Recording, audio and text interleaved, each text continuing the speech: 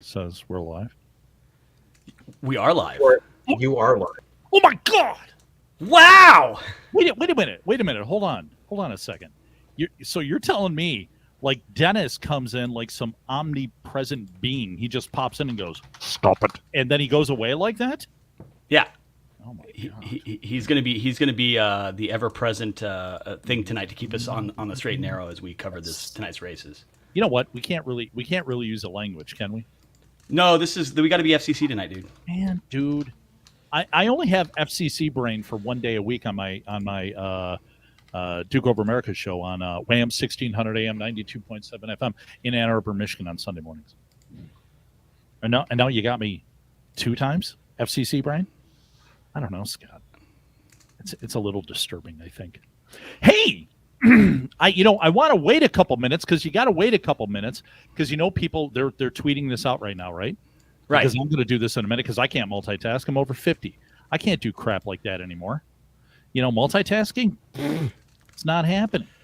So I guess let's talk a minute and welcome everybody to this very, very, very, very, very. It's the most special election coverage ever here on RedState. Would you agree with me, Mr. Scott Hounsel? It's stellar. This is something like I said that when we talked about doing this a couple weeks ago, I was like all in, and then we figured out a way to make this work, and we got the whole team together all on it. So I am stoked. I'm thrilled to be here, man. This is gonna be awesome. Okay, so you're saying you're happy? Of course I am. Oh, well, if you know it, then clap your hands. See, that's all you have to do. Right. So, kids, we have a fabulous show. My name is Thomas LeDuc. You can call me Duke. I think it probably says that somewhere underneath there. And, of course, there's my compadre over there, Scott Hounsel. We both host the RedState VIP Gold Show each and every Wednesday night at 8 p.m. We're going to be talking about in a little while about how you can get a special deal this week, 45% off, where you can watch Scott and I each Wednesday at 8 p.m. And then there's a whole plethora of other videos and articles that are behind a paywall, which means we can say things like insurrection. We can do stuff like that. We can giggle. All right. And you will be able to watch us say things like that. And also that, Joe Biden might not be the best president of the United States. You know what I'm saying? So we welcomed you to this special RedState. It's not VIP Gold, but it's a RedState election special. And Scott, we're here for 6 hours.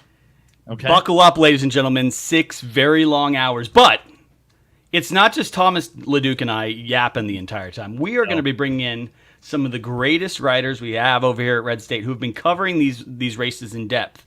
Obviously, Duke and I can't sit here and cover every House race or every Senate race. So we broke it up. We're bringing people in as we go through the hours. We'll bring in guests. They'll talk about the races they're covering, kind of initial results that they may be seeing. And we'll check in with the decision desk to find out what races may be called or where they're headed towards, kind of where the vote counts are going. And in just a few minutes, we're going to introduce the RedState green screen, which I'll be talking from all night long as we talk about the different results as they come in. And Scott, you are going to be going crazy tonight with your own version of Karl Rove's whiteboard, which is not white; it's green. Right. Yes, Karl may mine's get a green board. Karl may get upset, and he may come flying at you with an elbow. I welcome it. It takes you to, that link isn't working. Uh-oh. So, now that I think we've done the intro, all right, we are going to have 500 hours of live coverage here. Scott, how do you feel? Do you feel like you're up to it? Well, just to be ready for it, I went and got myself a energy enhanced, like something that can add to my beverage, so that I have a little bit of caffeine as we go through the evening. And if not, I can always bust out the Mountain Dew and see where we go from there. Okay. Well, let's start off. I'm getting pinged left and right here. I'm gonna have to take care of this here in a second, because no races have been called yet. Unless Scott, you want to call a race right now? Huh? What do you think? The only race I'm going to call right now is Joe Biden's race to the bathroom, because we obviously know that he is lacking in the ability to maintain bowel control. Well, but aside from that, I really don't have any other races to call. Well, I have one announcement to make. Ooh, I'm all ears. If Tudor Dixon here in the state of Michigan somehow wins today, the Trafalgar poll today put her up by 0.2% or something like that. Yeah, this puppy is getting finished off. That's all I can tell you. I don't know what that means. It sounds questionable, but I'm in. Oh, that puppy gets finished. That puppy's gonna bark. You know what I'm saying? You know what you're saying? I'm in. You should intro to yeah. Okay. So let's start off with bringing in Bill. Bill is the RedState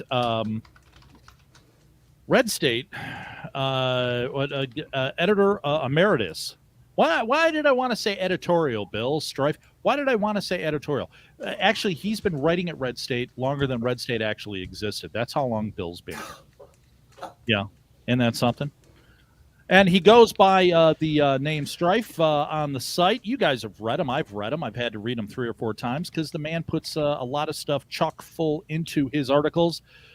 Bill, how in the heck are you on this election decision day 2022? Right now I'm great, and by the time the evening is over, I plan on being a hell of a lot better. See, look at that. He's already beat. I'm starting with the Coke. He's already good to the good stuff. You don't have any races out there today, do you?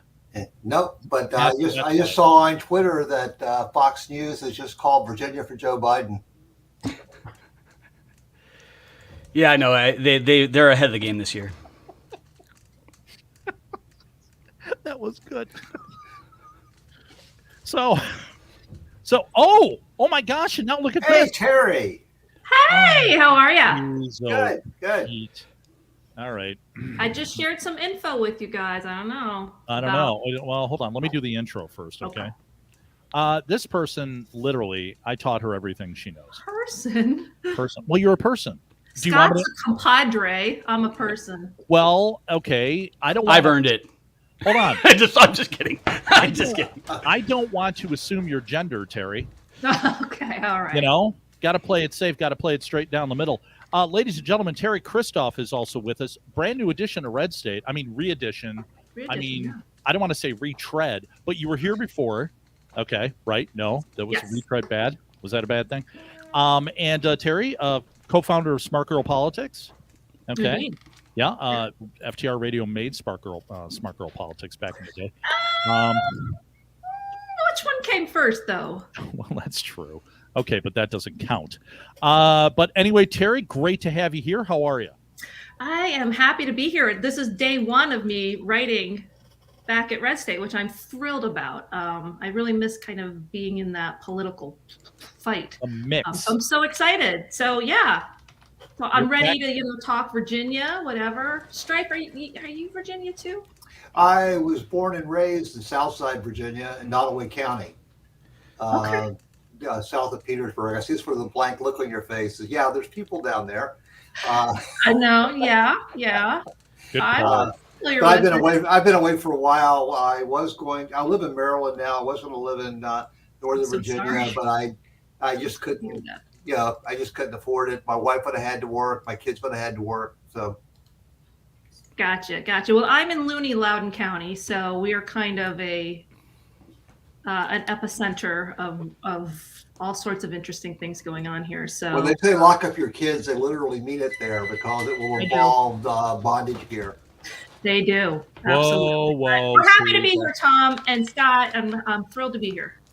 Very, very good. Let me start off with Bill here, though, because Terry, as you're familiar, the patriarchy rules. So let's start off with Bill. The polls are closing on the East Coast, up and down the East Coast. You got that little hitch in the Panhandle in Florida. They do like 7:30 or 8 because that state's just wacky. Even though Ron DeSantis is, governor of the decade. What are you seeing? What do you think is going to happen, Bill, over the night tonight? Because we've read everything about this is just so important. Is this going to end Joe Biden's presidency 2 years before it, it should end anyway? But what are you seeing?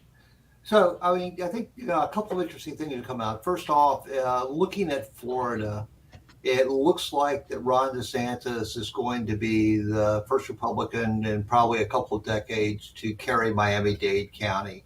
And it doesn't look like it's going to be terribly close. It's close enough they probably won't bother going into a recount or, leaking water on the ballots or something along that line. I think the most devastating thing that's come out so far has been the overall CNN exit polls showing why people voted and what was important to them, and some of it's sort of stunning. I mean, you have 73% of everybody who voted said they were either dissatisfied or angry with Joe Biden. So, I mean, only about 5% of the country thought we were on the right path. And surprisingly, democracy was not on the ballot. But a lot of grifting Democrats were, and I think that a lot of them will be in the unemployment line tomorrow morning. So, well, that's a bold prediction. Terry, what are you thinking that you are going to see? You hope to see? Where are you at?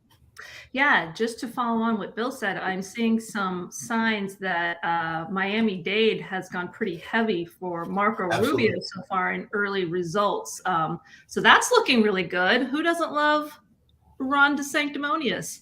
But here in Virginia, I won't get too far into that. But Virginia, I thought I could make the case that in my own district, which is Virginia 10, could make the case that it is kind of an early sign in the evening of what's to come for Democrats. We have Jennifer Wexton. She's terrible. She's awful. She's your sort of just run-of-the-mill Democrat woman. She loves to wear a white pantsuit and just have such a good time with that. Totally ignoring the plight, even though we are Loudoun County, and it is parts of Prince William County too. We're kind of wealthy, but it doesn't mean we don't suffer from some of the things that are going on here. Everything's expensive here. Nobody can buy a house here. Nobody can sell a house here. There's a lot of things going on, and Jennifer Wexton is just the rubber stamp for Nancy Pelosi. So that's the one I'm watching. She's being challenged by Hung Cao, the most interesting name of the year, I'm sure. And he is a Vietnamese refugee, and he is served 25 years in the Navy. So he's completely new to politics, which I'm okay with. So I'm watching that one. And there's also one, I think it's Virginia 7th, where Abigail Spanberger, yeah, is being challenged by Yesli Vega. And I mean, it just seems like there's not a lot of info coming out yet. Polls did just close here 13 minutes ago, but it seems like signs are that good turnout for Republicans so far. And so my thought is that if Hung Cao is able to win or even really be competitive in this race, which went plus 19 for Biden 2 years ago, it's a bad sign for Democrats. So I'm keeping my eye on it. Let me, before I throw it to Scott here, because Scott's going to add some info, I believe. I always look at elections like I'm stupid, like the vast majority of people that don't pay attention like we do, because we don't live in it. We don't bathe in it. I always try to look at it like I'm stupid. So, Terry, you just threw out something that I just want you to briefly explain why it's a big deal. You said Miami-Dade is going heavy for the Marco. So explain why that would be a big deal. Because they never go heavy for the conservatives. I'm not going to claim to know a lot about what goes on in Miami-Dade, but I know that they are consistently, they vote with the Democrats. And it might be something similar to what we're seeing, I think probably in all of Virginia, but definitely in my district, Virginia 10. We have a very heavy Hispanic population here.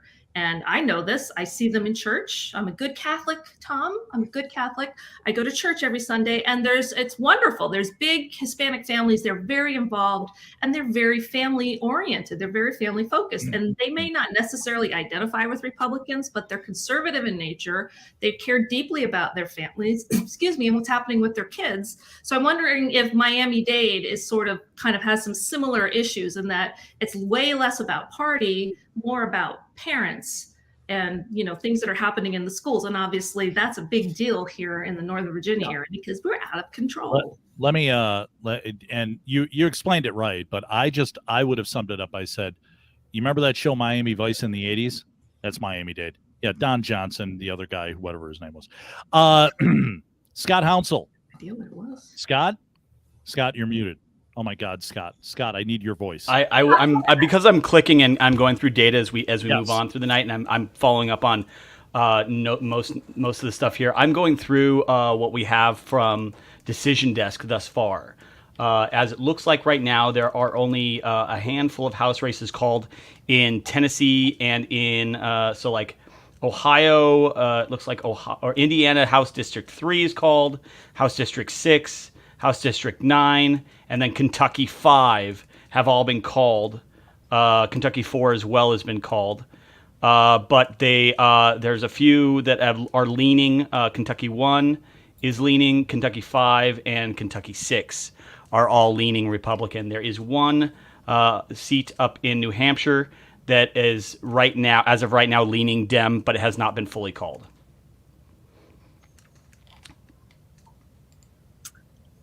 Okay, so I think the other race down in Virginia, Terry, that I'm really interested in is Virginia 2, where you have one of the Cretans who's on the January 6th committee, who apparently used her closing ad for the race being insurrection, I'm saving democracy, and when you look at the polling. I'm sure both people in Virginia, too, that are concerned about January 6th were really fired up about that. When everybody else went out to buy gas today, their interest focused on something entirely different. Yeah, that's exactly what Jennifer Wexton, because we've been bombarded with her ads, and that's all she has is January 6th. She's trying to tie Hung Cao, a 25-year career veteran in the military, in the Navy, to January 6th. And it's a slow motion, grainy thing with his face superimposed on people at the Capitol. Like it's very out of touch with what's actually going on with families. And he doesn't seem like a very threatening guy. And in any interview or anything, he seems like a very laid back, easygoing type of person. Yeah, completely new to this whole thing. He doesn't have any experience, really. I mean, he's got experience as a Navy officer, so I'm not too concerned about his morals and his judgment. Navy officer morals, maybe. Oh no. Yeah. Oh no. I want to just send a message to our producer. The next time Scott talks about Kentucky, can we have Kentucky Rain by Elvis ready to play? I just think we need some mood music. What? What's wrong? I thought you would want the theme from Kentucky Fried Movie. We can't do that. No. About Miami Vice theme for when we talk about Miami-Dade. Isn't you know what? That's a little better. You know what? I don't know if I like this him popping in like that. We don't get this with Jimmy. I love it. I think that's the best. Do you really? Well, this is your last time on any one of these shows. Listen, Scott, you're going over the numbers there and what have you. All right. Is there anything from Michigan yet? Did Tudor Dixon win? There's nothing from Michigan yet, but I mean, knowing how long it will probably take Michiganians to, or Michiganians is Michiganders. Which one are we? Which one? Don't even mess with me, Hounsel. You know what it is. It's Michiganians, for God's sake. Okay, a gander is like male goose. All right. Good for the Michigoose, who is good for the Michigander. Anyway, I have not heard anything back from Michigan yet. The only thing that we have thus far is we have some results out of, like I said, we've got some results out of Kentucky and some results out of New Hampshire. Other than that, we're still in the waiting. Most of the polls will start to close in about 40 minutes. Which will put it about 8 p.m. Eastern. That will start. Right. We'll start to see a lot of the initial results from a lot of the Eastern states start to come in, and then we'll have a little bit better idea of where things are going then. But for right now, we're only looking at parts of Kentucky and Michigan, and New Hampshire. All right, let me take this moment to thank everybody who is watching, and I'm going to ask you if you can please go ahead and share the link. Don't be shy. You people are social media mavens. You have no problem sharing your opinion about the shake that you got at McDonald's that was a little bit runny. Why don't you actually share this and then help save the country by people tuning in to find out exactly what's going on? And then you're going to see a lot of people from RedState, the great writers here at RedState, and the content that they produce. You already know about RedState because you're here. But for the people that aren't, maybe you're just going to trip across it. That's how you build up. You're basically sharing the link. If you could do that, we would greatly appreciate it, because I'm guaranteeing you right now, ladies and gentlemen, if you have not seen the Red State VIP Gold Show, Scott Hounsel is going to put on a show here in a little bit. He is going to make Karl Rove look like he has hair. That's what he's going to do. He is going to set things on fire in a way that Rove wishes he could. Am I right, Scott? I'm not overselling you. I mean, Rove's good at setting things on fire. It just happens to be things like the Middle East and industry within the United States, or Ali. Yes. So I'm going to go stand over here. Oh, that was such an old-time inside joke. I'm surprised Christoph didn't laugh at it, because that was a good joke. You didn't hear it? You smirked. Okay, that's awesome. Let me circle back around really quick. Terry, you now in Virginia have been living under the auspices of a Republican governor who basically last year ran. I mean, he won on the schools are out of control. All right. And, parents going to school board meetings and basically being told, get away from us. Has that continued to be an issue? I mean, your governor he was here like 2 times campaigning for Republican Tudor Dixon. Exactly what is going on the ground with that? Is that still a big issue? Yeah, absolutely. I don't think the Democrats quite understand how much of an issue it is. I think maybe they thought, okay, that's a one and done. Glenn Youngkin won, whatever. We don't need to learn from it. We don't need to learn from our mistakes. Let's just keep going.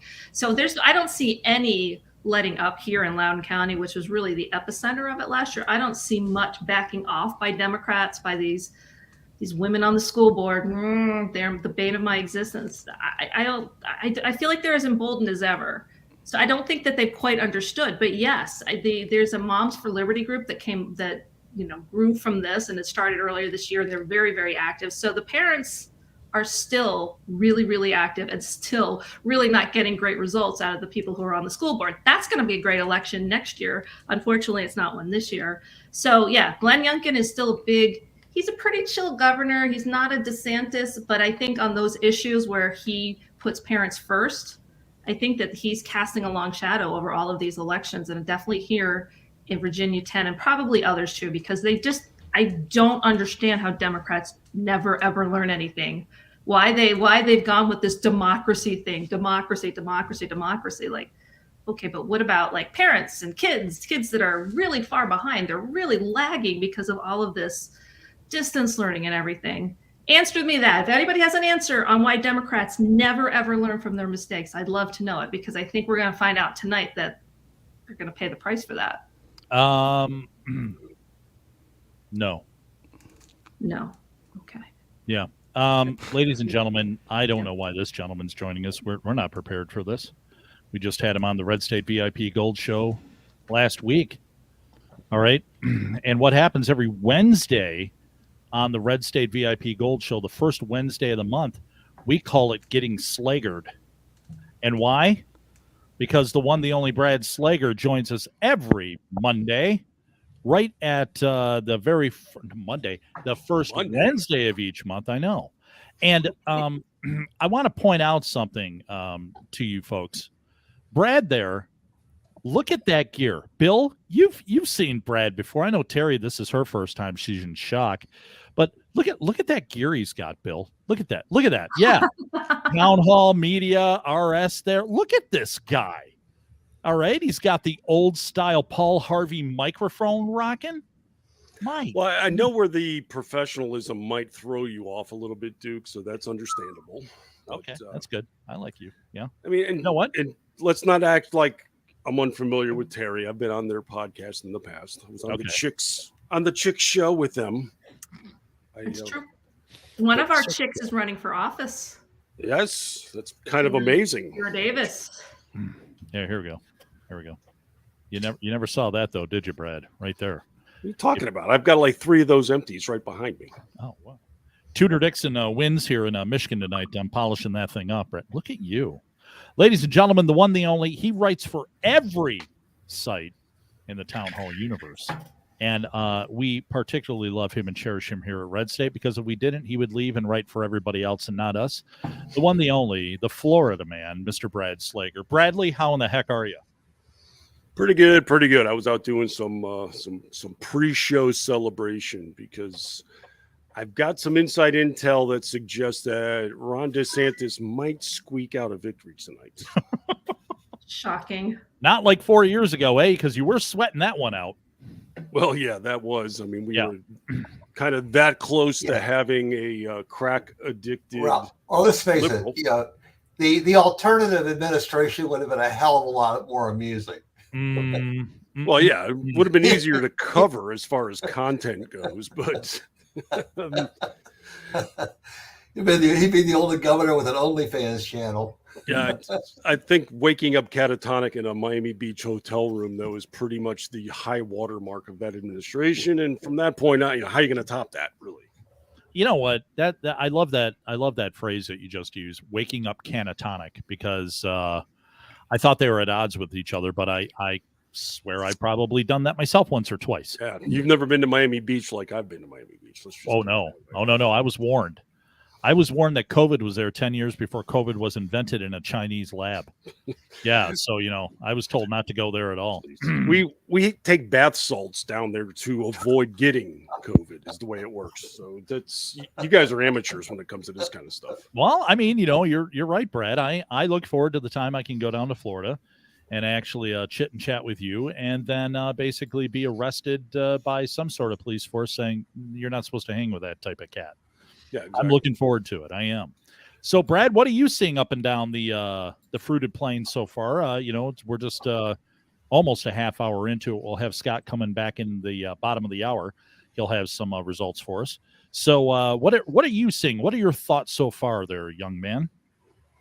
Well, I've been really having fun watching the media grapple with the reality of this election, because I mean that's kind of what I've been charged with anymore is, following our press corps and the journalism complex of this nation. And they're just losing their damn mind in regards to this election. I mean, I just did my column over at Town Hall where I covered how Punchbowl News was announcing that the Democrats are looking to possibly blame the media for the performance tonight, because the media has been especially hard on the Democrats and gone easy on the Republicans.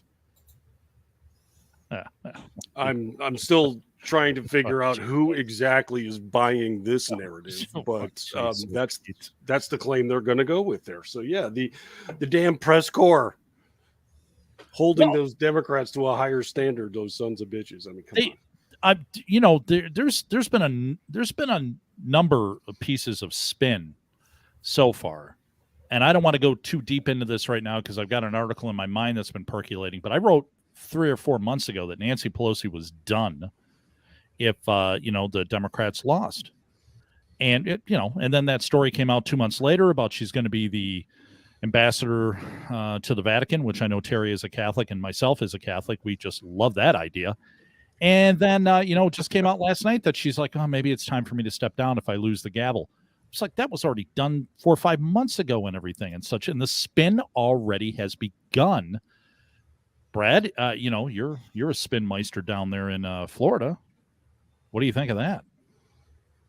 Well, I think it would make some sense because obviously she's become a little bit addicted to the power, and if she's has to step down and hand the gavel over one more time, I don't think this 80-year-old broad's got it in her to stick around in a subservient fashion. So sure, ship her out to Italy, and then she can lecture the Pope on what proper Catholic standards should be. Like she can sit the man down and explain doctrine to him. Like, no, you need to allow abortion because, as it says in Romans something or other, and she'll come up with some crafty spin on the Gospels. That's the part that's going to crack me up. Let me real quick, because we're gonna bring Scott, I think, in here in a moment, unless I'm told no. Back when Pope Benny, the previous Pope here, he met with Pelosi. She comes out with the hubby and everything and such. The press is there, and says, we had a great discussion, about the position in abortion, and he agreed with me that, we have to be compromising and everything.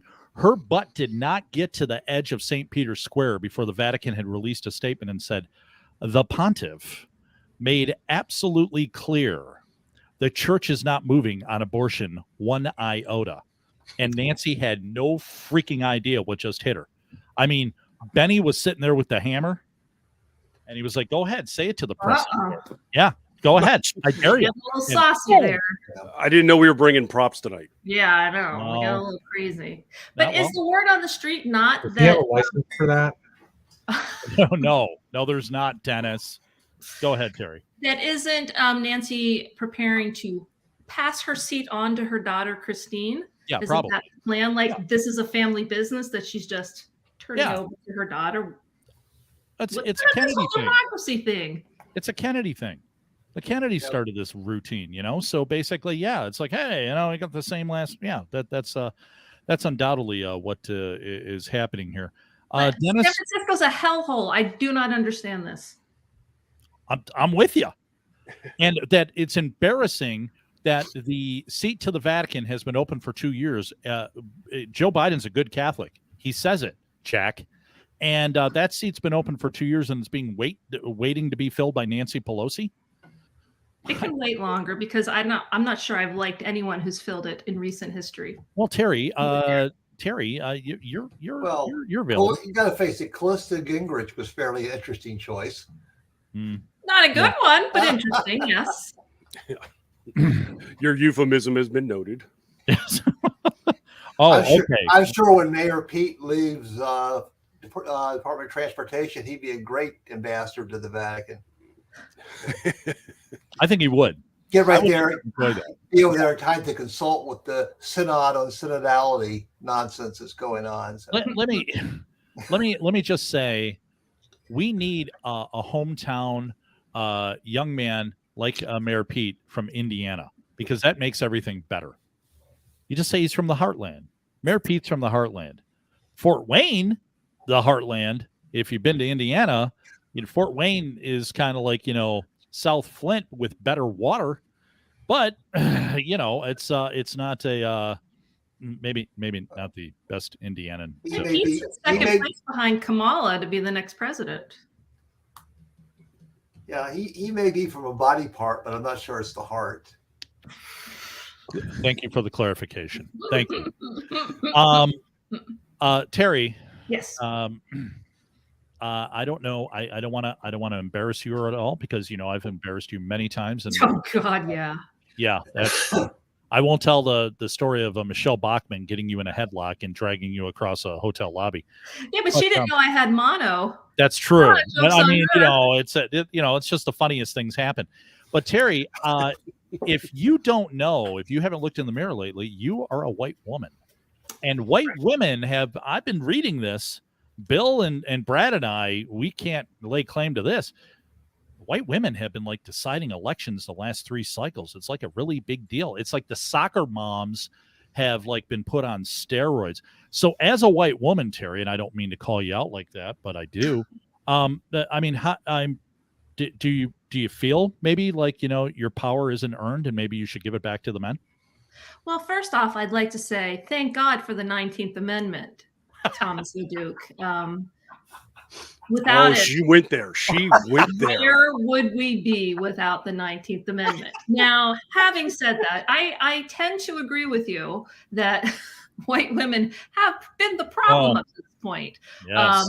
But even white women have their limits. Oh, do they? Oh. Yeah, they really like to be able to put gas in the car and put food on the table and afford a few luxuries. They don't really love porn being in the kindergarten library. There's Probably just not. some No. things that are above party lines. So this may be it might be the big comeuppance. That might be the big story of this election cycle, is the comeuppance for all of you 19th Amendment haters, that women may actually kind of get their act together and vote accordingly. And I'm sure that you will grovel when they do so. I know it. I already am. Just like to kick this out here, I'm just seeing now that 58% of the vote counted in Florida. DeSantis is up by some enormous number. He's up by 8 in Miami-Dade. Yeah. Holy crap. I mean, that's... Brad, what's the deal with that? Is that a big deal? We were talking about before you were on. Like, what's the big deal about DeSantis? And it sounds like Rubio also doing really well there. Yeah, it's kind of surprising to, well, the Democrats, at least the spin merchants are going to act surprised, but they've been screwing the pooch down here for a good 6 years or so. I think since Trump came on the scene in South Florida, the voting has been ebbing more and more to the right. And I've written about this about a week or two ago, where the Democrats have just they've taken the Hispanic vote so for granted that they don't work at it. They just assume they're going to vote for them. They don't have to do anything. When the 2020 election was going on, I had stories down here from Democrat offices, campaign offices, begging for help for the Spanish community. They had no outreach. Nobody was going door to door. Nobody was reaching out to the Spanish voter. Meanwhile, the GOP was catering not just to Hispanics, but to the individual pockets. That's something that the Democrats still have yet to latch onto. Jill Biden indicative of this. But the Hispanic is not a lock vote of one demographic. You got Cubans, Puerto Ricans, Mexicans, Venezuelans, and then a number of even smaller countries down here. So the GOP, the state GOP, and even national, has been working on the individual ethnicity. So the Cubans get addressed in a particular fashion. Donald Trump was big with the Venezuelans as far as trying to overthrow their socialist government. The Puerto Rican hurricane efforts were very targeted and specific from Rick Scott and Marco Rubio. Things of this nature take place all the time from the GOP side of things, where the Democrats are just like, them Spanish people are going to vote for us. Well, they have an endless stream of new voters coming across the border every day. But again, they might be surprised. Who knows if they vote or not, right? But yeah, I think the big disconnect this time was, and there was Dana Bash. Just saw her on CNN. She's just shocked at the exit polls to show the people are upset, they're angry, they're concerned about inflation, they're concerned about prices, they're concerned. And she said, this isn't what this is what the issues were. No one's talking about democracy, no one's talking about January 6th. It's like, well, of course, because normal people aren't concerned with that. And I think this goes back to Brad, to your comments about the Hispanic community. I think that that there was a feeling that basically this is a community that can be bought. So long as we are handing out goodies, and so long as we are perceived to be more friendly to immigration, though I think they overplayed that, because the Hispanic people that I have know and have talked to are not huge fans of illegal immigration, because it really makes their lives a lot more difficult in terms of changing jobs and that type of thing. But what they have missed is when you are filling the schools with the transgenderism, when you have the craziness that's going on in Loudoun County, when you have the critical race theory going there, suddenly even freebies don't really count. I mean, what they're really asking in exchange for some type of monetary benefit is they're really asking for your kids. And I think that's one of the things that they have really miscalculated with the Latino community. I think that before this night's over, they're going to find out that they have really miscalculated with the Black community. Oh yeah, we've seen some numbers already coming through where the Blacks in Florida, at least, have been edging to the GOP side of things to about double the number they did in 2020. So they're looking at like double. That'd be huge. I mean, it was like 7-8% voted GOP in 2020. They're looking at about 16-17% that would in be advanced polls down here. That would if the GOP starts hitting 13 to 15% of the black vote, the Democrats, as we know them, cease to exist. Thank God. Thank you, Bill. I've been saying that for 4 or 5 years. You don't need to move to 40%. You move. No. You need about 15%, and they cease to exist. They can no longer really compete.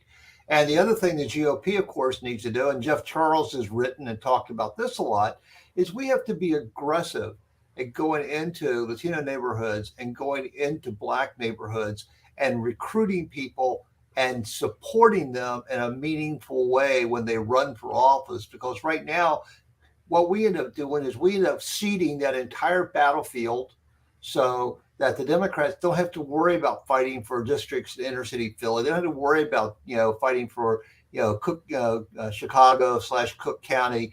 They don't have to worry about fighting for LA.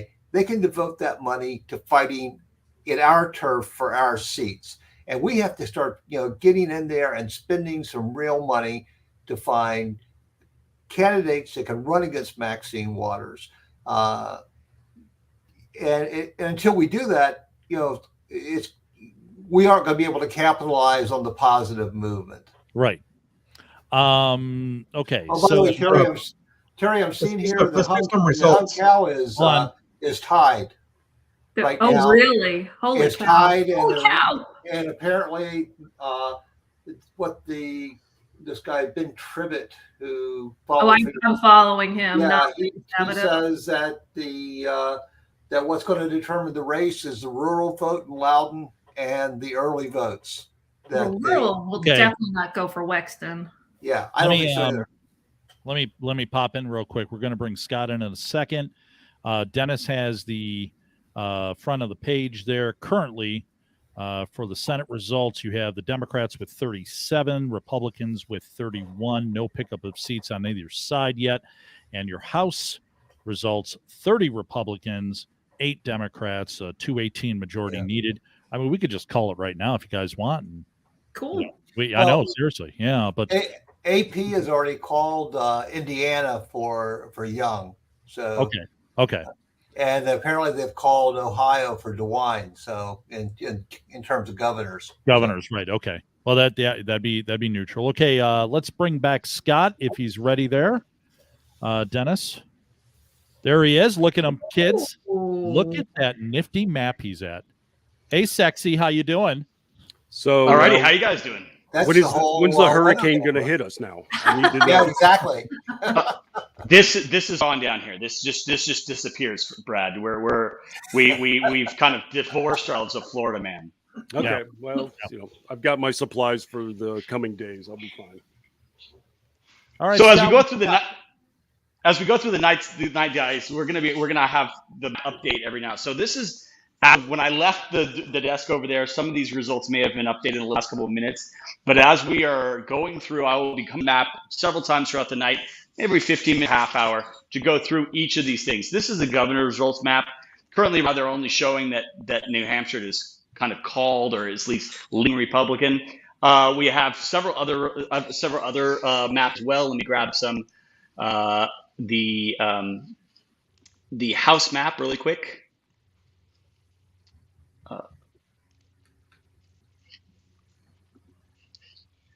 So here's the House map. So we have the House map here. This is not a huge surprise right here in Indiana and Kentucky. This was going to be classically red anyways. They're all leaning, either called for Republican or leaning Republican. Up here in New Hampshire, have a right about here. You have a leaning Republican or leaning Democrat House seat. Now these, like I said, this working off decision desk, which is they have a very high standard for which they will want the information to be provided to them, and they're not going to go out and just call races. They're not Fox News. They're not call races without any type of information or evidence. They're going to want all the information out there. So as we're going through these decision desk calls, are ones that are very, very reliable and most likely are headed that direction. So got that, and they also have the Senate race right here. 1 second.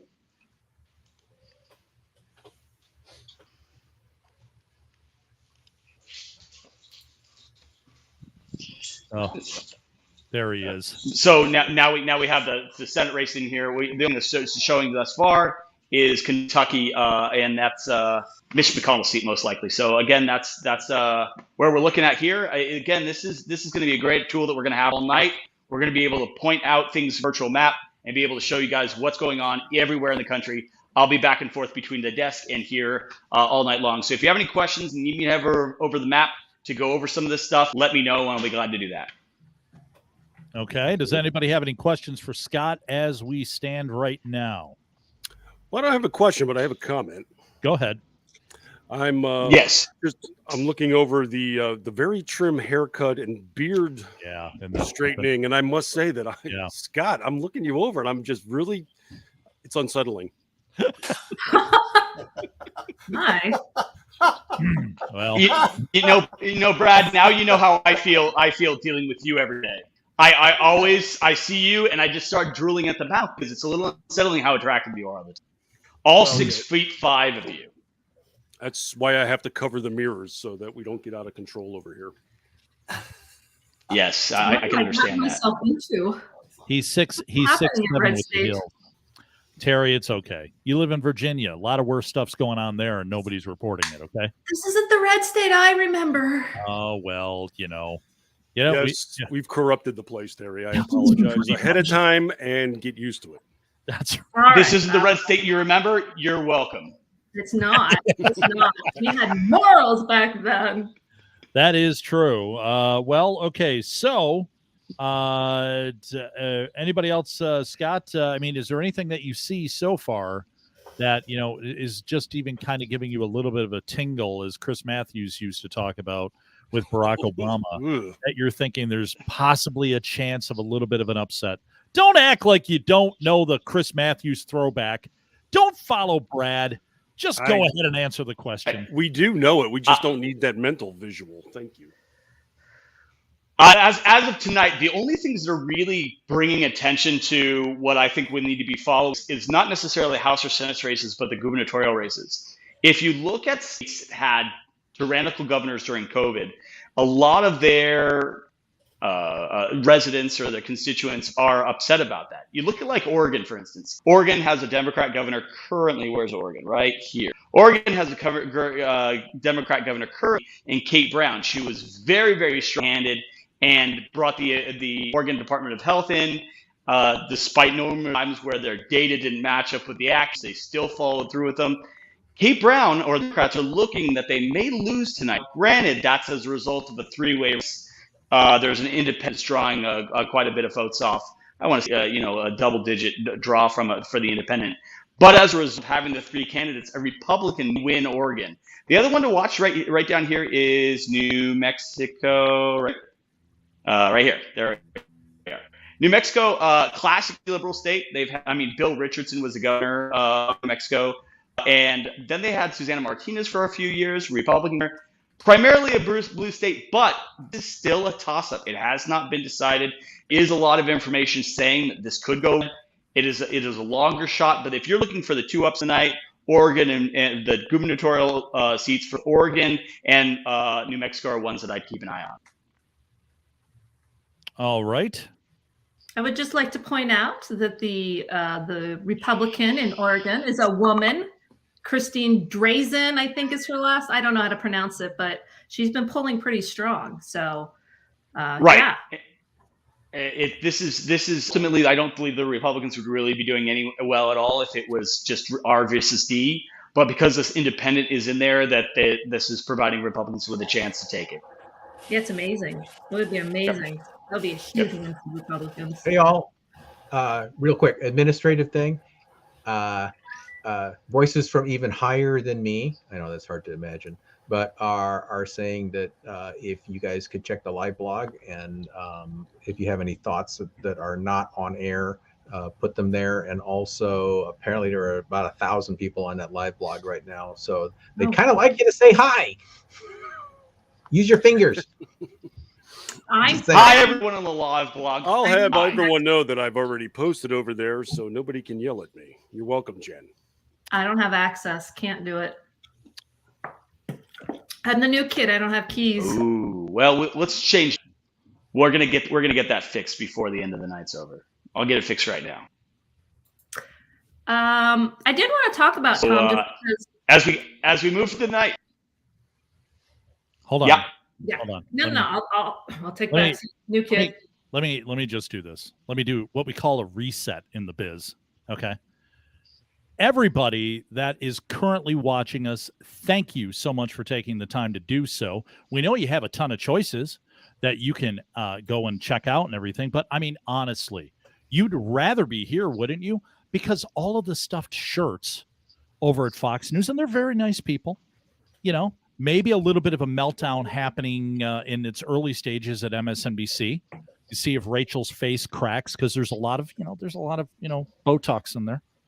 And then CNN's kind of some kind of new entity. Maybe they'll have a little bit of a meltdown. But we appreciate you being here. We hope you will share the link here, and I'm gonna go check out the chat right now, and I'm going to see if there's some comments, because I tell you what, at the end of my show that I always do, I love questions, comments, and concerns, and we absolutely love that you're here, and we want to make sure that we throw some of those comments in that are questions for the panels that we're going to have all night, or just funny observations that we can crack up about, because a lot of you people are pretty gosh darn witty. So, Terry, go ahead. Okay, so my question really was off of the talk about the governor's race in Oregon, which has Christine Drazan, a conservative woman. But more generally, we're talking about, how to attract more minorities to vote for Republicans, to come to the conservative side. But the slate of candidates that the Republicans are running this year is pretty diverse. I mean, like I said, here in Virginia 10, Hung Cao is a Vietnamese immigrant. We have women, we have blacks, we have, there's Indians, there's all, I mean, it's, I don't think it's getting enough play how diverse the candidates are this year. And there is a heavy minority presence. So I don't know. That was just my thought, was to see what everyone else thought about it. Because I mean, I think if the electorate, particularly those who are not tied to a party or a particular ideology, see somebody that looks like them and is talking about the issues that they care about, that's a huge thing for the Republicans, and they've come a long way in 5-10 years, really. Well, I think it's going to be really crucial going forward, is that instead of pandering to the minority groups, like, hey, we want you Hispanic to vote Republican, don't even acknowledge it up front. I mean, don't ignore it, but don't make that the reason you're speaking to them. Come at them with the issues, because they're very family based. They're very conservative as far as business goes. And if you walk in the door pandering, you're going to lose them. But if you walk in with ideas and standards that they can identify with as people, not as a group, that's going to win even more over. And I've seen that happen in South Florida, where they don't say, hey, we want Venezuelans on our side. They'll say, man, that socialism sucks, doesn't it? And boom, lights go on, eyes open, exactly. And you got their attention. Yeah, exactly. I know that Tom's always for more women running for office. He's been a longtime supporter of conservative women running for office. No, I have been. I think all women I think all women should be treated equally. And the 19th Amendment should be repealed. Just had to get it in. I know. That does apply to all women, then, if you think about it. So you know how many on point. You know how many people that are born as males went to like the guy who was the swimmer? He'll switch right back. People are like, whoa, hold on, wait, I can't vote now. Oh, just like that. You'll just see it. That could be. Yeah, you got a really interesting point there. You should float that locally to your local elected officials and see. I could tell you this much. The women always come, they always act very laid back and demure. But if you tell them that you're going to take away the right to vote, I'd be chopped up into little pieces. They don't screw with that. The gals don't screw with that. Hey, kids, coming up here, we're coming up to the top of the hour. And we're going to be, that's 8 o'clock on the East Coast, right? Yep. I don't know who did this time thing that's on the West Coast, but I have said a number of times everything's East Coast time. All right. I'm not expected to do the conversion in my head because I'm a public school graduate. What is going Michigan, on? a Michigan public school graduate. I mean, that's Even just lower. add the layers there, buddy. I Make know. sure. I know. A Detroit area, Michigan Yeah. public school Dennis? public school grad. Dennis, It's not Wednesday yet, boys. Dennis, you want to explain yourself about that? Would you like to explain yourself? I was given the times Yeah. from Yeah. the powers that be in Yeah. Pacific time. Who Pacific- am I to argue with the editor in chief? Listen, everything runs on East Coast time. All right? That's why George Washington came on the Mayflower and landed in Washington, D.C. to start this country. Why don't you know anything? I'm just a guy from the provinces. What can I What did say? George Washington do on the Mayflower? Stop it. No, we're not going into the history lesson of what George Washington did. Don't do it right now, Hounsel. All right, just Did you see- checking. Did you see Bill leaning in going, I've never heard Nope. this version? Nope. He was He no. was like, Dennis was I think that was was- leaning in with the band hammer. He was ready to mute one of the two of us. Yeah. Wondering if that Hey, was one of, can you, one of the appendices. Why don't you to the guys check 1690 Florida project. and see whether or not it got called for? I did just check Florida. I did. The gubernatorial race in Florida is showing. 1 second. It is still showing leading. The Republicans are leading. Okay. It's showing 56.16% to 43.19%. DeSantis is definitely showing Charlie Crist the door. Hopefully for permanently.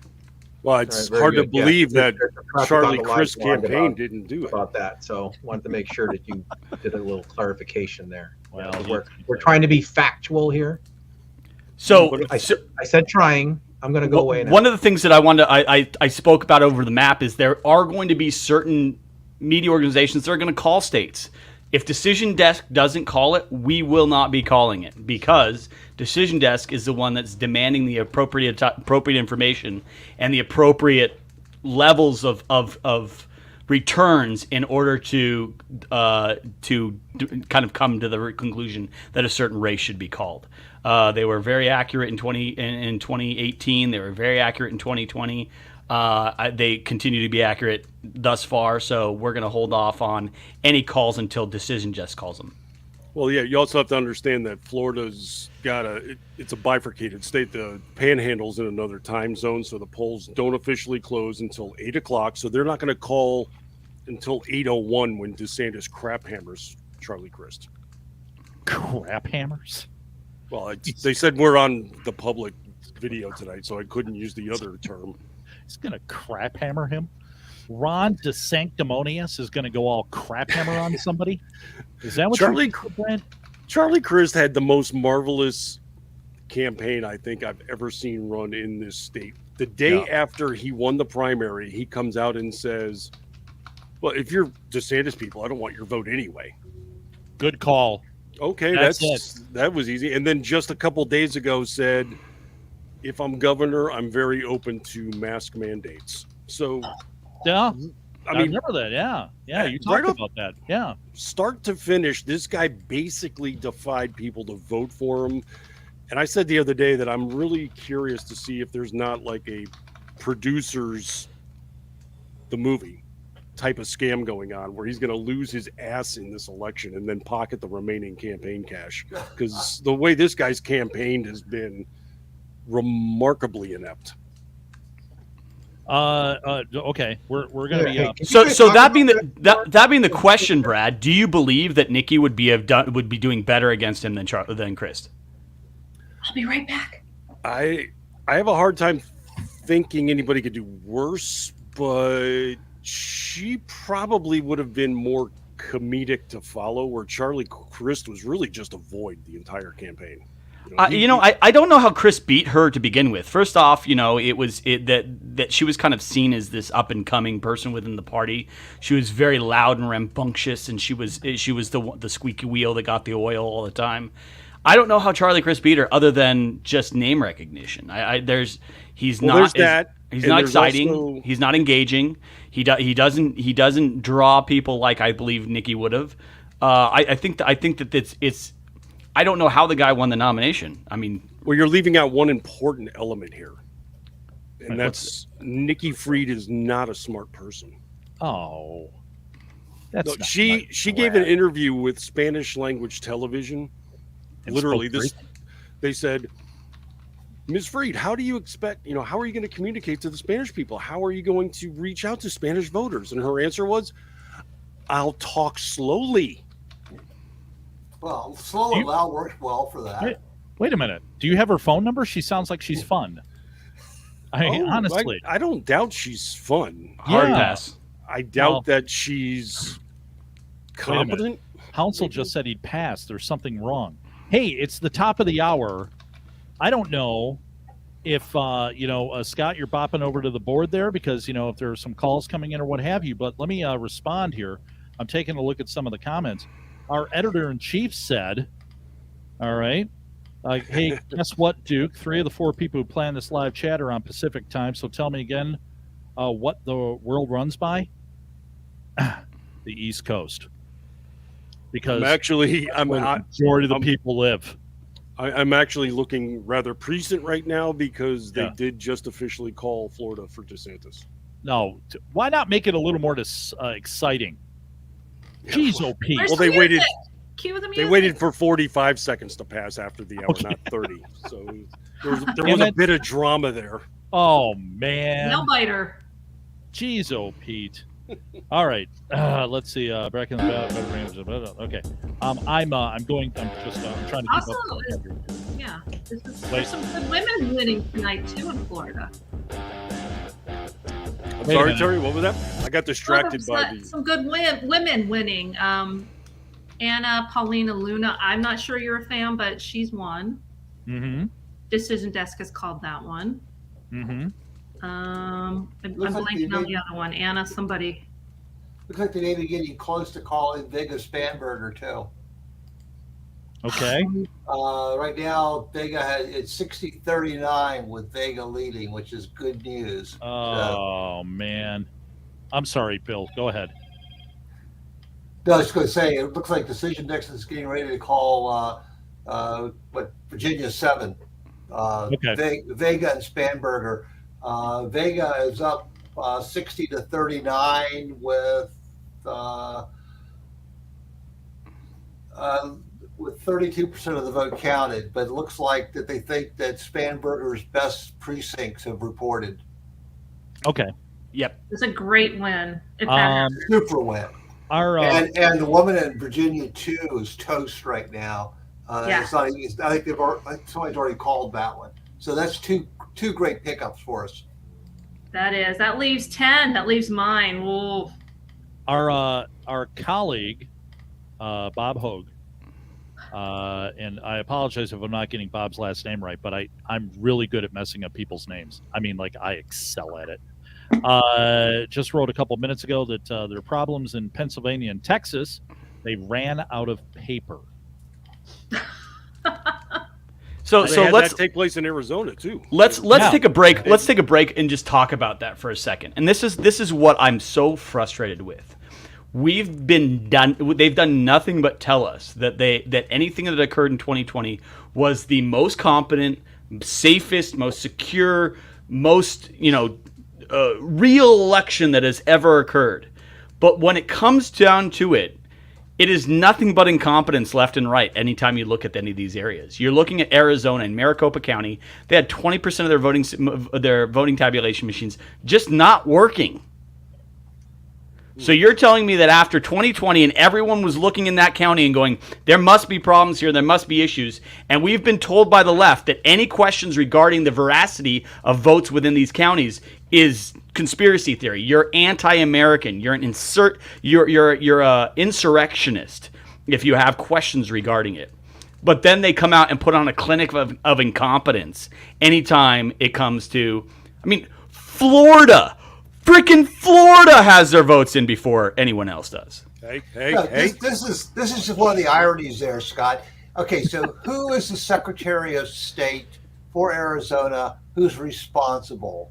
I know the answer. There you go. It's the abortion mouse, as they call her on ACE, Hobbs. I mean, so I was a chief judge at a precinct here in Maryland for about 16 years. And we're, a rural county, but they bring out these voting machines. They run tests on them. They train the staff. They have supplies that come in. You end up with more supplies than you can possibly use. I just don't see how it is possible that you can run a site and only have 20% of your machines working and then run out of paper to print ballots. Are you shitting me? I mean, how can you even organize this? This is so far out of the realm of probabilities that it's just it's impossible to believe. Well, I've been laughing this week. I mean, just to extend off of what Scott was talking about, where, the 2020 election was the most pristine ever run, and anybody questioning the integrity of said election is an insurrectionist. You're a treasonous bitch. You're a denier, man. You're a denier. This week, I mean, just in the last 2 days in the media, I've seen a report in Politico where they were calling into question the veracity of voting machines, which I'm sorry, I'm told that was qualification to go in the gulag for the last 2 years. ABC News came out to say that the GOP lead in the polls is a phantom because there's going to be this upswell of votes coming in, and anybody assuming that this is vote dumping is trafficking in conspiracy theories. I saw that. Wait, what is this called? It's when hilarious. You debunk a conspiracy theory before anybody utters the conspiracy? Well, I mean, you look at the number of conspiracy theories that we've been accused of on the right over the course of the last several years. Let's start with the biggest one of these. Strife will laugh about this, but Pizzagate. I mean, the entire. I'm not saying that Pizzagate was an accurate conspiracy. What I'm saying is the basis of conspiracy theory with Pizzagate was that the United States federal government was protecting a ring of pedophiles.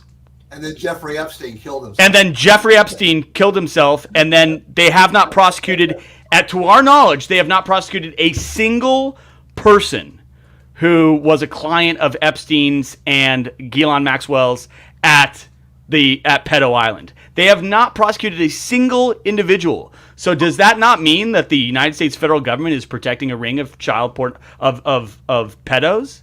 I mean, this is where we start going back to discussing Hunter Biden laptop was Russian disinformation. Who at the FBI or the CIA who told Facebook, who told Twitter that the story was Russian disinformation? Who at the FBI or CIA lost their job over telling them that? I mean, we go through step by step of all these conspiracy theories. And now I'm just going to start. They're no longer conspiracy theories. They're spoiler alerts. They are literally coming out and saying this is what's going to be happening in the news. When Jennifer Van Laar and I wrote the story on Hunter Biden's business interests in China, we have to remember that in 2009, China hacked our Joint Strike Fighter program and stole the entire design of the F-35. They went out and built their own one called the J-21, I believe is what it's called. The F-35 and the J-21, they're virtually identical. One's single engine, one's dual engine. But as a part of it, the United States federal government, during the Obama administration, authorized the sale of Henniges, a company that produces anti-vibration technology for the Joint Strike Fighter. They authorized the sale of Henniges through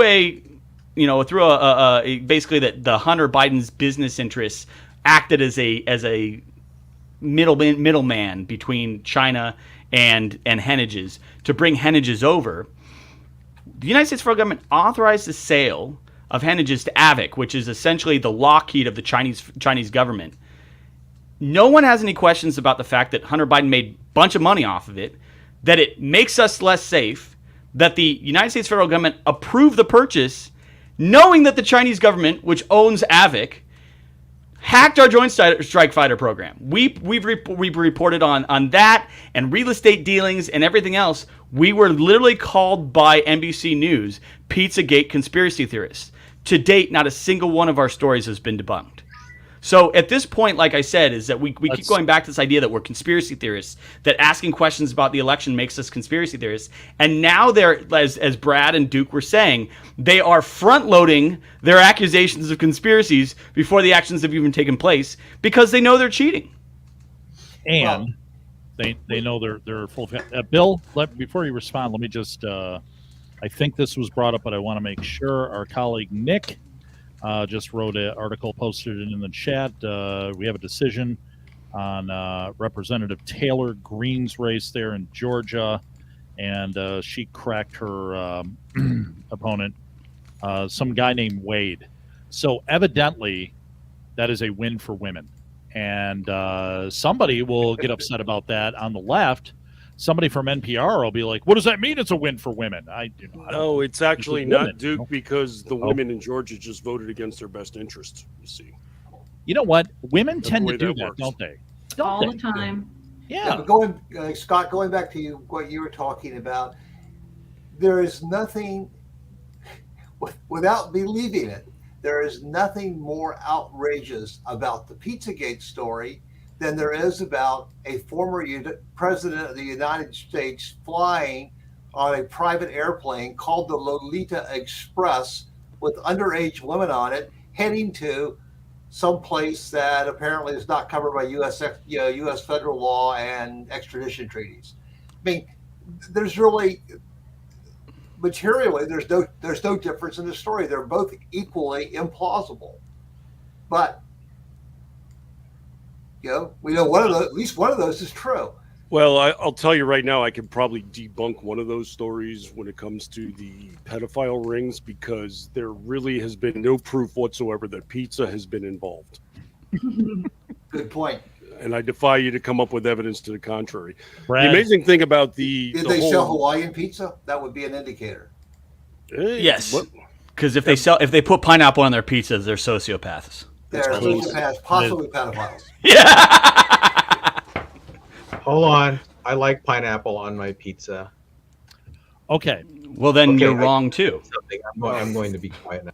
Yeah, your admission has been registered now, Dennis. Yes. Okay. So let's we've got we're coming up at quarter after 8:00 here on the East Coast, because East Coast is where it's at. Want to thank everybody. East Coast. Yeah. East Coast boy. I live only 7 minutes from Marshall Mathers, so I can try to attempt that. All right. I can too. I shop at Nothing like a white woman trying to do that. Well, don't do it. Don't do that. I know. I want to thank everybody who is watching us currently. Yes, thank you. Because we know that you could be watching anything, anywhere at this time. The bulk of stuff is now closed here on the East Coast. I think 8 p.m. is doesn't everything close on the East Coast at 8 p.m., including McDonald's after the COVID stuff? So we absolutely appreciate that you are here joining this chat right now. RedState contributors Scott Hounsel, Strife, Brad Slager, brand new, although not brand new, took a tour, 4 years or something, over the right, and then you came back, Terry Christoph, and I'm Thomas LeDuc. You can call me Duke because it's just easier, and we so appreciate you being here. And the front page of RedState right now is absolutely hopping with stories. So if you're watching us, you can open up another tab and go check out some of the stories that are popping up over there right now. Lots of breaking news. Holy jeez. I mean, and we've kind of laid the groundwork here that it's going to be some sort of wave. It's going to be red. Exactly how big is it going to be? Is it going to be like a 2010 or a 2014? Or will it be a little bit smaller that the Democrats had, not 2018, with Trump? Wasn't Trump president at some point? I just can't tell. I forget sometimes. I kind of get the sniffing salts, and I kind of go, wait a minute, did that really happen? Is it an alternative universe going on that Brad Slager isn't as cool as he is?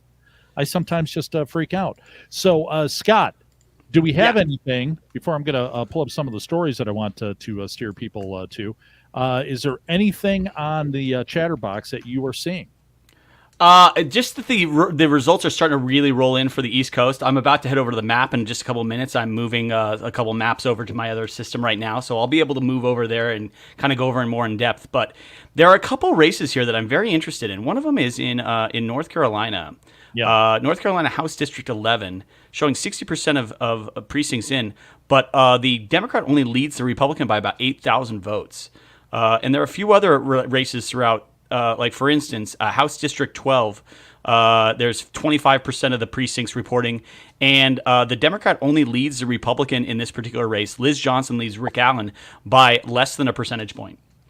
So there's a lot of these races across the country that are really starting to kind of pop up that are very, again, very interesting to watch, that these reliably Democrat districts are now starting to kind of move towards the Republicans. This is the worst case scenario for Democrats, especially leading into 2024.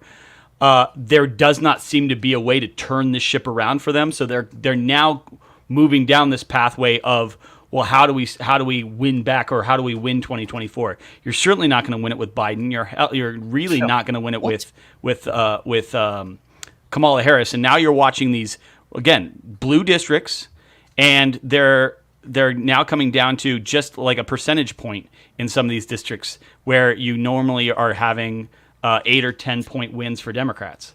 So we'll keep an eye on these. On, like, for instance, Georgia House District 12 is one that I was finding very interesting. And then there was another one in Virginia that I was looking at just a minute ago that was very interesting as well. It's kind of a big deal. If you look at this map now, there's a whole lot of red on it and not a lot of blue. And it's now starting to kind of come to the conclusion that Republicans thus far have picked up 2 seats in the House, according to Decision Desk. 94 seats to Republicans and only 53 to Democrats at this point. All right, let me do this really quick. Our colleague Brittany Sheehan is reporting live from Nevada. She's at the Red Rock Casino in Summerlin, a Las Vegas suburb. I've driven by that casino once. Nevada's a very nice, beautiful place, and I love Las Vegas. Just had to throw that in there. Where the GOP watch party is happening, Nevada has seen snow in the northern regions and rain in the south. Voter turnout is low in Clark County, which is the largest county in Nevada. As of 3:30 p.m., 83,000 ballots cast compared to a total of 223,000 total in 2018. She says they're expecting about 100,000 ballots in Clark in person today. Republicans make up about 46.6%. I don't need the text right now. Of those ballots, Democrats 25% and nonpartisans 27.7%. Washoe, the second largest county, is predicted to be a major factor in this election. As of 3 p.m., they had 23,566 with 51% Republican, 21% Democrats, and 26% nonpartisans. That seems like a large number.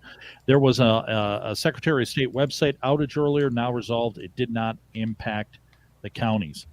Does anybody have it on their bingo card that Nevada's going totally red? I'll start with you, Bill.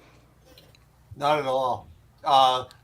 Nevada's always been a bit of a mystery to me as how the people there culturally elect the people like Harry Reid that they end up electing. Yeah. So this would be this would be like South Central LA starting to elect Republican representatives. Totally amazing. Brad. Well, I was waiting to see.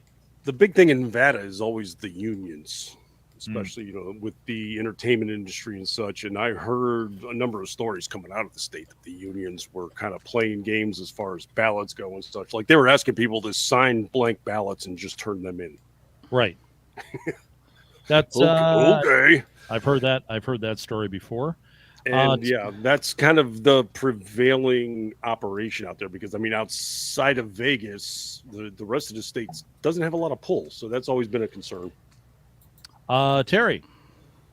Wait, the state has a lot of pull. It doesn't have a lot of pull, though. I'm going to have to think about that. Ooh, look Okay. at that. Yeah.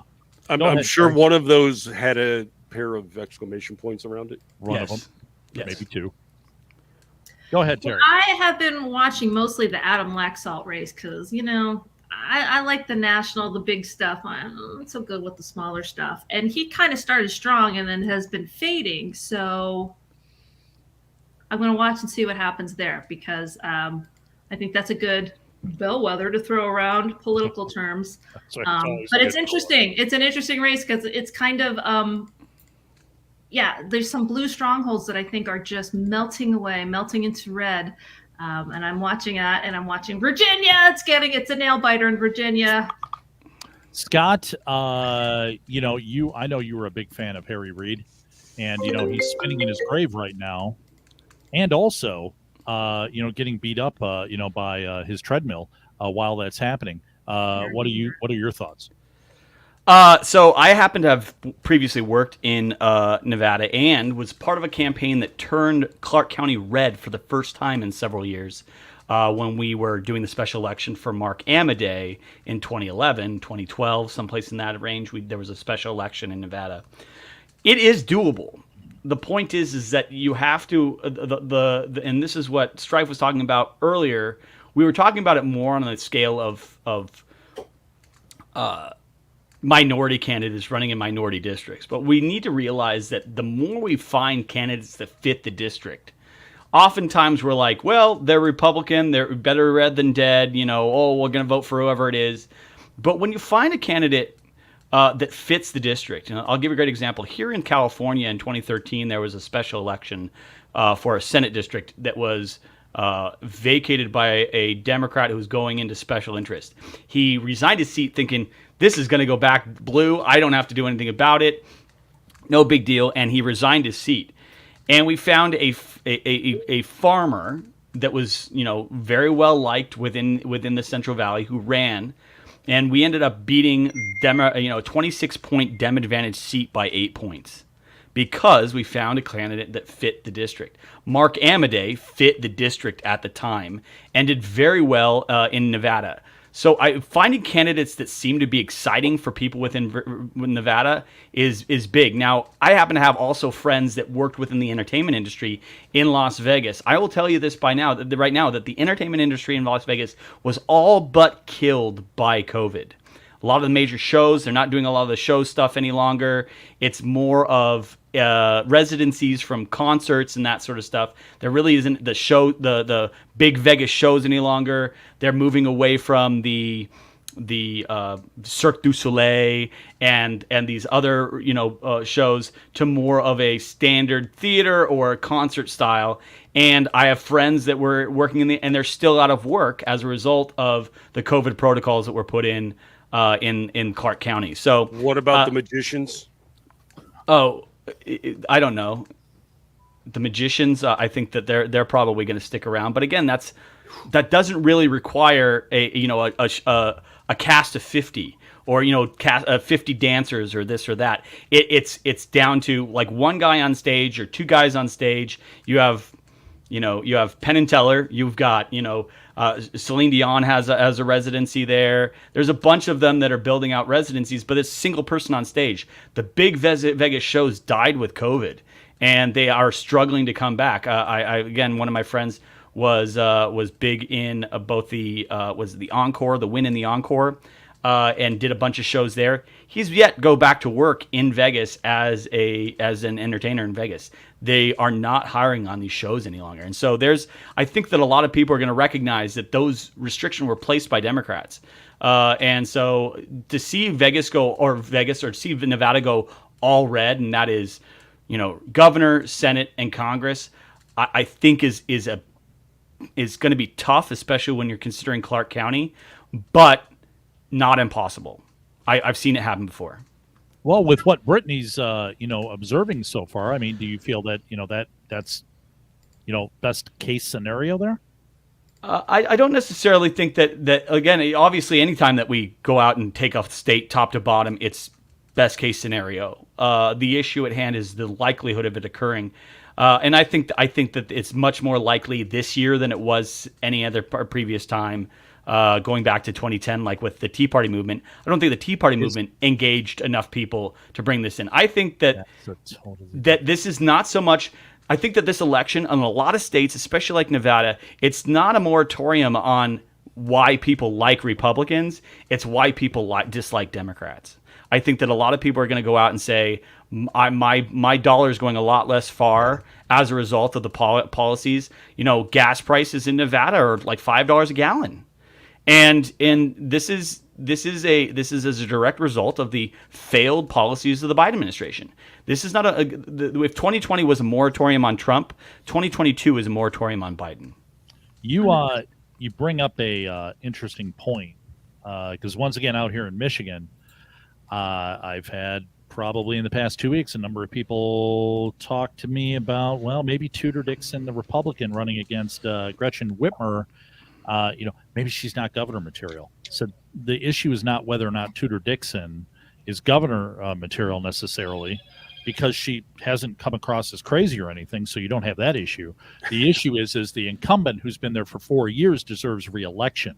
And when you shove old people into nursing homes that are still COVID, they have it, and then they spread it, a respiratory disease in there, because your buddy Andrew Cuomo over there in New York did it, and you got a crush on him.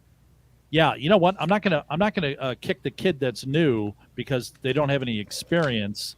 It's what has the incumbent done in that? She's a Democrat. I mean, it shouldn't even be close here in Michigan.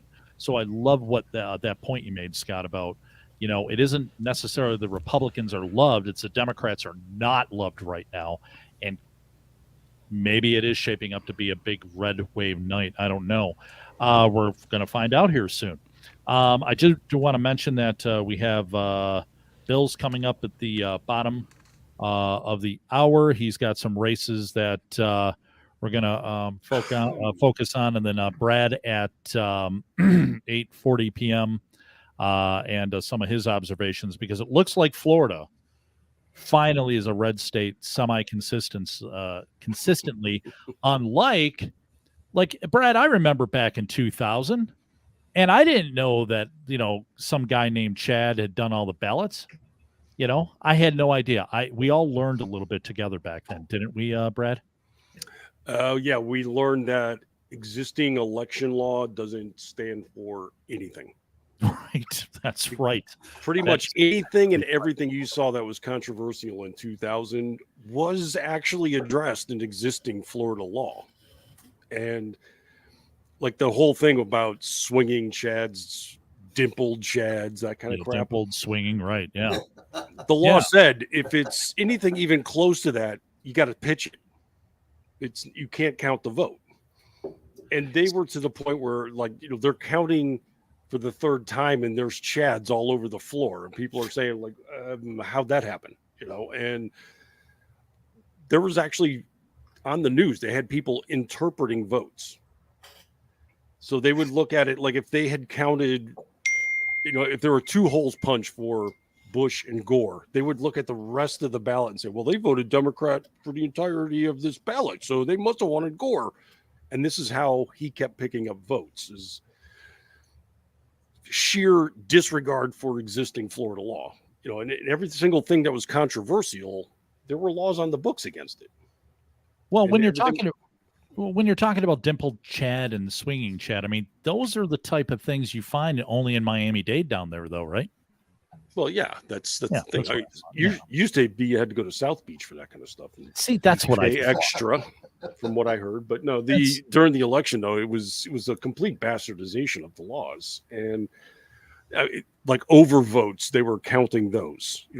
This one, people would make a mistake, turn the ballot in, and get a new one, and they would put the overvotes in a corner over here. Oh, well, we discovered new ballots was the way that was working, and it was always taking place in Democrat districts. And I think we had something like 36 recounts of the ballots in this state through officials and journalism and everything else. Yeah. Not a single one of them did Al Gore ever come out ahead. No, not one. Not one. No. Now, let me real quick. I noticed this in 2020. Florida, you guys called your race before midnight, and Ohio did too. And Ohio had some problems around the same time in 1996 and 2000. And all of a sudden, the work that was done to straighten that out, Florida and Ohio were called way before everything else, and then the rest of the country, Pennsylvania, Michigan particularly. Michigan didn't call their race for 3 weeks, actually. A lot of people don't remember that, but it was just an absolute freaking mess. I don't know. You guys hear that? I'm hearing crackling. Yeah. You're going to pop out. Okay, ping. Must be Dennis. Okay, it is. Terry is leaving. Terry, thank you, Terry. So, you know what, Terry, listen, Terry hates the patriarchy. But that's okay. She's good kids. That's what we like to say. All right. I guess we're gonna, Bill. I don't know if we're gonna throw it to Scott real quick if he has some calls or not. I just saw an interesting one. I saw an interesting one that NBC's called Matt Gaetz to beat Rebecca Jones, the known fraudster, and this would take me to my real point. You know, it's like I think it was like Chekhov said that every unhappy family is unhappy in its own way. And I think every political party is stupid in its own way. I mean, we as Republicans do stupid things, but how much money was dumped into trying to beat Marjorie Taylor Greene? How much was dumped into trying to beat Matt Gaetz? And there's a handful of other people where logically, statistically, there was like no chance unless Gaetz, did something that very untoward. Which was always possible. Right. But just the amount of time and effort that was spent in those two campaigns that had zero chance of winning, the opportunity cost that was lost in actually trying to win a seat that was winnable. Like I said, we do our own stupid things, but the dumping of money just to prove a point that we can beat a particular person is really not something that we do, and I'm very happy about that. Let me go to the blog comments here really quick to cover some of the things that our colleagues are talking about. Cameron out there in Arizona. Right now, we are waiting on a judge to decide whether or not voting hours in Maricopa County will be extended to 10 p.m. due to issues earlier in the day. Scott, initiated conversation on that earlier. Evidently, Florida went. Florida's going red. Evidently, I don't know. Rubio wins. I didn't even know he was running again. Brad, you didn't tell me. Let's see. Kira Davis says that the California district is seeing very high GOP early returns. All right. And let me just scroll up here real quick. Cameron says there's a hearing at 6:30 p.m. So are they 2 or 3 hours behind us?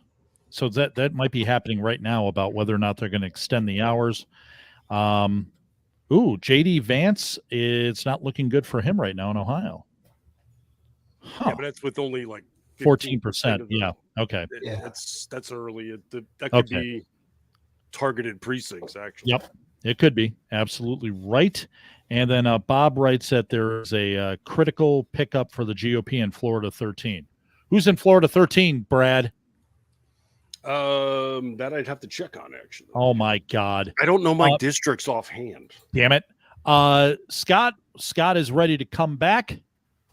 He's at the board, I believe.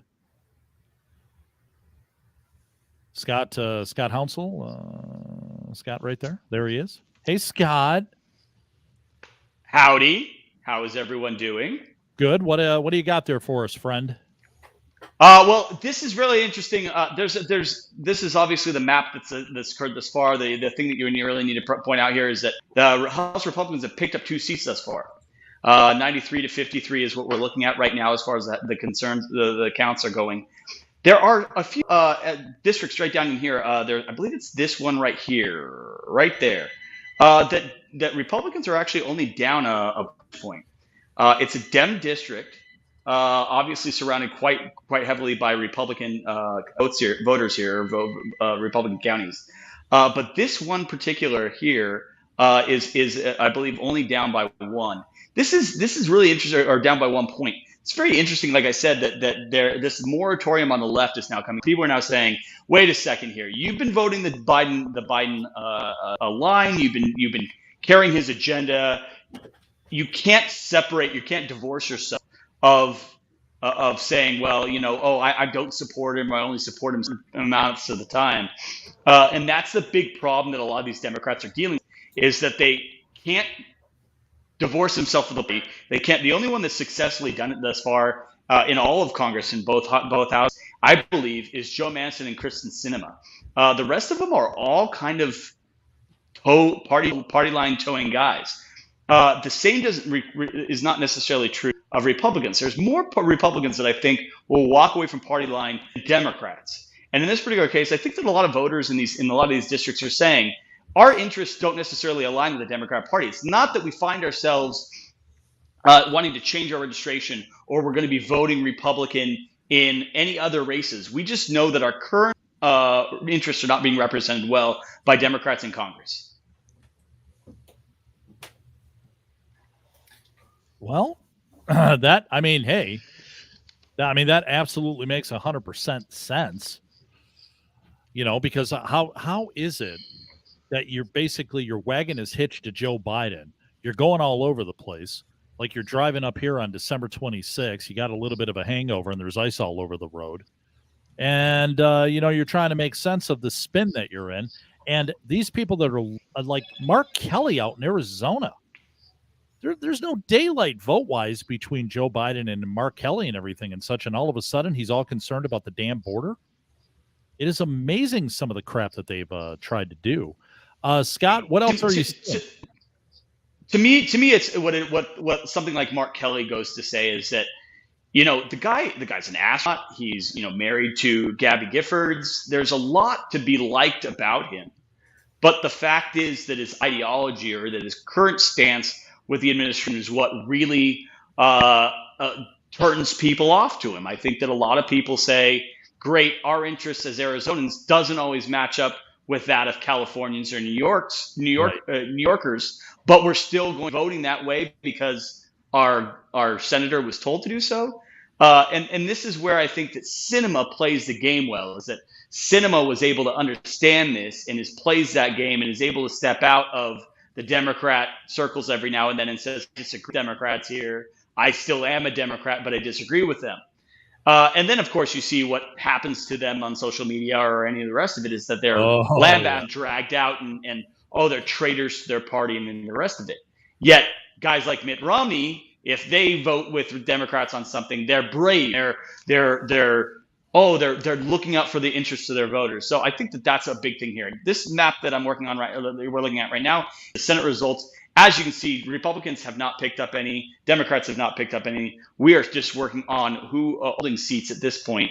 The ones that I find very interesting, while it's still early, and again, this is early considering that previously, if you were to ask me what party was going to classically return early ballots and vote by mail, generally was Republicans.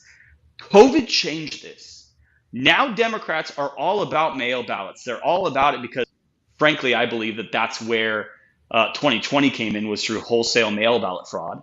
But the point that exists with this discussion about it is that now when we're talking about early returns, they tend to favor Democrats, and later returns tend to favor Republicans. A bit of a flip.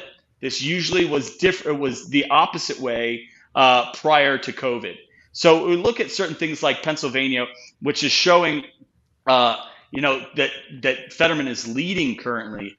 I don't know how Fetterman put off. The way that the Democrats case shifted. They went from, originally it was Fetterman's fine, no problem with him, he's going to be great, everything else, and now it's like, well, don't we deserve to elect someone with disabilities? The point is that if it's not like the guy is missing a foot, has to go around in a wheelchair. He isn't Greg Abbott, governor of Texas. The guy's mental capacity, the guy's ability to calculate, to make decisions, his very basic ability to speak is so detrimentally affected by his medical condition. It's not that we're making fun of him. It's not that we're saying that the guy that we're blaming him or trying to say mean things about him. The fact is, the guy is completely and totally incapable of carrying out the duties of a senator. Full stop. And I think that the voters in Pennsylvania will ultimately weigh to that. Right here in Missouri, they're showing it as a toss-up or as a going to the Libertarian candidate. This is a misnomer. There were only 7 votes counted, 5 of them going to the Libertarian candidate when the original returns came in. So this is going to eventually turn either red or blue. My guess is red. And then we're looking at other states like Florida's already called for Rubio. South Carolina's called. North Carolina, I'm surprised by. And I'll explain to you why I'm surprised by it. I would consider North Carolina more classically conservative than Virginia. And with what we saw what happened with the Youngkin campaign in 2015 or 2019 or 2021, in Virginia, I would expect the same sort of voter attitudes to carry down in North Carolina. The fact that a Democrat senator is still leading in North Carolina speaks less of the Democrats' quality of candidacy and more to the Republicans' lack of quality of candidacy. And so I'm surprised by this as well. Ohio is another big one that I'm really surprised by right now. Ohio being that it's blue and that Vance is doing as poorly as he has. Yes, it's early returns, but we don't want to start down so low that we have to come back. If early returns showed something a little bit more even, I would think that Vance would come out on top. With him so far behind in early returns, I wonder where he's going to be picking it up. Certainly, these early returns are likely from urban counties, which are classically blue. And so we're going to see more red counties come in from around the state as we move through the evening. But as of right now, I think that Vance has got an uphill battle. Okay. I got one more for you here. Yep. All right. It's right here. So I have here the Democrat, the gubernatorial map. As you can see, Florida's been called for DeSantis, South Carolina, Alabama. There really isn't anything here that is too off the rails or too crazy to see that is occurring. And so we'll keep watching this throughout the night. Again, big states to watch tonight are Oregon and New Mexico for gubernatorial races. You forgot Michigan. Hey, Duke, I'm only knowing you. What color is Michigan? It's blue. Okay, so we'll wait and see. Yeah, I mean, it could turn purple. That's the hope. I really hope that wretched Witless is out tonight, but we'll see what ends up happening towards the rest of the evening. She is something. Thank you, Scott. You got something else? So you're back over the desk. He's gonna go back over to the other desk instead of the whiteboard desk. Bill, thoughts on anything right now? Nothing. I'm just sort of surprised that we're not getting any results out of New York. I would have thought some results would have been creeping out of there by now, but apparently not. I don't know what to make of, as Scott was talking about, Ohio. J.D. Vance should win there. I'm sort of surprised you started out this far in the hole. A little surprised that the guy in North Carolina is this far down. And definitely surprised that Georgia has both Kemp and Warnock down, though. But, as was said, the early tabulated returns tend to come out of the larger metropolitan areas, and a lot of those tend to be heavily Democratic. So, but I still think it's shaped up to be a great night. It looks like the congressional caucus in Florida has definitely been shaken up. Apparently, we will not be suffering through Governor Beto. It looks like that Greg Abbott's going to pull that one out. And so on the whole, it looks like a very, very solid night. But the interesting races out of New Hampshire Senate, New York governor, that type of thing. The results right now are just like really too flaky to make any call from. Brad, Bill mentioned Florida, and as we know, you are the resident Florida man. Why didn't Ron DeSantis win by 40 points? Probably because he was busy running the state. Oh, campaign okay. Good heavily point. and effectively. There was a hurricane, Duke. Yeah. So let's allow for that.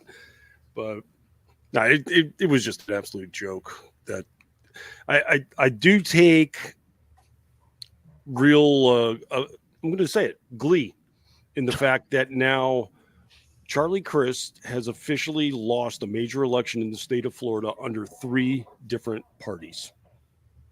That's a remarkable accomplishment right there. Okay. He was a Republican. I knew that. What else did he run? As an independent, a libertarian? Yeah, what did he do? He lost the primary and then ran as an independent, got crap hammered there, and then now he just ran as a Democrat for the governor and managed to lose that as well. So fantastic work, Chaz. I think you need to that's almost a political version of an EGOT, to be honest with you. Scott, flip it. There you go. No, Scott, you're muted. He's won every award. Yes, I'm sure that he's just got to wrap up that Emmy, and then he'll be set for the rest of his life. He has to lose the Emmy, and right. then he'll have it. Does he have a future in anything? I mean, he does have a nice tan. He's got a George Hamilton-like tan. There you go. That might be what's the retirement village up there around Orlando? He can maybe be a comptroller up there. That's about it as far as Charlie Crist's future is concerned. I mean, this is a guy that has really managed to repel people on all sides of the aisle. Okay. And I have to give a hat tip to him for that. That's just remarkable work. It's not easy to do, to piss off everybody. Nope. I would agree with you there. And I'm gonna be stuck with the term "crap hammered" for a while here because that's come up a couple times, and it's FCC friendly, being that we're doing. There you go. I've had to soften that phrase just a little bit for the sake of the feds. That's right. That's right. Yeah. I do want to point out though that Crist had a remarkable performance in the gubernatorial debate where gubernatorial. I have to go with that. That's the word. The Latin just flows off my tongue, doesn't it not? Yeah, but that's what makes me. I'm a true Latinx that way. I think that's how it's pronounced, right? I read that somewhere. You're right. He tried to slam DeSantis though by saying, "Are you going to commit to a full term as governor?" Trapping him. And DeSantis was like, "I'm not going to answer that question." But and the press jumped all over it. But nobody wanted to acknowledge the fact that Crist had quit his term as a House member in order to run in the election. Yeah. So he's trying to impugn the possible future character of Ron DeSantis for not finishing his term, says the guy who already has not finished his term. Bingo. Or the fact that our vice president didn't finish her term. I mean, the amount of total and complete hypocrisy on the left at this point is beyond any type of recognition. And what I mean by that is here we are dealing with the left constantly telling us what fascists and Nazis we are, while trying to regulate our speech and tell us what we can and can't say, telling us what does and doesn't qualify as hate speech. And now we have the same situation as now they're telling us what does and doesn't qualify as a good public servant, while they have been the ones that have clearly been caught in a lot of corruption. I mean, the Paul Pelosi story in itself, we have to remember that the same organization, the same law enforcement agency that is investigating what happened to Paul Pelosi decided not to file charges against him for a felony DUI. This is the same organization, and so when we sit here and say we may not be getting the full story, They're refusing to release body camera footage. This is going back one step after another. And again, if the same thing was a story about Melania being, down, running around naked and smashing people with hammers at Mar-a-Lago, it would be front page news every day for the foreseeable future. So I just don't understand. Like I said, when you deal with Charlie Crist just standing up to Ron DeSantis and saying, "Will you finish your term?" Why? If he gets elected president, and that's what the people's will is, and I guarantee you the majority of the people in Florida would be voting for Ron DeSantis as president, then why does he freaking care? Well, if he doesn't finish his term, it's because he was elected as another office. I went to the event that DeSantis had when he was here in my town, and spoke to people that day. And the only people, it was kind of split, but the people that were against him running for president were saying, "We don't want him to leave Florida. We want him to stay here and run us." But yeah, I mean, they didn't want to share. Basically, is what it came down to. I know some people. I know some people who that live down in Florida that they're like, no, we don't want him to run for president. We want him to be governor here forever. I want to, because we're coming up on the top of the hour, I want to once again thank the people who have been watching us. We've been here since 7 p.m. We'll be here until 1 a.m. That's Eastern. What time is that out on the West Coast? What is 1 a.m.? 10 p.m. Oh, it is. I thought it was like 6 p.m. or something. No, are you we're sure? not that far behind you. No, yeah, are you we're sure? We're not Hawaii. Is Hawaii that far behind us? They're another 3 hours, I think, from me. So I think it's 6 hours from you. Why didn't we decide to do this show in Hawaii? Because the budget wouldn't cover it. Well, I mean, Dennis has to work on getting us the budget for it next in 2 years. So, Scott, how long have you and Duke been doing the VIP chat together?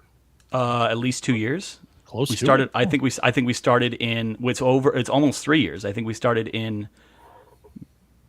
No, I guess it was 2021. Beginning of 2021. Wait a minute. Hold on. Wait a minute. What Slager? What are you? The government? Well, I'm trying to figure out how long it's going to take Duke to wrap his mind around your clock privilege on the West Coast. You know what? It is. That's what it is. It's clock privilege. Okay? It's a bunch of people screaming woke stuff to get people fired. That's all it is. It's three numbers, Duke. I'm just going to throw that at you. Listen, it's not the metric system. Time subtract by 3. That's all you got to do. Time should be the same everywhere, and it should be East Coast. And there should be no daylight savings time. Well, now who's being the totalitarian? Thank you. Me. I am. I want to thank you all for watching us. We appreciate it. As Brad was just mentioning there, Scott Hounsel and I, every Wednesday night at 8 p.m., we host the RedState VIP Gold Show, and I haven't brought this up yet, but I'm going to bring it up now. Right now, if you go, I know there was somebody post, Jen Van Laar's post about the 45% that you can get off right now on the VIP. And listen, people, I know it's crazy out there right now. There's a lot of choices you have to spend your money, but this is why the VIP program that Salem and all of the Salem properties do is because we get to talk about stuff like January 6th, and we get to call Liz Cheney and Adam, what's his name? Okay, that guy from Illinois that, he just always looks like he's going to cry any moment.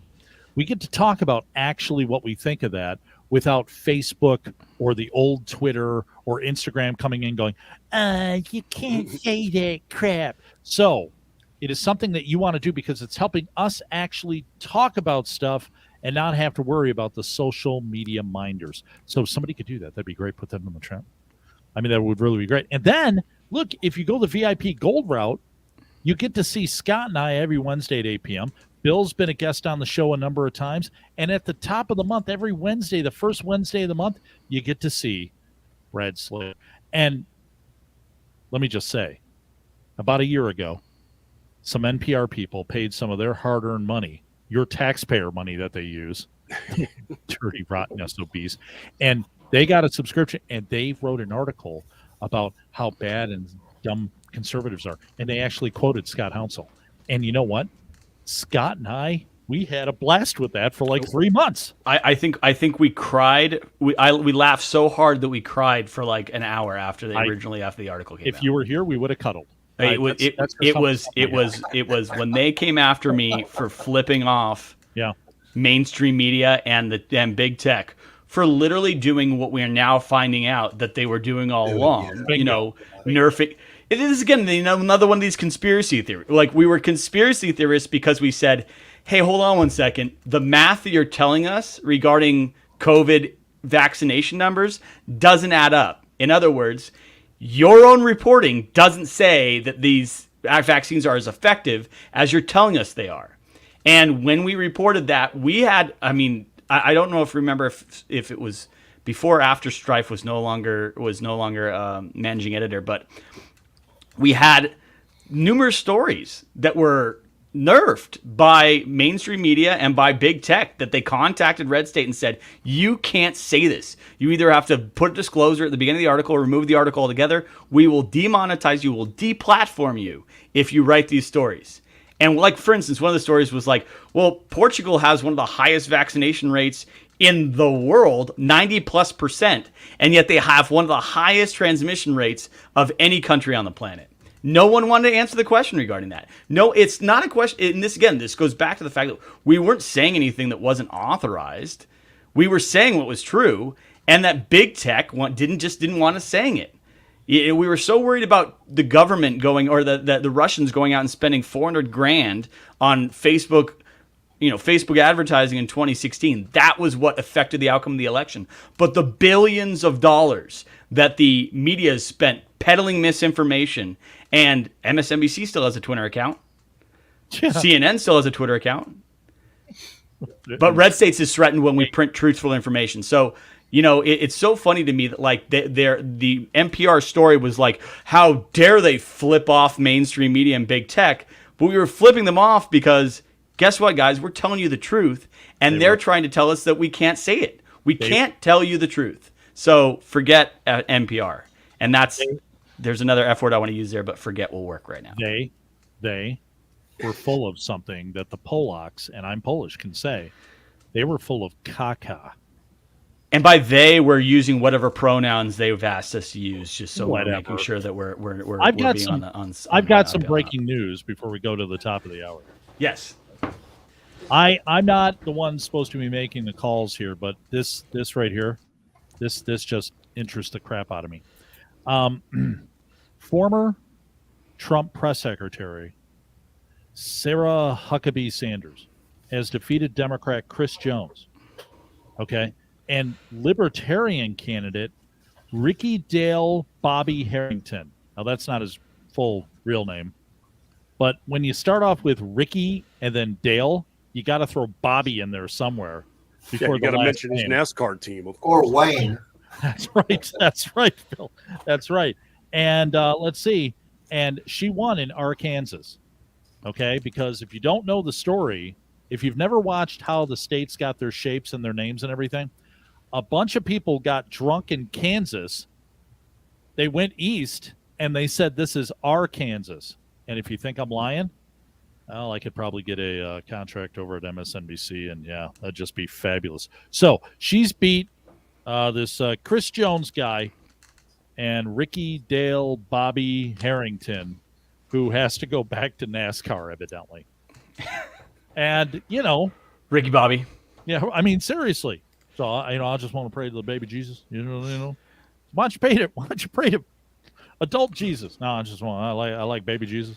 You got to pray to him. And you can pray to your grown up crotchety Jesus. I choose to pray to the baby Jesus. That's right. You made that prayer your bitch, Dad.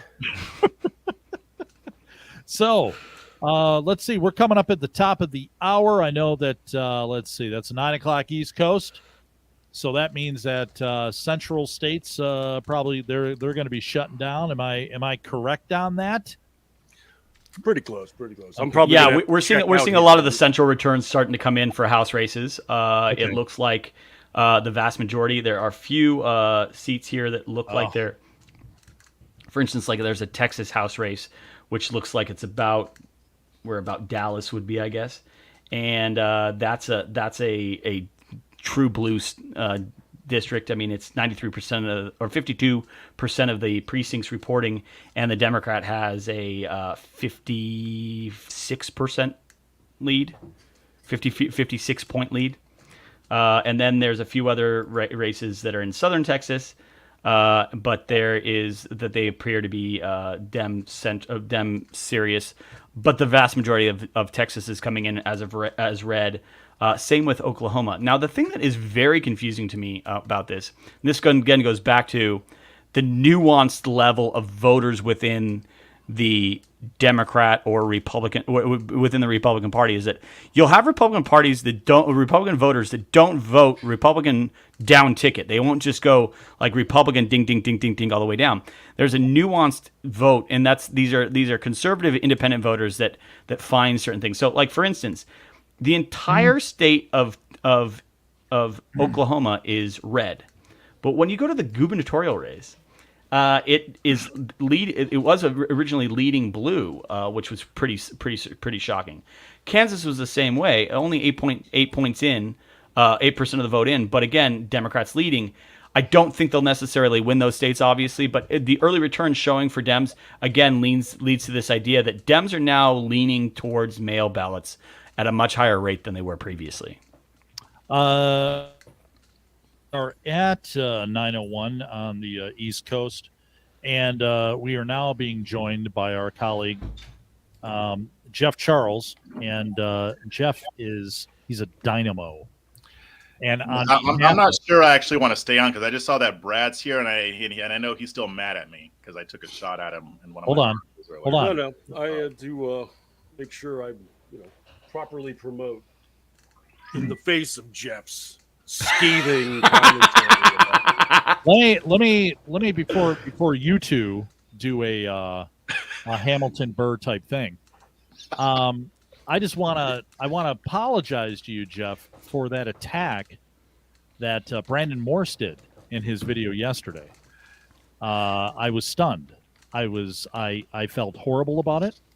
I know Brandon, and I could, for a small amount of money, I could send you documents of his behavior, and hopefully that would rectify some of that attack that he just broadsided you yesterday, which, of course, if you want to see that, ladies and gentlemen, you can go click on authors, Brandon Morse, check that, boom, and there you go. Jeff, hold on one second, Jeff. Scott has his hand raised. He's at the back of the class.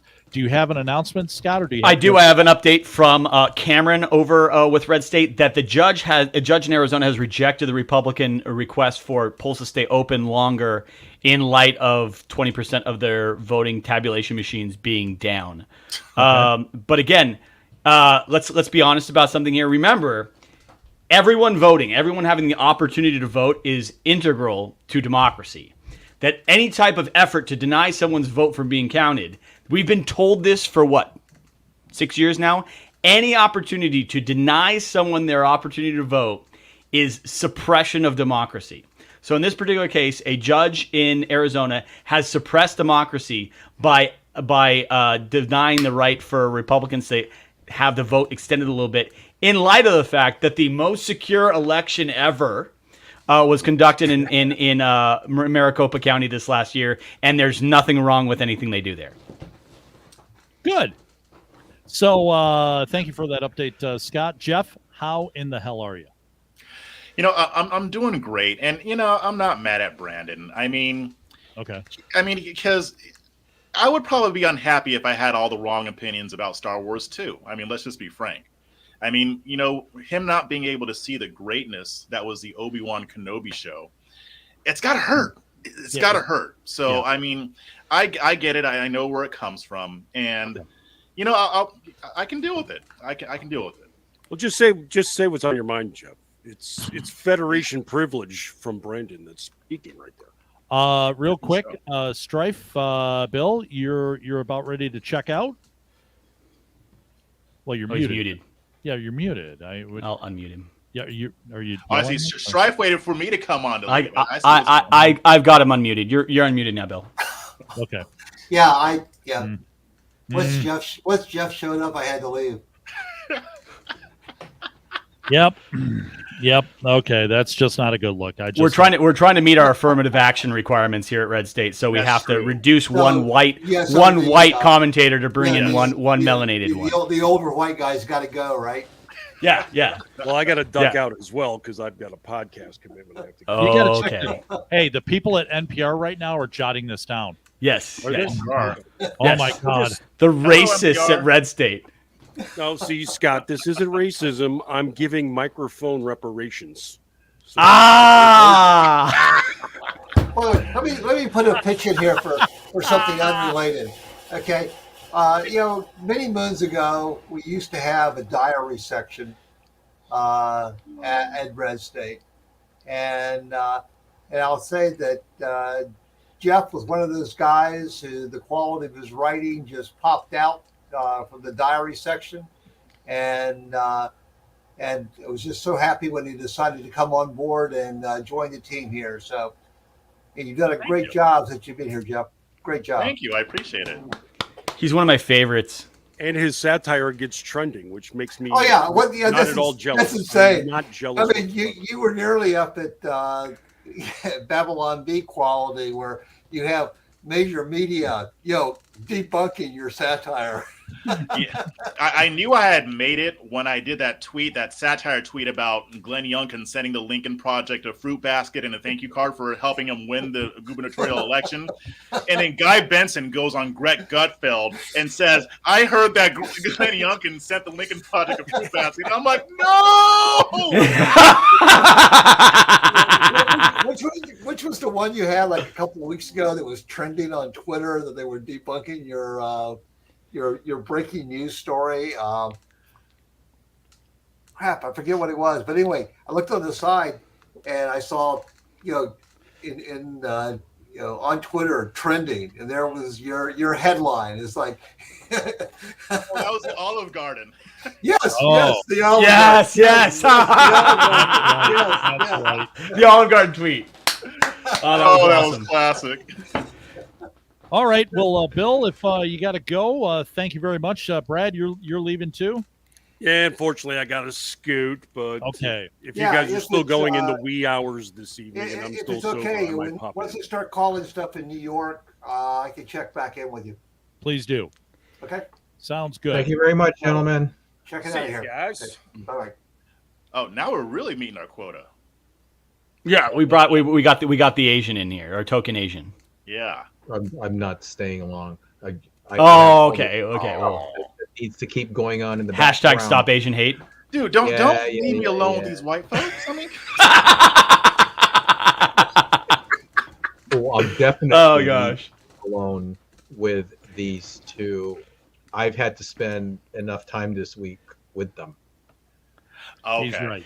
He's I right. got Yes, there's been a lot of preparation, and I think that while here, I just want to take a moment to actually thank Dennis for all of his preparation this week. Obviously, we've all kind of 100%. put in, but Dennis has taken the lion's share of making sure that this all works out. This new system that we're using, that we're able to do this and talk to you guys and change the views and the green screen and everything else. Every step of the way, Dennis has been there to make sure we can test the software, we can test the things, and has been, if we've wanted to do an individual test, he'll jump on. He's put together the list. He built out our list of guests tonight. Big round of applause for Dennis Santiago for everything he's done tonight. And so I want to thank him for everything, and thanks, big boy Dennis. I love it, man. We don't have any applause He's a sound. man. Do we? See, of course, we don't have. You know what? There you go. That works. That's not bad at all. So, Jeff, thanks for joining us. And what do you think of everything that's happened so far? Yeah, our polls closed here in Texas about an hour ago, Yeah. and I'm seeing results on the governor's race. I mean, Beto O'Rourke was ahead, actually, but with only like 15% of the vote in. So I expect that. I mean, obviously, he's picked up Harris County. He's picked up Travis County, where I live. Obviously, Austin, very much liberal or leftist or commie, whatever you want to call it. But now Abbott's caught up, and he is ahead by, 6 points, 52.7% to Beto O'Rourke at 46.3%, according to the New York Times.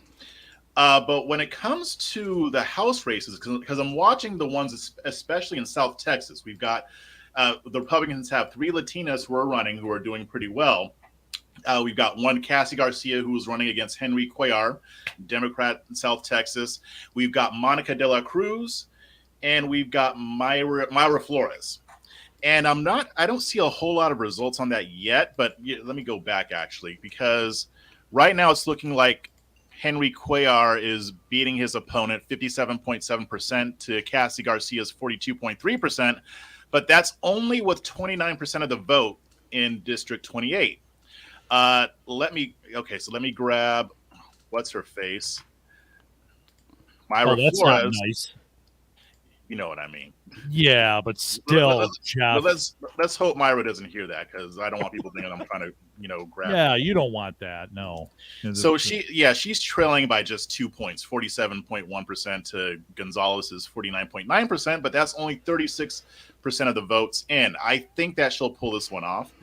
But the one that I'm concerned about, I'm concerned about Cassie Garcia, because Cuellar has been in that district for like 50 million years. So that's an uphill battle for her. But Monica de la Cruz is winning so far by 70%. She's got 70.7%, and that's with 19% of the vote in for District 15. So that can still go the other way, but she's got a pretty healthy lead. So it's still way too early to tell at this point. But I think the numbers are going to be accelerating pretty soon. As well, they should, because we should already know. Everything should be tabulated, and we should already know, for God's sake. They stretch these things out so that I go to bed not knowing things, and it ticks me off because I'm old and I have nothing else to do. So Jeff, what has anything shocked you so far? No, not yet. I'm not shocked by anything so far. Okay. But mainly it's because I don't have enough information to be shocked. So I think they're trying to keep us in suspense. So we'll see. The only thing shocking would be if Abbott loses, but he's not going to lose. But as far as those three races go, if all three win, if all three Republican candidates win in the South Texas region, I will be a little bit surprised, but not too surprised, because that whole area has been kind of going through a little bit of a sea change over the past couple of years. Right. Because California, all of a sudden, people in California, Oregon, Washington, it's like, yeah, let's go somewhere where it seems nicer, the weather's warmer, and stupid people aren't running those parts of Texas, and then they vote for the same type of stupid people. Hopefully, they learned on the drive or the fly down or what have you, or the flight. Fly? What the hell? I shouldn't even be this tired this. Yeah, what the hell? Let's see. I'm going to go to the board here real quick. Our colleague Jim Thompson posted a little bit ago here. MSNBC reports, which is great that they're reporting anything. I love that outfit. I really do. I love Rach. The results in Florida because of gerrymandering. I guess that includes the Rubio results, because that's a statewide election. Because you can gerrymander in a statewide election. Right. It's a new thing. You guys didn't know that, did you? Jim Thompson says, Jeff talking about the Texas results on RedState YouTube. Shannon Beta was leading early. Okay, now he's going to lose. Okay, yeah, well. Let's see. Duke with the California hate off the chart. I think it's because Vin Scully is gone. I would be hesitant to rip on California if Vin Scully was still alive. Okay? Because Vin Scully was really the only thing in California other than Scott Hounsel worth caring about. And I'm not saying that because that's how I feel, because Scott tells me that every time. He goes, I'm the only goddamn thing worth anything in California. Yeah, ever since I left, Not a lie. See? Ever since Jeff left. See? Which was like 10 years ago before we ever even knew each other. What? Well, still, it's hurt. That hurt. You and Elon, boom. It's like all of a sudden. I'll say this, though. A lot of people talk about Californians moving to Texas and other red areas and turning them blue. I think that there's some truth to that, but I think it's a little overstated. People forget that there are a lot of conservatives in California. If you're looking between Los Angeles and San Francisco, all of that is like red to purple. So I think a lot of people like myself who are conservative went to a different state, and I don't think that it's turning things blue as much as people think. I mean, there are a lot of people who have changed their minds, and there are people who are already conservative who just can't take California anymore.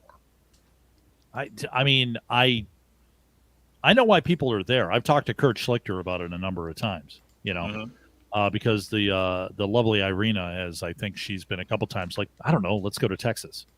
And Kurt's like, no, we're going to stay and everything and such. And he's told me, the weather's beautiful and everything, but man, the political climate, it is something different out there. Okay. I'm just getting pinged all over the place. Let's see. Duke, your hat is the best. Thank you, Jim. I'm representing the D. That's Detroit for those of you. And once again, let me thank everybody who's watching us right now, because I know you could be watching anything, anywhere. And boy, we just had, who did we have a moment ago? We had Terry Christoph, we had Brad Slager, we had Strife, and now we're being joined by, as Brad said, somebody who's just gained some notoriety for writing some damn fine articles, but then also being the funnier than all of us combined, really. And people taking them serious. And yeah, just Jeff, you got a good gig, man. You know what you're doing, Sometimes. Yeah, look at that. Yeah, and you're living in Texas now, and Greg Abbott's going to be your governor for another 4 years. Yes, so, he is. Yeah, I mean, that's pretty good. I'm sweating bullets up here. I don't know what the hell's going on. I think that Texas Democrats actually like Abbott. That's why they ran Beto O'Rourke against him. But I mean, okay, you know what? Let me just ask this right off the bat. I know Scott. I like that theory. Oh, you do? There's something to it. It's Dennis just pops up and everything and such, and he's like, boom, and it kind of scares me a little bit. I'm like, oh crap, but I'm getting used to it. Beto ran. He was a congressperson, right? And then he caught some fire because he kind of was quirky, I guess. I don't know what the hell it was. Wasn't it like $100 million against Cruz? Got beat like 4 or 5 points. Now he runs against Abbott. Like the redheaded stepchild of a rented mule, by the way. Yep. Oh, I thought and a lot of that money came from California. It came from out of state. Right. Oh yeah, I remember reading that. Does Beto have any sort of future? No, he's done. I mean, I don't think he could win dog catcher at this point. I think, I think especially after this race, it's going to be hard to see how anybody takes him seriously anymore, which is amazing. Because in 2018, like, he was their guy. He had that star power. Right. Like they thought he was giving off like Obama type vibes, because he is a little bit more charismatic. He has more of like a likable personality. Oh. What? No. You did not say Beto had more charisma than the 44th president of the United States. You did not. No. I said people were saying that he was giving on Obama-esque vibes, not that he was more charismatic. All right. But people were kind of making the comparison because he's got like more of like a younger, more likable personality. You could have a beer with him, that kind of thing. But on top of that, he's just kind of... No, hold on. Now, do I have a beer with him at the scene of the DUI that he runs from, or do I have a beer before that with him? Well, you're going to want to do it before, because you're not going to want to be on the road. Well, yeah, you're going to want to leave before he does, because you don't want to be on the road when he's on the road. Strong thing. Strong. I forgot about that DUI thing. It's true. Well, again, it goes back to this total, complete double standard that the left has when it comes to, here we have a guy who's literally changed his name to sound more Hispanic. He's as white comes. His name is literally Robert Francis. Like Robert Francis O'Rourke. He sounds like he's a trust fund baby straight out of Martha's Vineyard. Like, the dude could not, like, and that they play him off as like the guy. One of my favorites was like, he was like, I'm just out for my morning jog. Do you remember the ad that he did right now? He's like, I'm just out for my morning jog. He's wearing a button-down blue shirt. And I'm like, come on, bro. Like, you didn't even try. I know. Try to make it look like you were jogging. What is wrong with you? Right.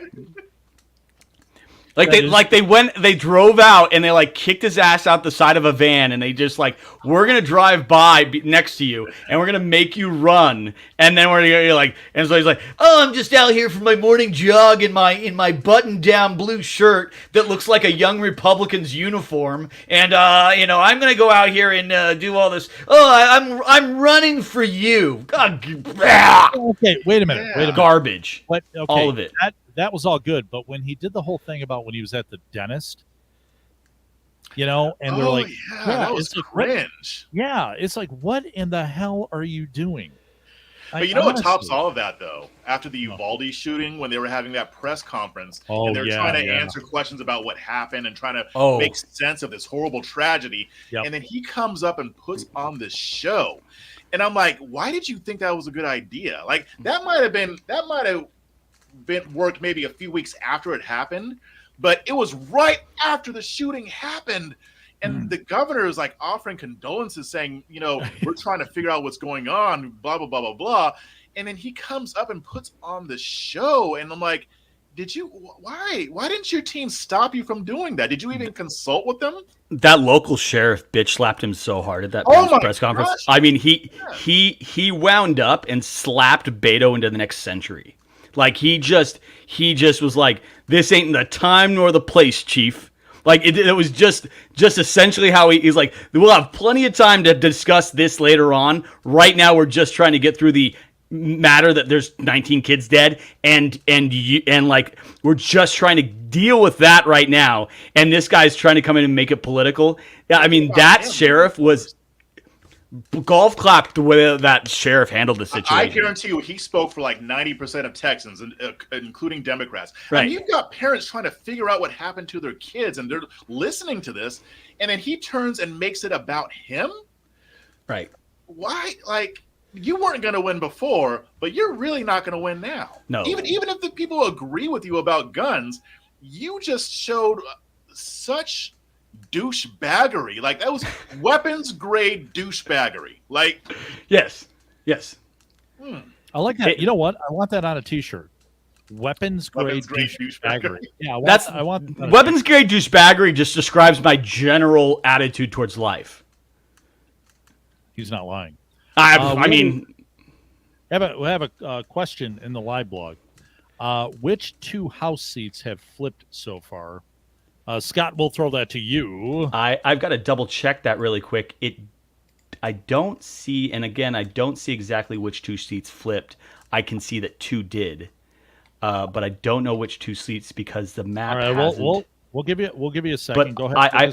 I will let you know as soon as I have the what I'm actually doing, Duke, is I'm about to scoot over to the map, so I'm gonna take a little 2-minute break to get that set up, and while you guys introduce Cameron, and we'll get this all taken care of. I'll be out for a couple minutes, so I'll come back. Let me go do that. I'm gonna just go to the blog real quick. Jen Van Laar says, I think I just rescinded my invite to Duke to Dodger Stadium. He can go with Scott. Well, Scott wasn't going to go with us. Why are you leaving your boy Scott out? I don't understand that. That doesn't seem right. I'm still rooting for the Angels. Don't fire me, Jen. I love you. Oh, that's worse than what I just did, Jeff. Hey, Duke. Cameron can come in and out real quick. He's in a high noise environment, so I'm not really quite sure how this is going to work, but let's give it a shot. Okay, Doe. Cameron, our colleague also here at RedState, you are live at the Arizona GOP. Yes, so I'm here at the watch party. As you can hear the music playing in the background right now. It's definitely a watch party, that's for sure, that's going on right now. Can you hear me all right? Yeah, go ahead. Okay, awesome. So polls are just closed at 7 o'clock Arizona time. And then now we're going to see our first results be dropping at 8 o'clock, which is very exciting. Unfortunately, though, there was a push by the Arizona statewide Republicans to get that push to 10 p.m. to make sure that no voter was disenfranchised due to the ballot issues we were having earlier in the day. But now what we have going on is the judge said, no way, there's no way we can do this because the oral arguments after that, we're going up till 6:56. So it's a 4-minute time frame that they were able to get kind of this taken care of. So we're going to see our first results in an hour. The mood here feels pretty optimistic, but we'll have to see what happens. Okay.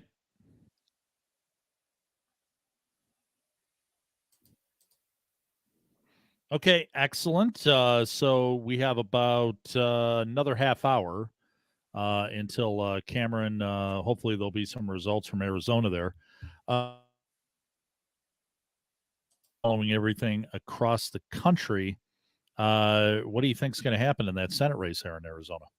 Wait, we froze up a bit. Can you repeat that?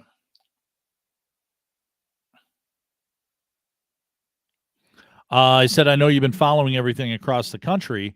What do you think is going to happen in that? I think the governor's race, I think that's kind of really been trending towards Kari Lake for about 3 weeks. What do you think is going to happen in the race for the Senate there? I'm not sure. I actually haven't been paying as much attention to Arizona as I normally would. I've been paying a little bit more attention to Kari Lake. I wouldn't be surprised if Masters pulled it off.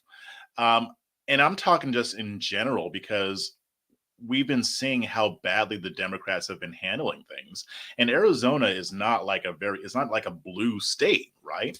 So I actually do expect Republicans to do pretty well in Arizona. Now, this whole thing with the voting machines, that might be an issue, especially if it was 20% of them that went down. We had like I didn't know it was that many, 20%. That's what I heard. Now, I may not be right about that, so don't take that to the bank. But we had a little bit of that here in Texas, but not like that. Okay. So that might kind of throw a monkey wrench into that whole thing, but I don't think so. Like I still think that's going to go in Republicans' favor.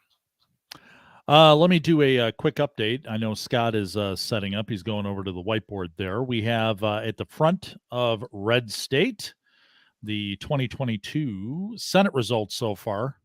Are you ready, Jeff? Because I'm going to want instant commentary here, Jeff. Okay. Right. Okay. I'm not ready yet. Okay. Now I'm ready.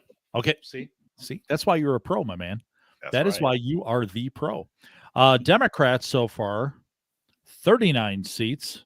Republicans, 39 seats. Nothing has flipped yet. How are you feeling? I'm not really feeling anything yet. Because here's the thing. We're not really going to know how this shakes out tonight. I think we've all accepted that. So, I'm not surprised that it's neck and neck right now. I think it's just so early, and it shouldn't be because this stuff should be worked out on election night, but we know it's not going to be. So it's going to be early for another couple hours. So, oh boy. Yeah. You're right. In the House, Democrats at 86, Republicans at 127. And there have been 2 seats that have flipped, and Scott's looking into that. He'll be back with us in a moment. Let me, because there hasn't been a lot of information about what's happening up here in my state of Michigan. I have been fighting a lot with, I'm not a Republican. I don't vote, straight ticket Republican, never done it. I'm a candidate person, and I committed about 5 or 6 months ago on a piece at RedState where I said, I don't care who the Republicans here nominate in Michigan for governor. I'm voting for them because Gretchen Whitmer has shown for the past 4 years, she has done the worst job of anybody in my 53 years walking the big blue marble we call Earth. Scott brought up a point earlier that I think is something that we need to, depending on how big this red wave is, I think it's something we need to start to talk about, is that I don't necessarily think this is a lot of people are in love with the Republican Party. It's they're so disgusted with Joe Biden and the Democrats right now. You weren't here for that discussion, so I want to throw that to you. What do you think of that? No, I think that is 100% accurate. Maybe not 100%. And because, I think the Republicans have actually, I can't believe I'm about to say this. Republicans have actually done some things right more often than they normally do as far as messaging goes. For the most part, they were very good about hammering the Democrats on the economy, on inflation, on crime, not letting the Democrats get away with having those soft on crime policies. Even on the abortion issue, I fully expected that Republicans would remain on the defensive when Roe v. Wade was overturned, because the Democrats were going to paint Republicans as extremists, because a lot of people who are on the pro-life movement don't make any exceptions for abortion except for life of the mother. But I've seen people in the media, I've seen Republican politicians, conservative influencers hammer on the point that Democrats are extreme on the issue when it comes to late-term abortion. Most Americans don't think that abortion should be legal after the first trimester.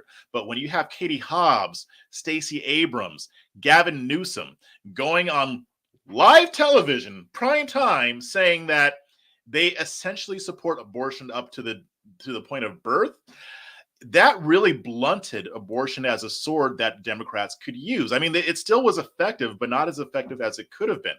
But even when you look at minorities, when you look at Black voters, Hispanic voters, Hispanic voters have been kind of gravitating more towards the GOP, because the GOP has actually invested a lot of money over the past few years.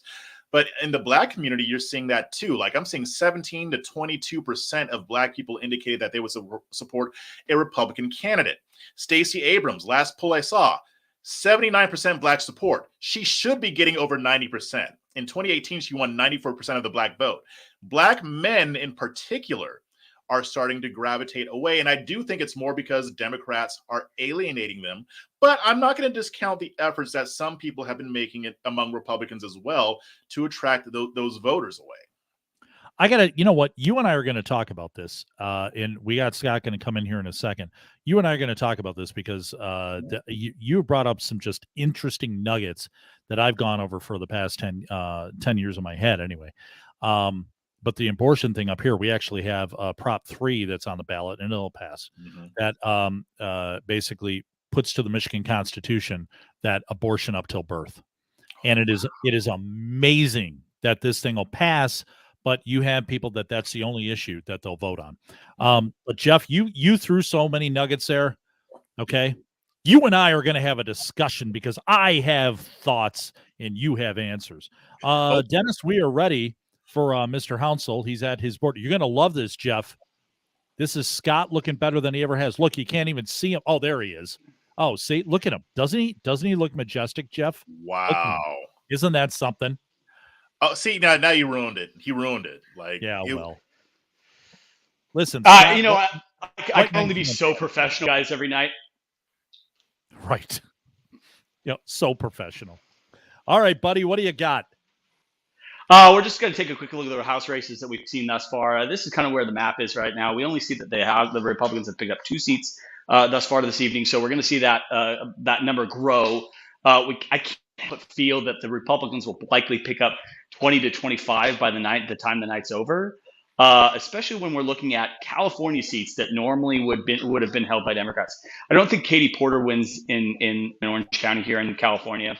I think that there are several other Democrat seats here in California that will end up flipping. Also to look at, and again, I keep going back to this, is both Oregon and Mexico. I think that there's been a change of voter attitudes. I think that Oregon, while we've long time seen it as more of a leftist stronghold, blue state, I think that a vast majority of Oregon population would probably find themselves more on a libertarian sort of scale than they would of a leftist scale, of kind of more of let's just leave everyone alone than let's codify laws that protect this or that. And so I'm very interested to see what ends up happening in the gubernatorial elections in both Oregon and New Mexico, but also the congressional seats that will end up coming out of there as well. Thus far, there's no real surprises for the night, except in Georgia right here. There's one seat that's a Democrat-held seat that's the Republicans only down by a point currently, so we'll see how that turns out as well. And then I'm going to be switching over right now to the senatorial map that I'll be able to give you a little bit more directive here. 1 second. Next time you do this, Scott, can you do it wearing a dress? What's funny is I actually earlier this morning had a green shirt on, And so it just looked like my upper body was like my head, arms were floating, and as I was walking around the map today. So, boy. So as we take But a look at you the didn't Senate answer the results, question though. will I dress up as an dress? Yes. Can you wear a dress on the next segment that you do of this? You mean use green screen in a dress for another purpose other than OnlyFans? Yes. Just kidding. So as we take a look at the map, there are some shockers here than everything else. I thought that Pennsylvania would be a lot closer than it is. The fact that Fetterman is leading by as much as he is in Pennsylvania is a true shocker to me.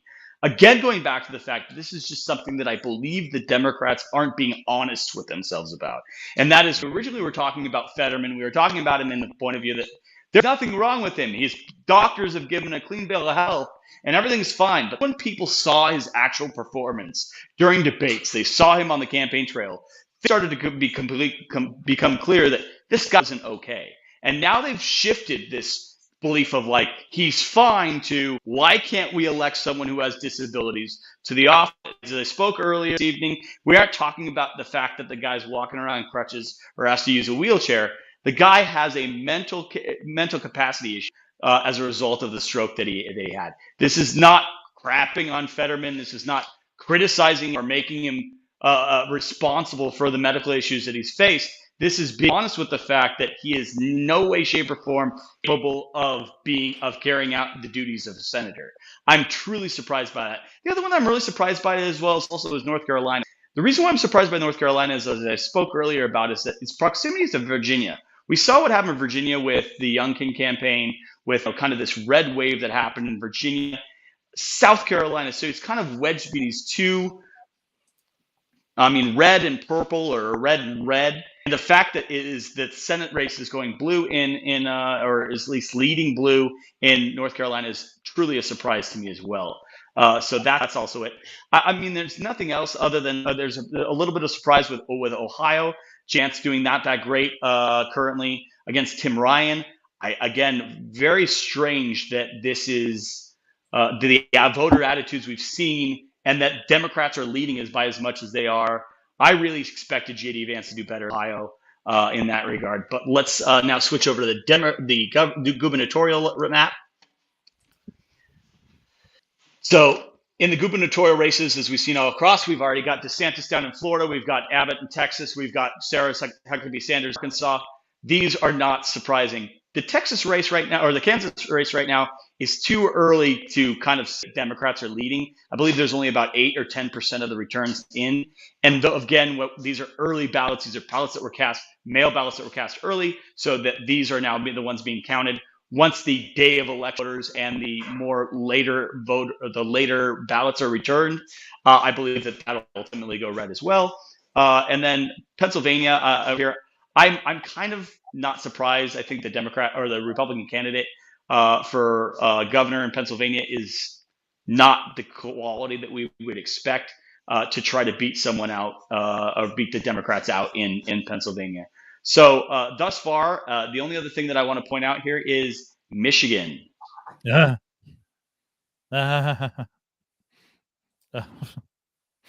Why? Why is it going so badly here in Michigan?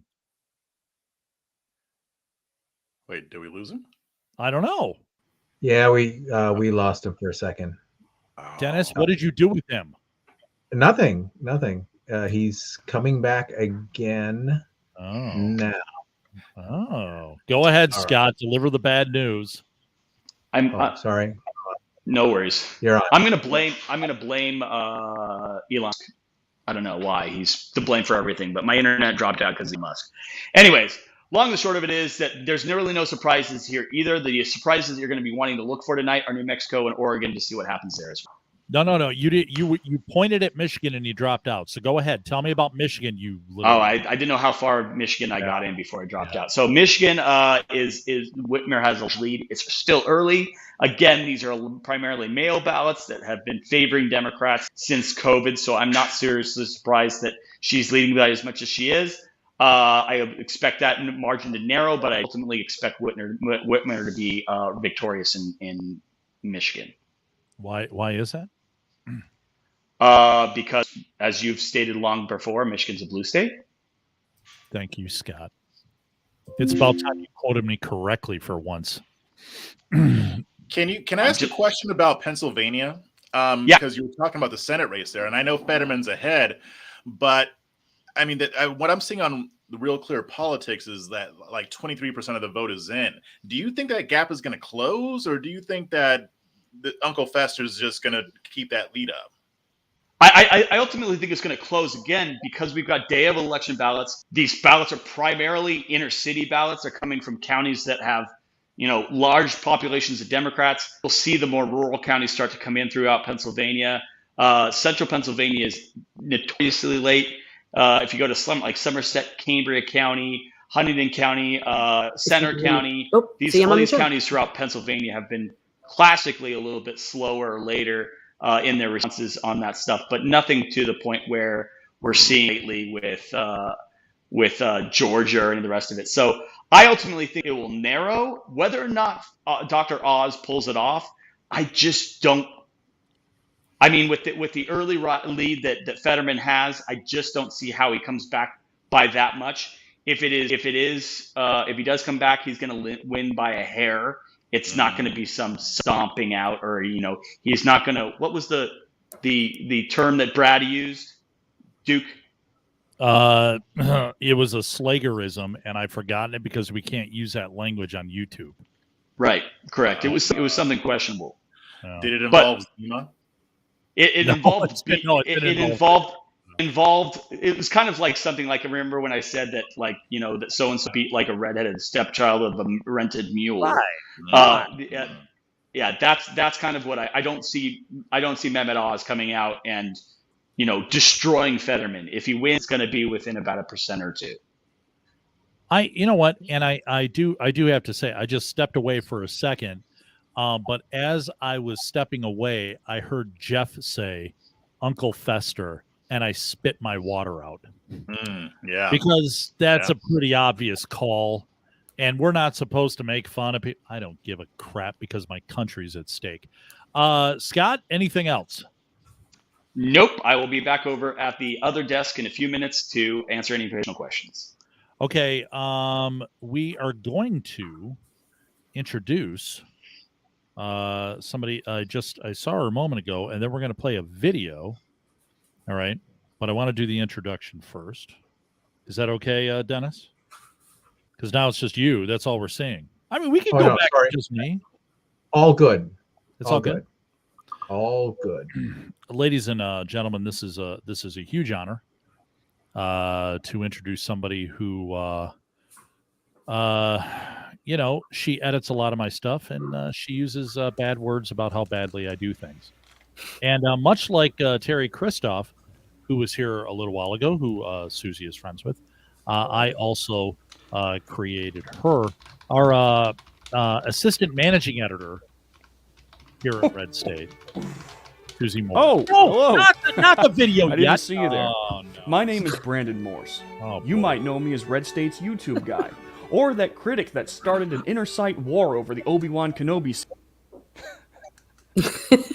I wanted to introduce the assistant managing editor here first, Dennis. I don't know who that is. Oh, Sorry. What are you? What's the title? Finish up, but I mean, yeah. Sorry. What's the title, Susie? We got so many titles here. Deputy managing editor. Deputy managing editor. It's Sweet Susie. Oh boy. Deputy HBIC. There you go. There we go. Susie, how in the heck are you? I'm good. I am trying to juggle about 85 things at once. Busy night. Yeah, busy night. Truly a busy night. Staying very busy. Okay. Thank you for joining us. We are going to hop into some of the stuff that is going on down in your neck of the woods here in a moment. But I did bring up when we brought Jeff on a little while ago that he was attacked viciously by Brandon Morse here at the site. Did a video, very nice video. And he just attacked Jeff out of the blue. But then I find out that Jeff, is doing, he's after Brad too, Jeff is a man not to be trifled with. Okay. How many times you've heard not to? Jeff, who's ever said to you that you're not to be trifled with? Pretty much everybody I meet, honestly. Really? One point or another. Yeah, every single one. Every single person I've ever, including the doctor that delivered me when I was born. Like, when he pulled me out, he was like, man, this baby is not to be trifled with. And you know what? He was right. And that's what Brandon Morse found out when he gave those backward opinions on the Obi-Wan Kenobi show. That's why he did that ad, put me in that ad, because he's still hurting from that. And I understand. I understand. I still love the man. You should. You know what? Brandon's good peeps. Yeah. So, Dennis, I had Brandon on my podcast recently. We had a really good conversation. I can't wait to put it out. Okay, good. And did you talk about the? Well, no, the video hadn't come out yet, right? So you weren't able to talk about that, I was saying. No, but now now that you mentioned that, yeah, we did that we talked for like an hour, and he probably knew the whole time that he was going to launch that vicious attack about Obi-Wan Kenobi aimed at me, and he smiled in my face. It's like that song. They smile in your face all the time. They want to diss Obi-Wan Kenobi.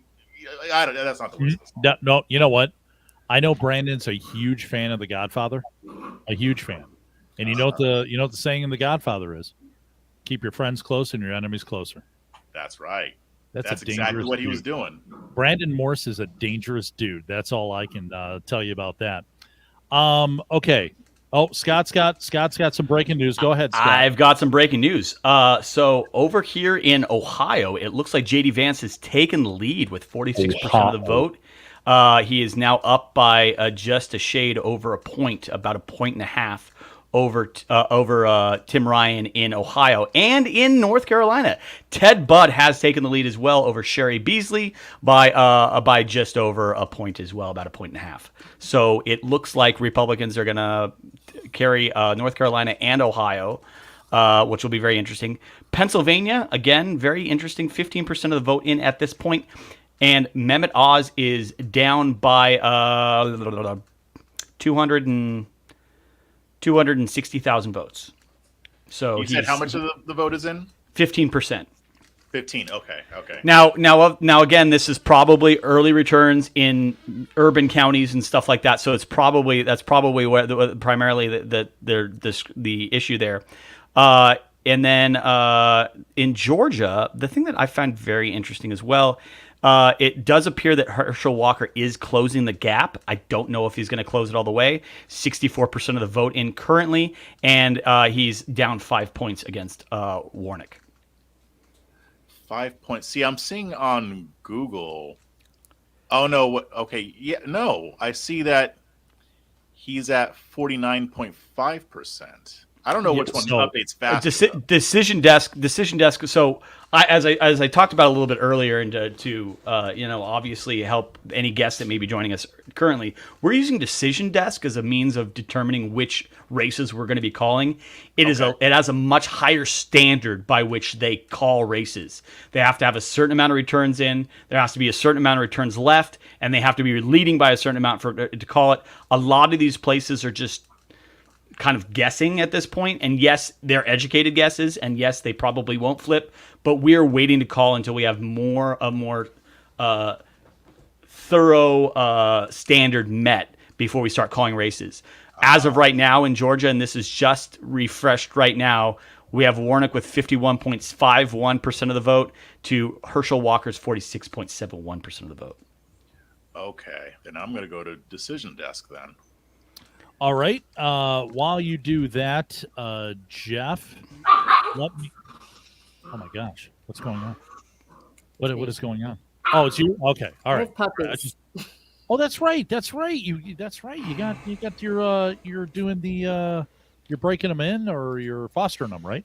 Fostering them, yes. That's right. Well, I always think people that are fostering are kind of breaking them in a little bit. That's why I get that mixed up in my head. Yeah, it is kind of like that, isn't it? Kind of like that. Yeah. Let me once again, because now we're rolling into hour 3 here of our coverage here on Red State. We want to thank everybody for taking the time to join us, because of course you have a lot of choices out there to spend your time. I have to get through this, Scott. Okay, Can I'm you just hold raising it my a hand. little bit longer? No. I'll let you go to the bathroom in a moment. Thank you. Just hold on, okay? Don't know if I can. Your bladder can hold it. Okay, I'll try. You can do it. You can do it, Scott. So, Scott Hounsel and I host a little program every Wednesday at 8 p.m. called the Red State VIP Gold Show. And that is behind a paywall. And a lot of people today, you're going to like, I don't know if I want to pay for content and everything and such because it's like, you know. Well, the reason why there are paywalls is because we want to write and say things that we can't write where Google goes and does their little Google spider.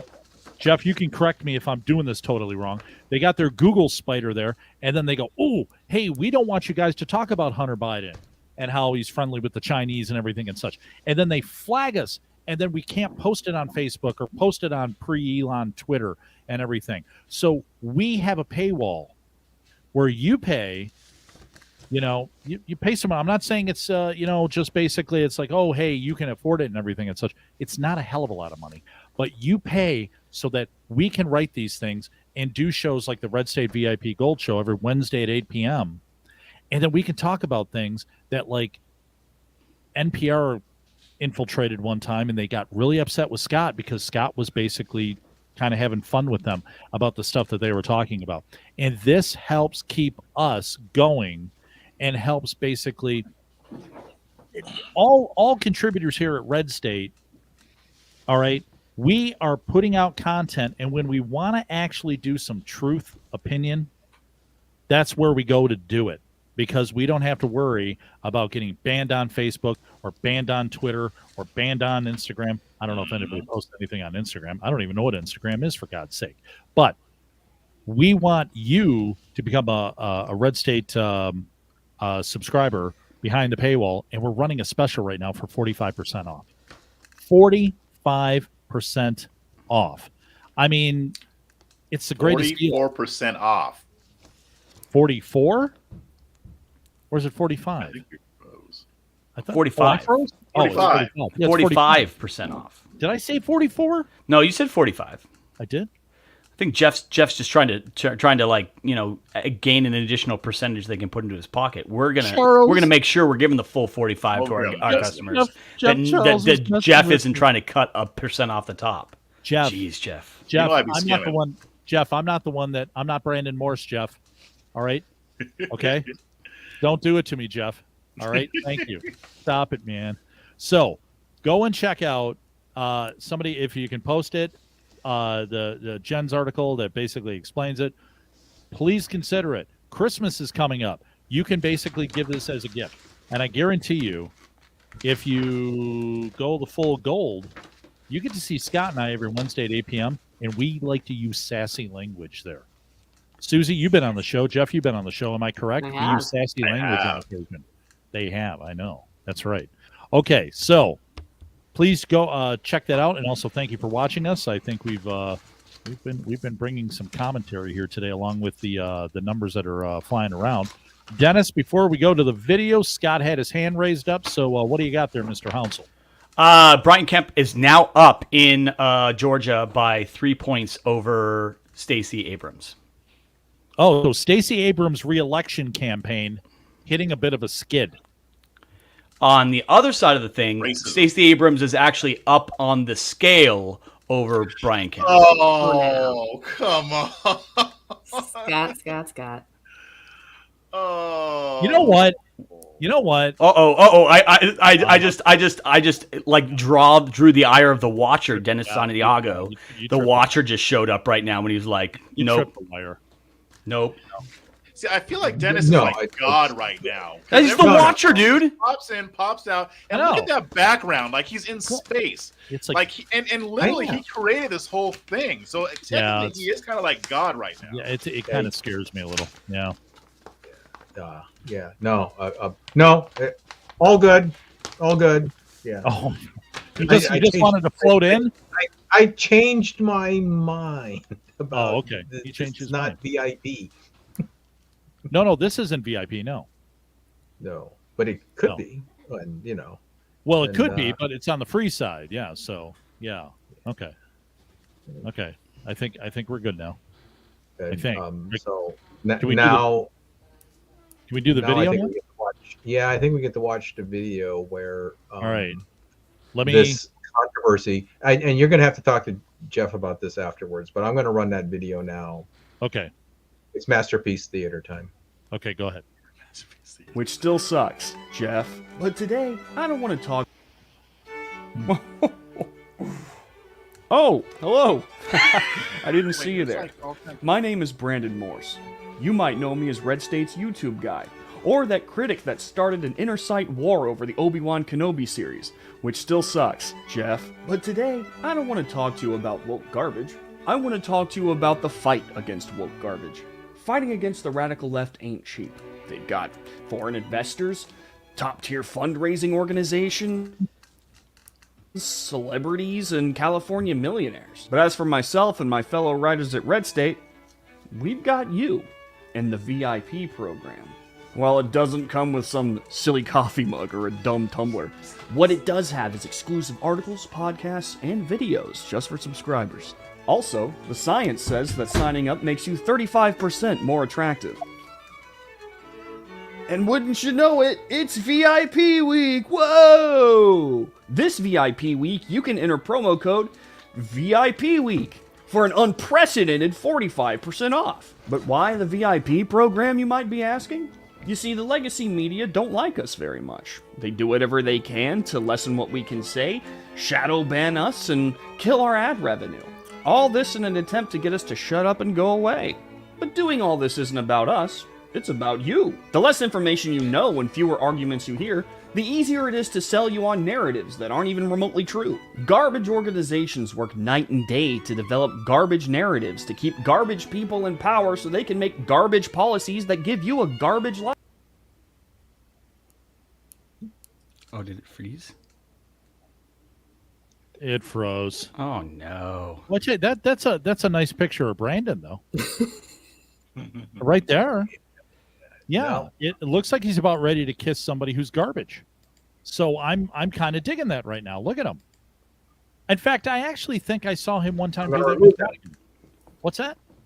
I'm going to remove that. Okay, he's going to remove it. Okay, so but you get that. Well, no, I mean, yeah.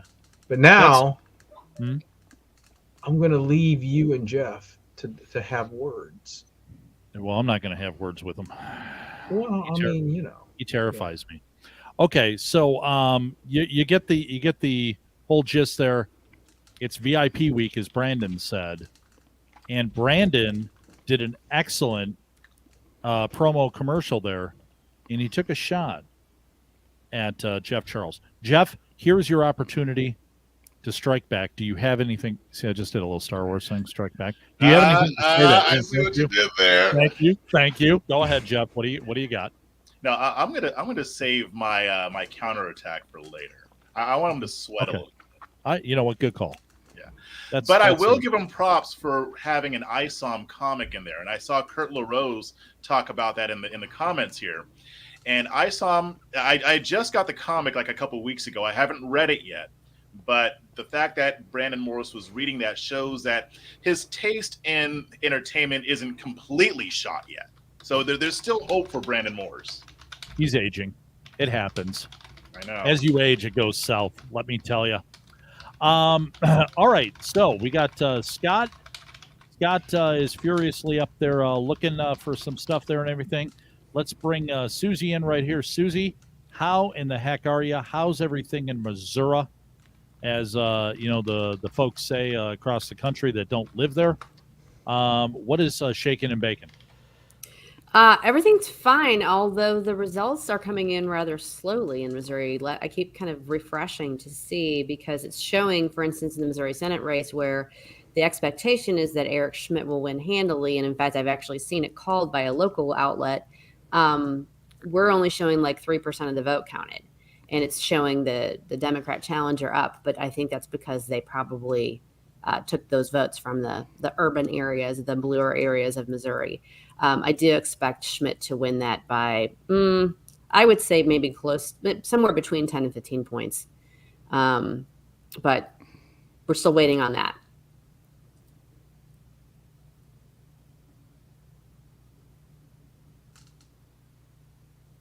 What do you? What have you had any surprises pop up on you so far with what you've seen across the country so far?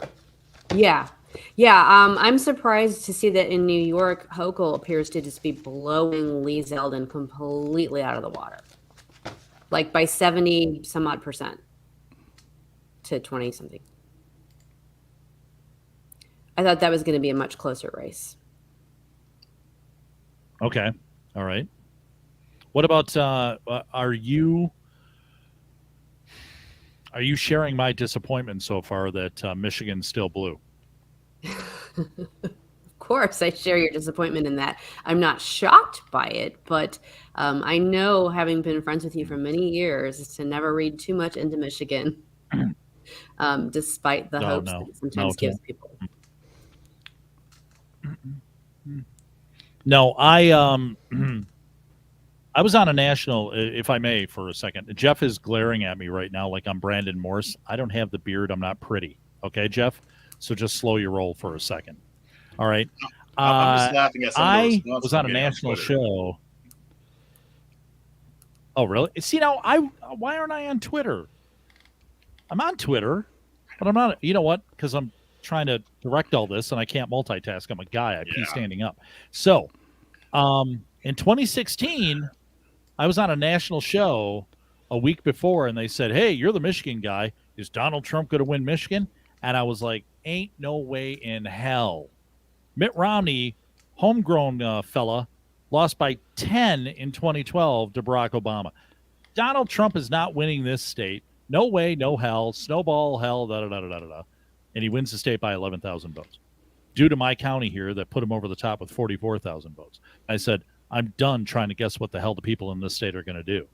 And then in 2020, he loses by 150,000. So, Susie's right. Michigan is just messed up. I mean, honestly, you know what? The United States should just give us to Canada. At least the beer will be better. Yep, lift it right. Exactly. Scott, what's the matter, Scott? Do you have something? I didn't know if your hand went up. Or... Canadian beer is better than American beer? Every day. Okay? You do Molson 50. All right? I don't know if I buy that, bro. I'm telling you right now. It sounds a little traitorous. It sounds like we need to report him to the FBI. I mean, if you guys said like Belgian beer, right? German, beer, no. I could handle it. But Canadian beer, all right. They rip off all the stuff from the Belgians and the Germans, and they do it much better. And nobody ever looks at Canada and goes, "Oh my God, they're a threat," unless you're a trucker protesting. I mean, honestly, or you like to have a handgun, right? Oh well, yeah. Now that's right. Boy, I tell you, Castro boy up there in Ottawa, he's a ton of fun, isn't he? But anyway, so Scott, do you have anything else up there other than you disagree with my assessment of Canadian beer? I also wanted to point out that Gretchen Whitmer's lead, which was once 20 points, is now narrowed to 17 in Michigan. It's moving in the right direction. 8.25% of the vote reporting. The other thing that blows my mind, I mean, we live in a world where Josh Shapiro, the candidate for governor of the state of Pennsylvania, ignored an order from the United States Supreme Court. The United States Supreme Court gave him an order, and he ignored it. Totally. Ignored it. And the man's about to be elected governor of a state. He should be in prison, not being elected governor of a state. Way to go, Pennsylvania. That is one of the more amazing things. Now, when I've made that argument to people, Joe Biden's still president. He still gets more than enough electoral votes. There's no disputing that. But just giving Samuel Alito the middle finger, we're not going to listen to you. No, I mean, it's very doesn't Andrew go over well. Jackson-ish. Yeah, it's like, oh no, wasn't it Andrew Jackson, Susie? Because of course your field is in law. Wasn't it Andrew Jackson? The Supreme Court said you can't march the Native Americans, which I'm part, across the country and everything. And he said, "Yeah, you and your army tried to stop me." That sounds about and he right. went ahead and did it. Yeah, the Trail of Tears. I mean, and he's on the $20 bill. I mean, you think the woke folks would be a little bit ticked about that stuff. And, that's just me showing a little bit of history there that occasionally I can. I'm taking a look real quick here at the RedState comments and blogs here. Okay. Brittany's at the GOP events in Vegas, ready for that red wave. Half an hour. Okay, Brittany says half an hour until polls close in Nevada. Let's see. Looking good in Nevada there. Scott, you have to buy him a beer. Tell him your coworker was one about. I don't know what that means. All right, let me skip around here. Oh, there's a lot to hear. I haven't checked that in 15 minutes, and that's what happens when I don't check stuff for 15 minutes. Let me go to the Senate results. We're still at 39 Dems, 39 Republicans. No flip yet in the Senate. And 86 Dems in the House, 127 for the Republicans, and that is a +2 so far gain for the Republicans. And it looking pretty bad for any Republicans here in the Great Lakes state, because evidently the people here have all been drinking water with lead in it for way too long. And I know somebody's going to get me for that comment, and I just don't give a damn. Well, back in the day, I did, Susie. No, they should drink. Now, I drink this. Oh, yeah. See, now I drink this because this high octane, low after effect.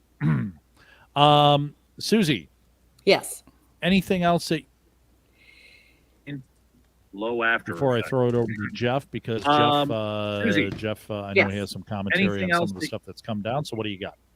So I'm keeping an eye on both Missouri and on Illinois. I don't think we're going to see any real upsets or surprises in Illinois. I think J.B. Pritzker is going to hold on to the governorship pretty handily. And that's a little disappointing, but that's kind of to be expected. So that's what I'm keeping my eye on while I'm keeping an eye on everything else going on the site tonight. Okay. Jeff, we're going to introduce another colleague of ours here in a moment. Then I'm going to beg off. I've got to get going, guys. Why? Fine. I have a few other things I have to tend to. Oh, come on. Sorry. That's the whole deputy HBIC thing going on. So you let her go do what she needs to do. It's going to do party without sweet Susie. Hey, Susie, do you hate white people? What's going on? I do. No. Damn it, Jeff. That's women. Suburban. Jeff, damn it. I am that suburban white woman. Oh, damn it. Yeah, but you're not a white progressive, so that's okay. It's true. All right, guys, have a great show. I'm continuing to listen, but I got to get scooting. Thank you guys for having me on. Thanks, Susie. Thank you, Susie. Bye, Take care. Susie. Let's see. All right, I'm going to introduce our next guest, and then I have some inside info up here in Michigan. So, I'll see what this leads to. Mr. Jerry Wilson. Jerry, how in the heck are you? We'll see what this leads to. Living the dream, baby. How are you? Jerry Wilson. We're getting feedback. Jerry, who's got how the feedback? in the heck are you? I think it's Jerry's mic is reverbing back is all. Yeah, Jerry may have the feed on another window open. So yes, so he may want to close that feed. Mute or close that probably the live blog screen.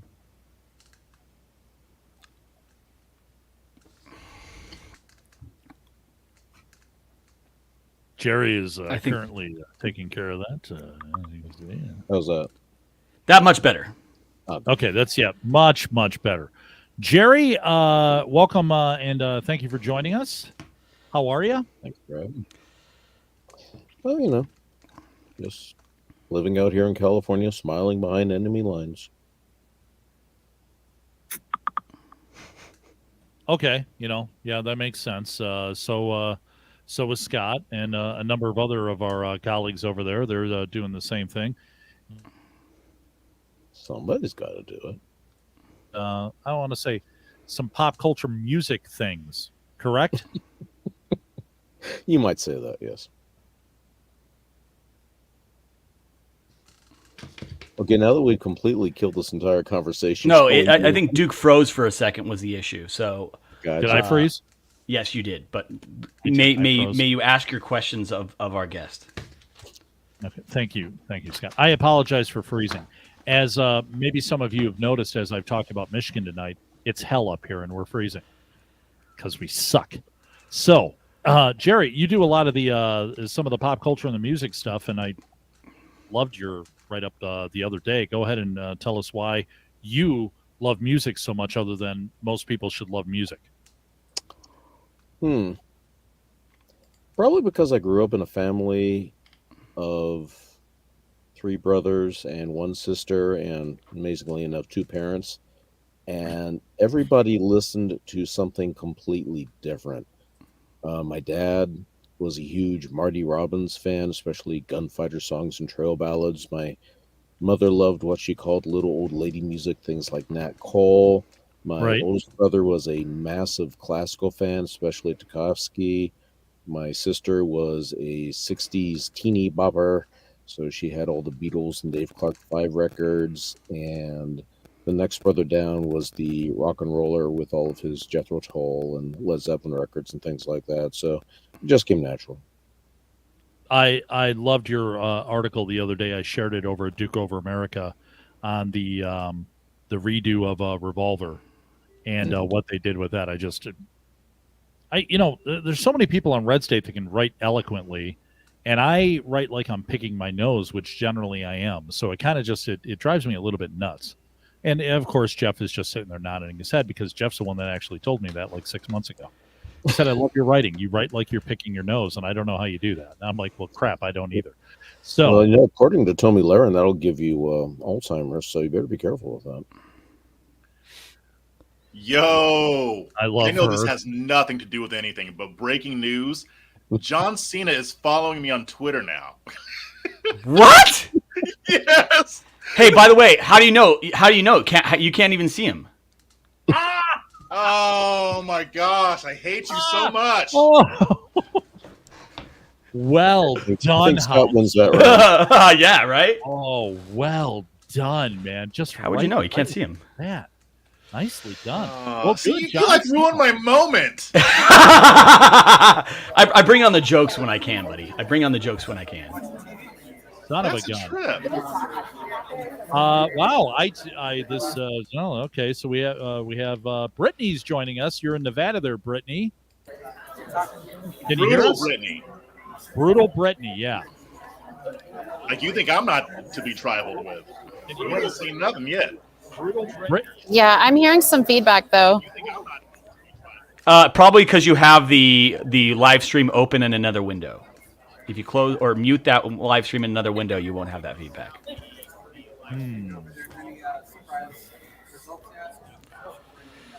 We got it? We had the same issue with Jerry. Yes, when Jerry.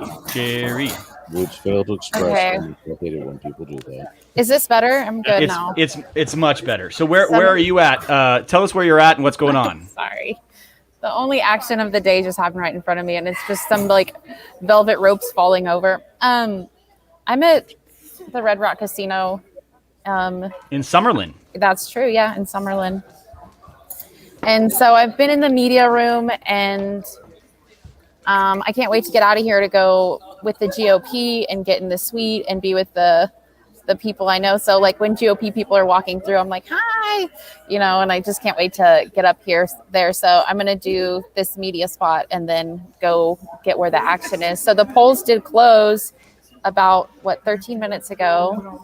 We don't know. There's still people in line. We did have extremely low turnout in comparison to 2018, but the GOP is dominated in Clark, and Washoe was a big day. So we're just waiting on them to count the ballots, but that might not even happen because we're also hearing that they don't have enough personnel to do all types of voting counting today. So the results that we're going to get are only, let me look at what it was, something ridiculous. We're going to get the early and mail votes before today and in person today. So drop box mail and any other mail won't be tabulated. So in 2020, we were a joke, right? Like it took Clark County 3 weeks to get election results. And so we don't know when they're going to call the races. It'll just be a long night here. So it's going to be a couple days in, Brittany?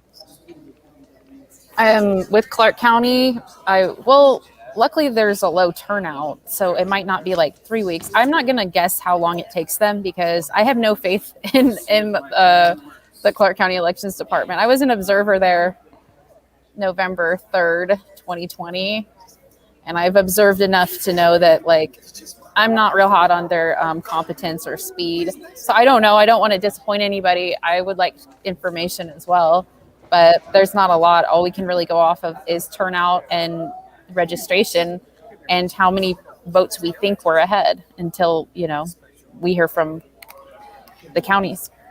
The thing that's really frustrating about seeing what happened in Nevada is I watched as several of my friends who are Republican attorneys kind of went into Nevada after, and how quickly they were closed out of the process. They were essentially denied by election offices any type of ability to look at anything.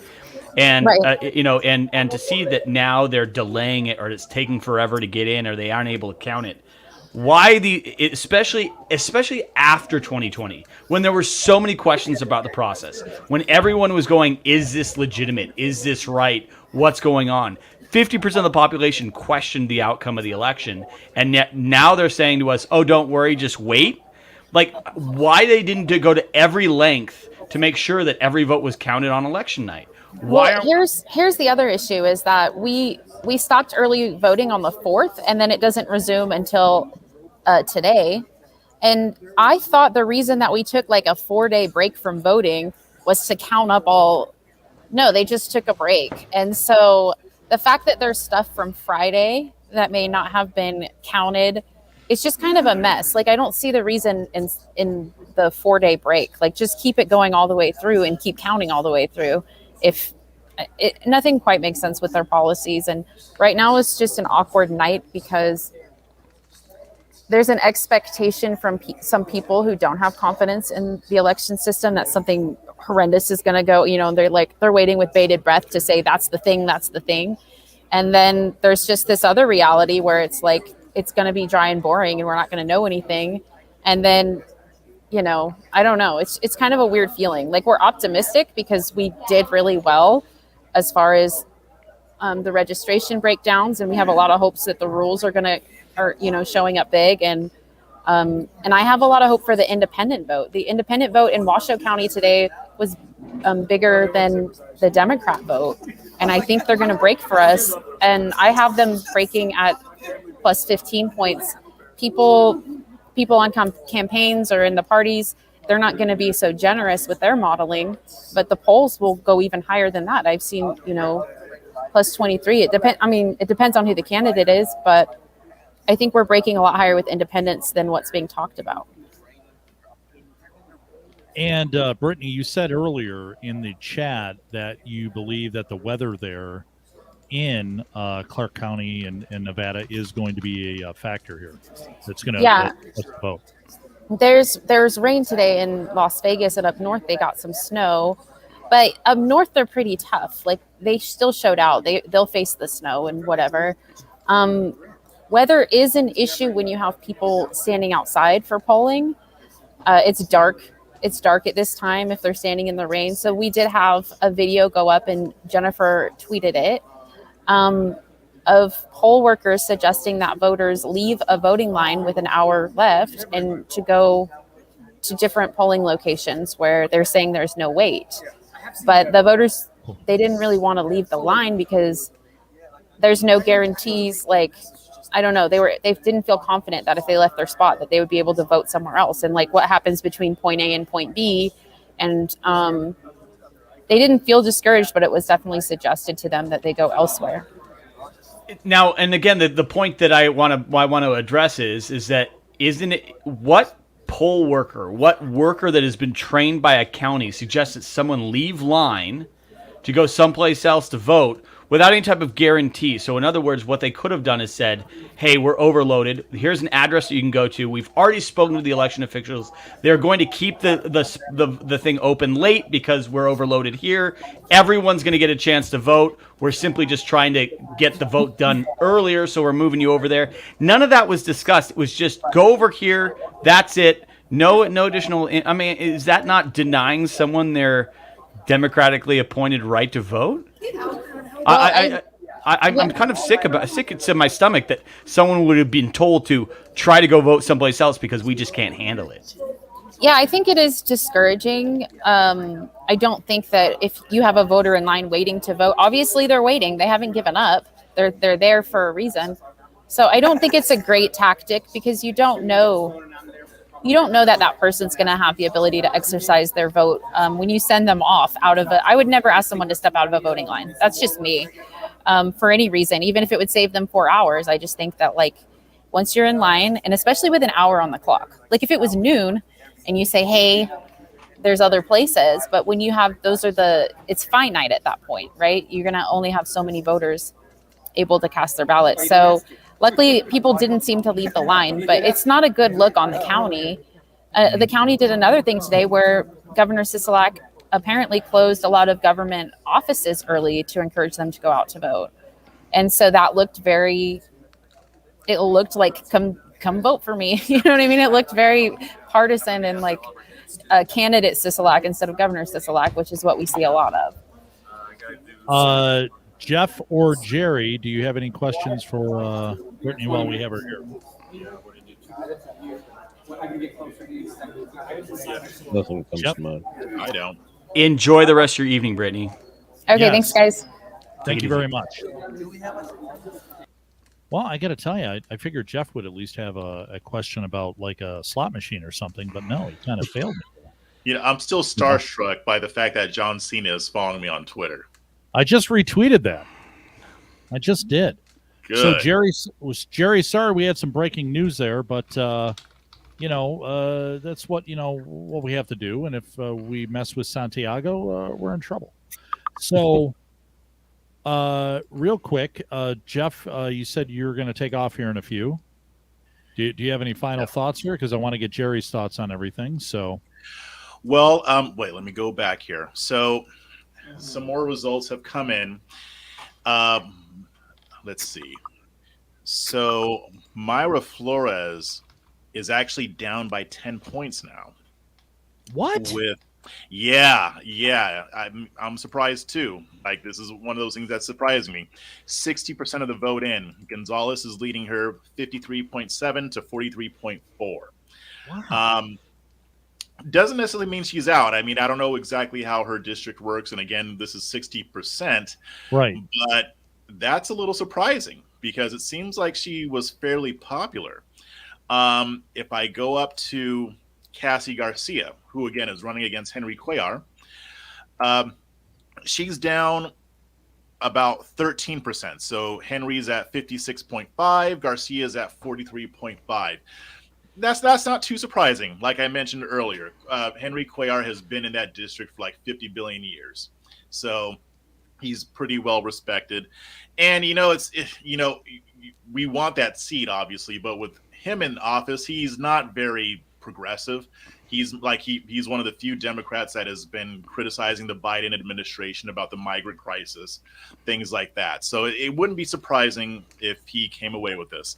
Last, Monica de la Cruz, who I believe is still in the lead.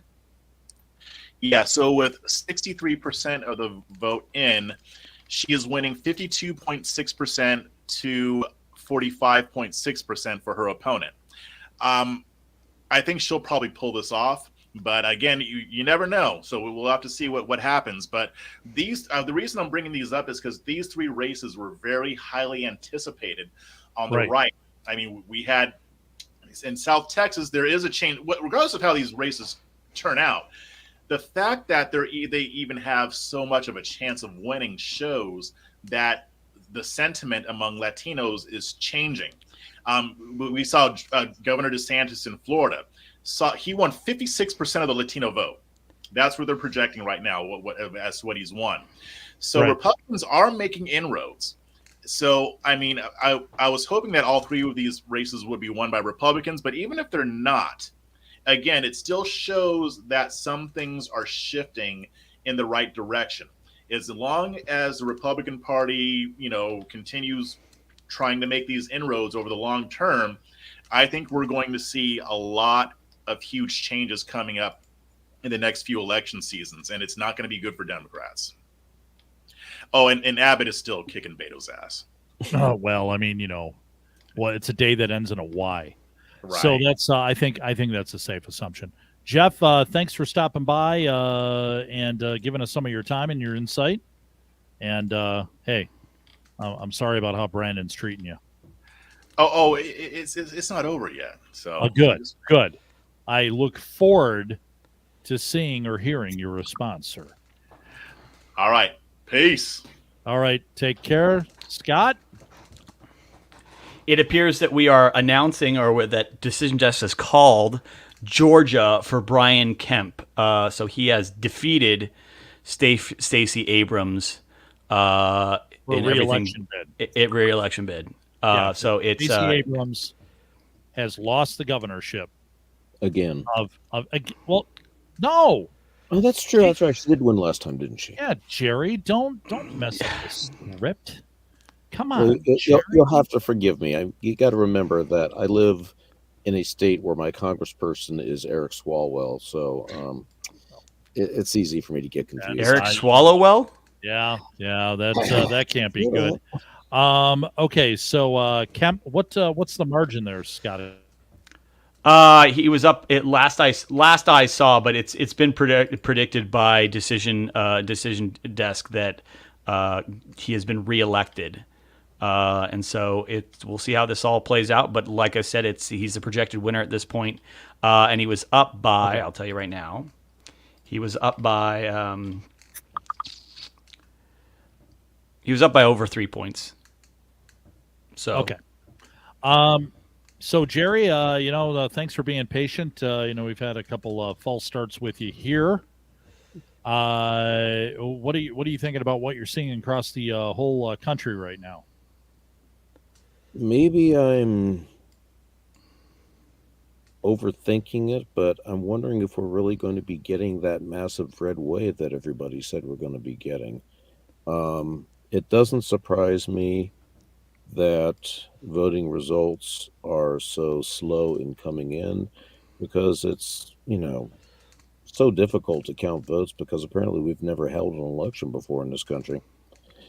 I'm just curious to see how, for example, how Ohio shakes out. Vance was way behind in the beginning. Now he's ahead at least a little bit. As far as the election out here,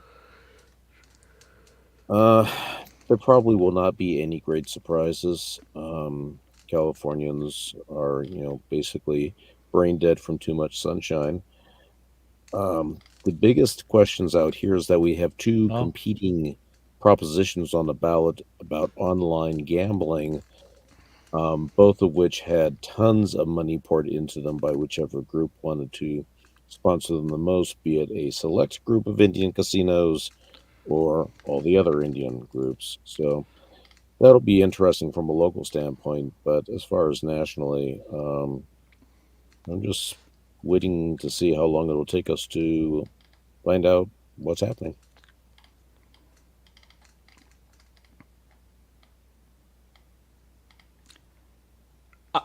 My question to you, and I think that a lot of people,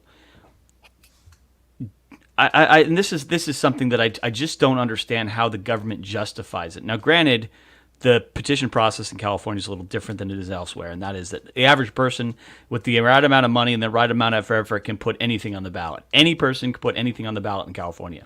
So special interests abuse the initiative process all the time in California. Here we are dealing with the fact that we have rampant inflation. People are struggling to make ends meet, and the continued efforts of people both on the left and the right to expand government here we are dealing with the fact that now they're saying that certain types of gambling will be legalized, like online sports betting in California. How is that going to benefit anything other than government by being able to tax it?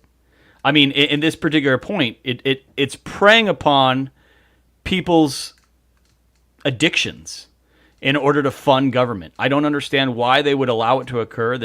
There isn't really any correlation between more gambling and a better quality of life of society. So I don't understand how this is anything other than a money grab by government, that they want to expand this so they can tax it. In Los Angeles County, there's unincorporated portions of the county where people have marijuana grow operations or dispensaries. And there was an initiative to allow the government to tax the marijuana growth that or sales that are going on. How is that benefiting anyone? How is that growing anything? All it does is grow the ability for government to collect money, to spend it, and then get you used to them spending something. So if there are ever cuts, now they have an excuse as to why they've got to cut stuff. To me, it's a bait and switch. It's preying on people's vulnerabilities. And I think that it's sickening that it's coming from government. But Scott, haven't you heard our dear Nancy say it's for the children? Always. Well, it's always for the children, or it's always for the betterment of society. I mean, we're tough on crime. We'll save the children. I mean, all the things that you'd say to get to, but I mean, when is increasing gambling ever lowered crime rates? Well, I forget exactly what year it was. It was several years back. California put an initiative on the ballot to have a state lottery. And the reasoning behind that, they said, is, well, this will help us pay for schools. Just pass this. We'll sell lottery tickets. We'll pay for the schools. Everything will be fine. So what is part of the sales pitch for one or the other of the two propositions on the ballot now about online sports gambling? It'll help pay for schools. Okay. What happened to all the money from the lottery? There is an amazing inability to hold government accountable for the amount of money it spends.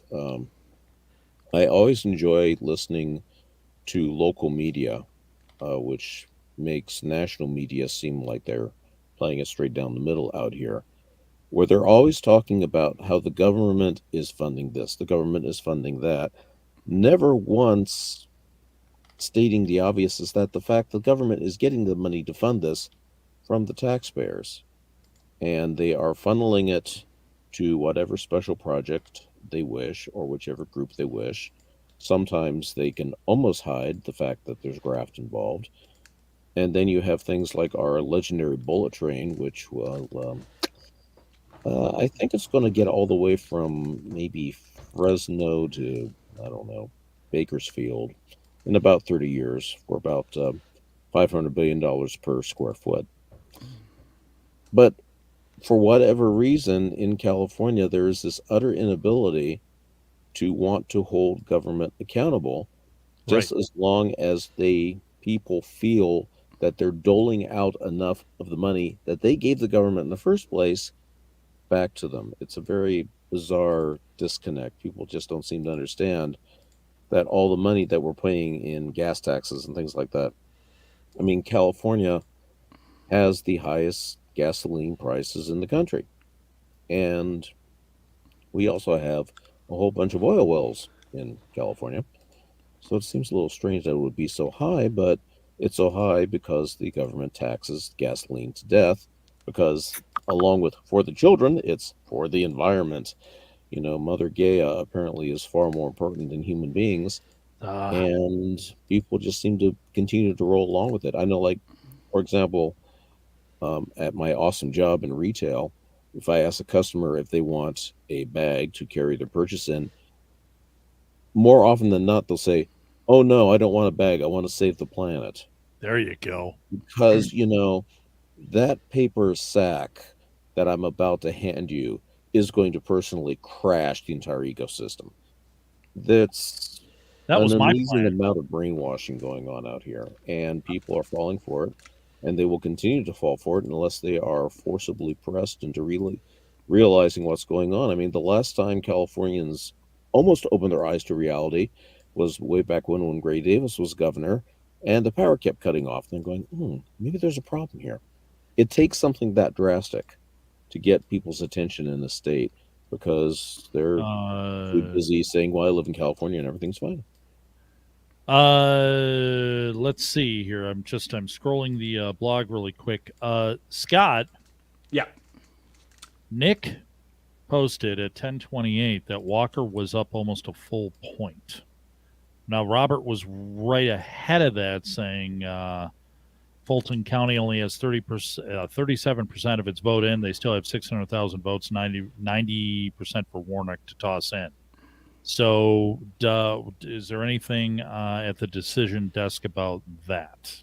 Currently, there's nothing that's been updated since the last time I updated it, which was that he was down by about 5 points. So things are the problem is that decision desk, as far as their Twitter account, is different from what we're seeing than what they're doing in their in the interface that we use to get the results on our end. Okay. So there have been several things that have been announced and everything else. Yeah.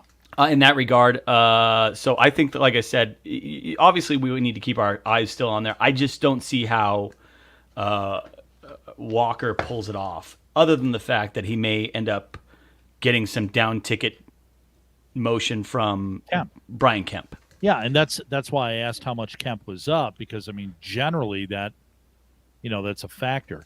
I do want to circle back around to something Jerry said a moment ago, though, about maybe the red wave isn't going to be that big, and that was one of the questions that I had, 2 weeks ago. Because I know this was brought up earlier, but the only thing the Dems really had was that Roe v. Wade was overturned. You can't run on the economy. You can't run on the border. You can't run on the prices at the grocery store. So what's the only thing you can do? Is you have to run on Roe v. Wade. And here in Michigan, at least I just took a look a moment ago, you are talking about that is a huge motivating factor, because there are people that they don't care if they're going broke on their everyday lives. Damn it, I want the right to be able to, end a pregnancy, and the hell with everything else that comes around to it. And I know a lot of people here in Michigan that are like that. They're absolutely single-minded. They'll hate everything else that's being done, but that is their issue. That is their core issue. And, I'm wondering, not to speak for Jerry there, but when he brought that up, I was like, yeah, I kind of had that thought, about 2 weeks ago or so. So maybe, go ahead, Jerry. It's curious you can mention that, because one of the propositions on the California ballot, in fact, is proposition number 1, is to make California as liberal abortion-wise as humanly possible. Yeah. Yet, in the onslaught of political advertising, I've never seen an ad pro or con that particular initiative. It's like it's on the ballot, but until you pull your ballot open and look at it, people don't seem to know it's there. It didn't seem to get talked about that much, which I thought was a little bit weird, because if that's such a key issue to run on, why have the Democrats not been pushing the issue? But then again, the Democrats are so well in control of the state that they really felt they they don't need to. Campaign. Yeah, I would think they wouldn't need to. Yeah, I never heard them for Newsom, ever. I want to just bring up something really quick that I had brought up earlier. I was told by a source that President Trump had called the co-chair of the Michigan Republican Party. He was a bit steamed about what he was hearing, what is happening here in Michigan. And the president was told that it's still way too early, and they got a long way to go. Now, I hope that's the case. But the last major campaign, the last campaign that I worked on in this state was in 2006, and was told to rush down to Cobo Hall at the time, which was where the ballots were being counted for Wayne County, Detroit, because it was going to be as close as the Engler victory in 1990, which was by 18,000 votes. And Dick DeVos lost by 12, walking away, who is the Republican running against Jennifer Granholm, who's now our energy secretary under the Biden administration. So I hope it's not a repeat of 2006, and it's actually more of a repeat of 1990. Scott might recognize the name of the person who was the head of the Michigan Republican Party that time in 2006 that gave that order. And I walked down into... I know what you're doing here, Duke. I know what you're doing here, and I won't accept it. Leave my buddy out of this. Nope. Solanusis. Okay? Fire him off one of Elon's rockets. That's what you need to do. So, hopefully, it is a repeat of 1990 here. But as Scott's update about 45 minutes ago, it was not looking that hopeful. And I received a text from a young lady who's watching this right now, and she said, I find Scott funny, but I don't like his updates on Michigan. I can't do anything about that. It's just the data, lady. What do you want me to do about it? What do you want me to do about it? That's what he's saying. What do you want him to do about it? Okay? He doesn't care about you. You know why? You know why, young lady who said that? Because he was here 23 years ago, and he destroyed Pontiac. That's a historical fact. I mean, I wouldn't say historical fact, but it's certainly... It's a historical fact, Scott. Yeah, it is. Is it, though? Yep. Kira Davis says 20 minutes till the polls close in California, so we got that coming up here. Both of you gentlemen must be thrilled about that. Nick, our colleague Nick Aramas, just said, let's hope Walker can pull it out tonight. He probably would win in a runoff, but it would give Dems all kinds of time and money to aim at him in December if he doesn't get over 50 tonight. And so far, the Senate, the holds look like holds except for Pennsylvania, which is still not a lot in. Walker would be a pickup, Vance a hold. Okay, so let's see. We have, where are we at? We're at 7:45. Jerry? Yes. Let me ask you this, and I think this is an easy question. And I hope you'll be able to answer this. Would you rather write about politics or about music? Music. Yeah, there you go. See, Scott, we picked the wrong thing. I usually pick the wrong thing. Yep. So, Scott, you told me a long time ago, write about politics, and Jerry's right. Write about music, and I'm not joking. That piece you did on the revamped Revolver, I was just like, man, why can't I write anywhere close to this? You did that fabulous album justice with talking about what Giles Martin did with just pulling some stuff out that wasn't on the anthology stuff from the mid 90s there. So just excellent work all around with all of your work. But I'm a particular Beatles fan, so I always appreciate stuff well written about the lads from Liverpool. You see, Beatles fans can say that. We can say they're lads from Liverpool. Thank you. Non-Beatles fans can't. Yeah, it's true. It's how does this work? You don't even interrupt, Hansel. Jerry and I are having a moment. All right. No. I don't want to interrupt your moment. Sorry. Yeah, don't do that. Let's not do that. So, do we have, you know what? Here, hold on. Let me check. I'm going to go back to the results here at the front of RedState. Scott, we're still at +2 just for the House. Yeah, the decision desk. I'll be perfectly honest. I've been pretty disappointed with it this evening. It seems so. Like if you go to their website, they have more updated things than what their interface here telling us what has occurred. Right. So I'm right now making my maps for another trip over to the big map, and so I will. I'm just going to wrap that up in the next couple of seconds, and we can talk a little bit more about it. But there are some additional mountain time zone results now trickling in, so I will have those over at the map in a couple minutes. Yeah, let me go over this. Scott, go ahead and do that. Okay. Because I live in fear of you, Jerry. I live in fear of Scott. Just so you know, And I'm not telling you because you live in California with them, you should live in fear of them, but I'm telling you to live in fear of them.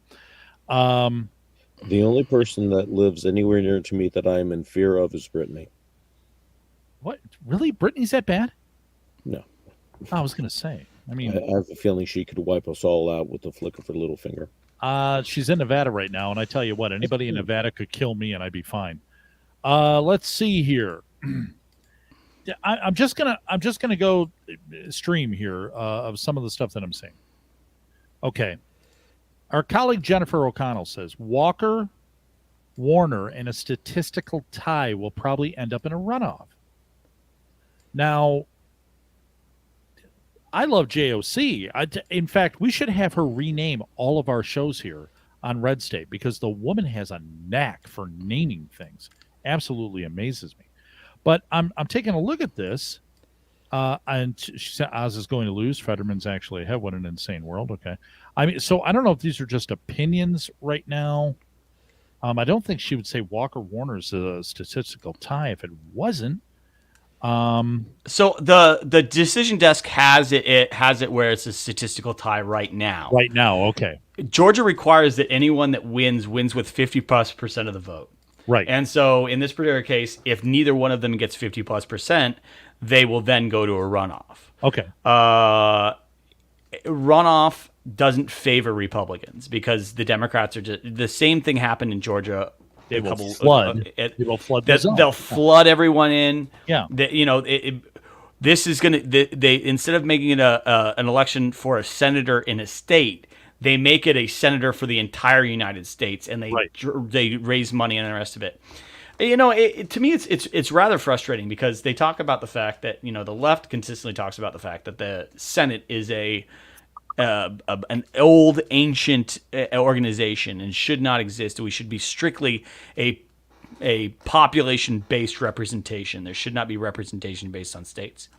That states that are smaller have 2 senators is just as much as California, and that's not fair. Right.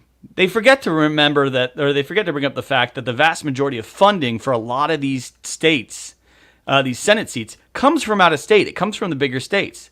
Why is it okay that they want the control when they want the control, and that they're going to talk all bad about it, about Republicans having control of certain states because it's so unfair, yet they simply go out and try to raise money from all the big states and try to make this big thing? It isn't, I don't think that Raphael Warnock was elected by the citizens of Georgia. He was elected by the wealthy members of the coastal states that funded his campaign so that he was able to get out there in the first place. Let's not forget that Raphael Warnock is a accused wife beater. There's a lot of things that this guy has an unsavory past about, but he's still being elected. This is, again, going back to the fact that Democrats are more likely to vote block than Republicans are. I mean, Republicans voted for Kemp, but didn't vote for other people that were running previously. This is a clear case of, or they didn't vote for the senatorial or congressional candidates. There's a clear case of not the down ticket not following the top of ticket. I think that Kemp is is safe, obviously, but why is that not converting over to Walker winning as well? I'm not saying that it won't. I'm not saying that Walker won't pick it up in time.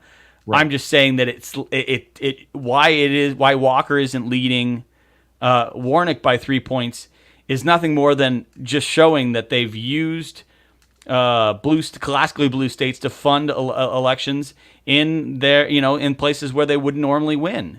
I think it's borders on deception, being dishonest about what they're trying to do in building this out. They aren't trying to elect a representative from someone from Georgia. They're trying to get a third senator from New York or a third senator from California by all this funding pouring in from out of state, and then bring in all the out-of-state resources to drive out the vote and the rest of it. It's really sad, in my opinion.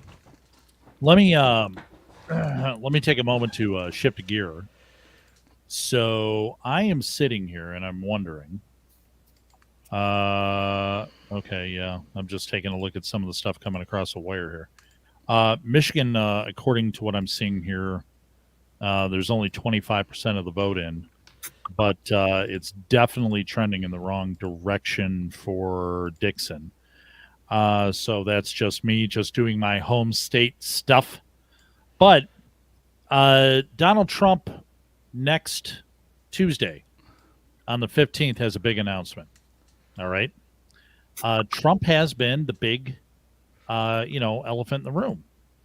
He endorsed Herschel Walker. Herschel Walker wins the primary there. He endorsed Tudor Dixon here in Michigan. She wins the primary. He endorsed her on the Friday before the Tuesday for the primary.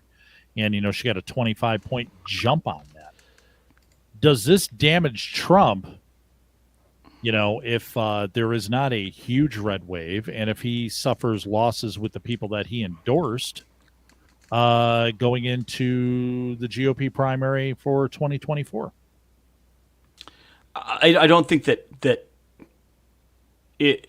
Trump's base is solidified. I don't think he's picking up any additional voters. I don't think he's losing anyone along the way either. I think that he has a certain cultic following that's going to follow him no matter what he does and no matter what he says and no matter how he conducts himself. They're going to follow through and they're going to vote for him. No different than the Democrats that will show up and vote for Democrats no matter what. The issue that Trump is going to run into is primarily the fact that he isn't as polished as the other candidates. Look at Carrie Lake. Look how she's handled the media. I mean, she has absolutely schooled some of these reporters. Walked right up to CNN and said, how many stories have you had to retract over the course of the last year for being fake news? Yeah. You want me to sit down with you and conduct an interview and not expect you to lie about what I said or alter what I said or edit what I said so that it fits your narrative? Hell no, I'm not going to sit down with you. Where Trump communicates on a fifth grade level, DeSantis and Carrie Lake are all at a 9th, 10th, 11th grade level. They're reaching out to the more educated, more refined crowd. I believe that ultimately DeSantis walks away with the nomination this time around, not because Trump won't run. I think Trump does win or run. I don't think Trump wins. I think Trump loses on the fact that his time to do what he did has passed. Trump was the sledgehammer. We bashed down the door to get what we wanted. But now that the door's down, we can bring in the resources we want to win and win for longer periods of time. Trump was the battering ram by which we broke down the door to the White House. Right. Now that we've shown that we can win and how we can win, and that is being honest with people, telling them exactly how it is, being crude at times or how's the word I want to use here? Not crude, but like short in words. Blunt. Blunt is probably a better term here. And so, is there a better term to describe DeSantis than blunt? No. Trump was the blunt object that he uses to club everyone. DeSantis's bluntness comes from words and nuance and delivery. And so I ultimately think Trump doesn't lose anything along the way. I just don't think that people who... I think you and me, Duke, are great examples. We are conservative by and large, fiscally. We think Trump did a great job as president. But the time for the Trump presidency is past. We have other candidates who are much more qualified, who will bring, I think, much more, many more people to the GOP than Trump ever would. Jerry, what do you say, sir? Well, due to circumstances beyond my control, I'm going to agree with Scott. If Trump I know the feeling. runs and DeSantis doesn't, I'll be 100% behind Trump. If Trump doesn't run and DeSantis runs, I'm 100% behind DeSantis. If they both run, I'm probably going to have to lean toward DeSantis. I like Donald Trump a lot, but DeSantis has a much better delivery. And I also would greatly relish the thought of Christina Pushaw being the White House press secretary. That would be well worth the price of admission right there. Well, you're probably right. Let's see. Okay. Scott, I don't know if you want to check the breaking news plan. What about it? Yeah, you want to check there's a projected winner in New Hampshire. Let me double check really quick. I would never vote for anybody named Maggie. I'd never vote for anybody named Maggie. I'd never vote for anyone named Maggie. I thought a Maggie. What's wrong with Margaret? I mean, that's a nice name.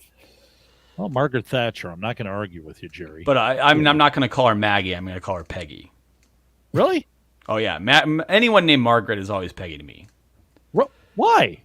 Just the way it is. I've always been the guy that's like, it's Peggy. Huh. That's interesting. I never knew that. I mean, it's all right. Thank you to everybody who has been with us the whole time here. We're coming up at the top of the hour, 11 p.m. Eastern. I've been standing the whole time. I'm going to go punch myself in the face in a minute, but thank you to those of you people who are watching, and just want to bring up again. We brought it up when Mr. Charles was here. And that Scott and I do a little show every Wednesday night at 8 p.m. It's called the RedState VIP Gold Show, and you have to be a subscriber to the RedState VIP program, and you can do that because right now we are running across all of the Salem media properties, the Town Hall media properties, 45% off. And if you go the VIP Gold route, you get to see Scott and I every Wednesday night at 8 p.m., where we're behind that paywall, where we talk a little bit sassy. And I'm not saying that we have to go gutter and use the F-bomb and everything and such, but, I mean, we've both done that once or twice. But I'm talking about subjects that we're not allowed to talk about. Profanity is the act of a feeble mind expressing itself forcibly. And I have a very feeble mind, and I have been known to express it forcibly. Except when General George Patton did it. So, Patton's my hero. No, I mean, he was a cranky dude that was successful. We get to talk about stuff. I mean, if the Republicans are talking about that they're going to end the ridiculousness of the Liz Cheney January 6th commission. All right, they're just going to end that crap. And we've been able to talk about that behind the paywall because if we post that on Google, Google's going to say, oh, you can't talk about this. You can't have an opinion other than the official narrative that's been approved. Or the Hunter. I mean, I think it's pretty well established now. The media had their thumb on the scale about the Hunter Biden stuff back in 2020.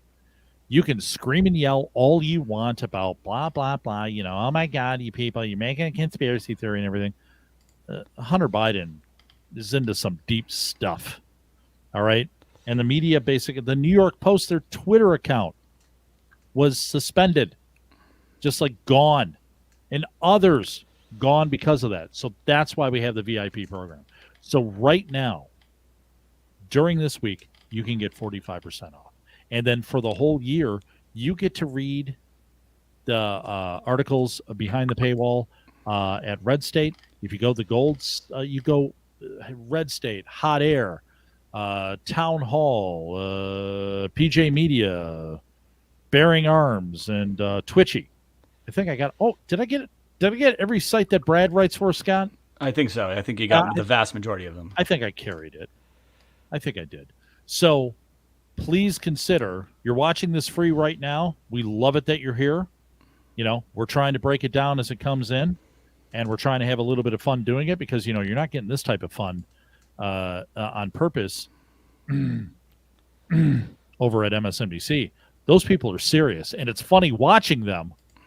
Believe if I wasn't doing this right now, I'd be watching MSNBC because I would be laughing my you-know-what off because those people are serious. Chuck Todd, when he gets his butt all puckered up, and Rachel's all upset and everything and such, and God bless Chris Matthews. when Matthews was there and he'd start talking about Tip O'Neill and everything and stuff, it was just always great. I just loved watching those people suck air. But we're trying to be entertaining and factual, and they were just not being factual, and they were entertaining not on purpose. So glad that you're here. Consider becoming a subscriber to the RedState VIP thing. And hey, I guarantee you'll feel better about yourself. Just because. And another point you didn't bring up, but I would like to add. Go ahead, Jerry. Allah Pundit is no longer on hot air, so it's okay to subscribe now, guys. Everybody picks on Allah. I don't know why. Why does everybody pick on him? He kind of means well. Oh, jeez, oh, Pete. Ladies and gentlemen, we are absolutely thrilled to be joined by another colleague of ours. Holy moly. And I just, Jennifer, I don't know if you heard me about 10 minutes ago, but I said, honestly, we need you to rename all the sites. That's what we need. Okay, because that is exactly, you have that knack, you have that skill. And I am thrilled that you're here. A regular, how many times have you been on the RedState VIP Gold Show there? Maybe 5 times. Yeah. So I could say you're a regular contributor, right? Okay, yeah, sure. Okay, so this is the deal. We have to tell everybody this, Jennifer, that's been on the show before. You can't talk like you normally do on behind the paywall, okay? Right. So you can't talk like that, because this is on YouTube. We have to be nice. We have to use the correct language. It's FCC. Now the funny thing is, you never talk like Scott and I, so you're probably looking at me right now, going, "What in the hell are you talking about?" I'm not going to talk like the both of you. Jennifer O'Connell, how are you tonight? And what do you got for us? What's on your mind? I'm doing well. Thank you for asking. And just looking at the red wave kind of turn into a trickle depending on where you're looking. Right. Okay. So Jerry brought that up earlier. So yeah. So you're seeing the same thing too. Yeah. All of this, spouting about red wave and tsunami and blah blah blah, and then suddenly it's like all of these races are narrow, and this is the problem with whoever does the Republican strategy, is that you've got to stop these razor thin margin things make absolutely no sense to me. It's like either you didn't close the deal, or there's cheating, which is probably a combination of the two. Okay, yeah.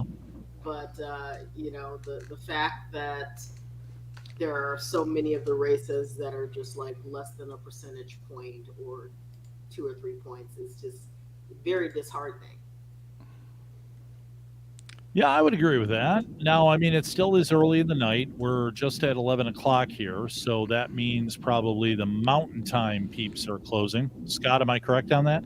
Yeah, Mountain's closed. Mountain closed about an hour ago, so we're now just working on getting into Wait a minute. Mountain closed an hour ago? It's 8 o'clock. It's 8 o'clock Pacific. That means 8 o'clock Mountain was an hour ago. Yeah, Scott is correct. California polls just closed 2 minutes ago. Yeah. This is why time. I will wait 30 days for those results. This is why time should be the same everywhere. That's it. I have no argument with you there. Yeah, bingo. All right. Yeah, it's Pacific time everywhere.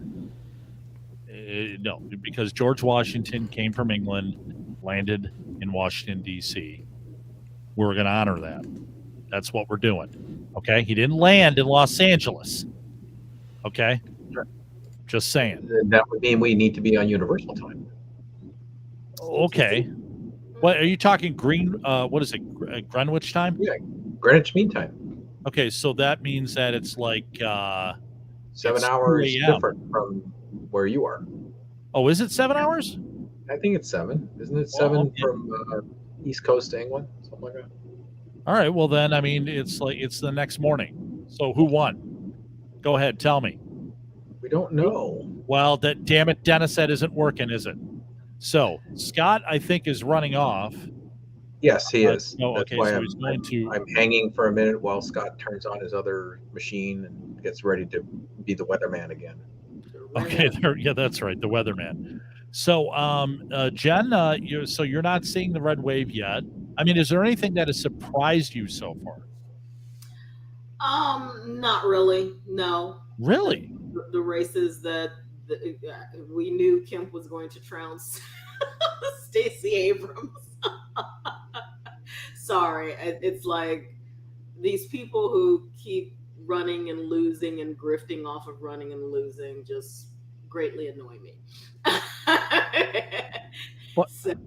But I hate to correct you, but yeah. She didn't run and lose 4 years ago. She ran and won.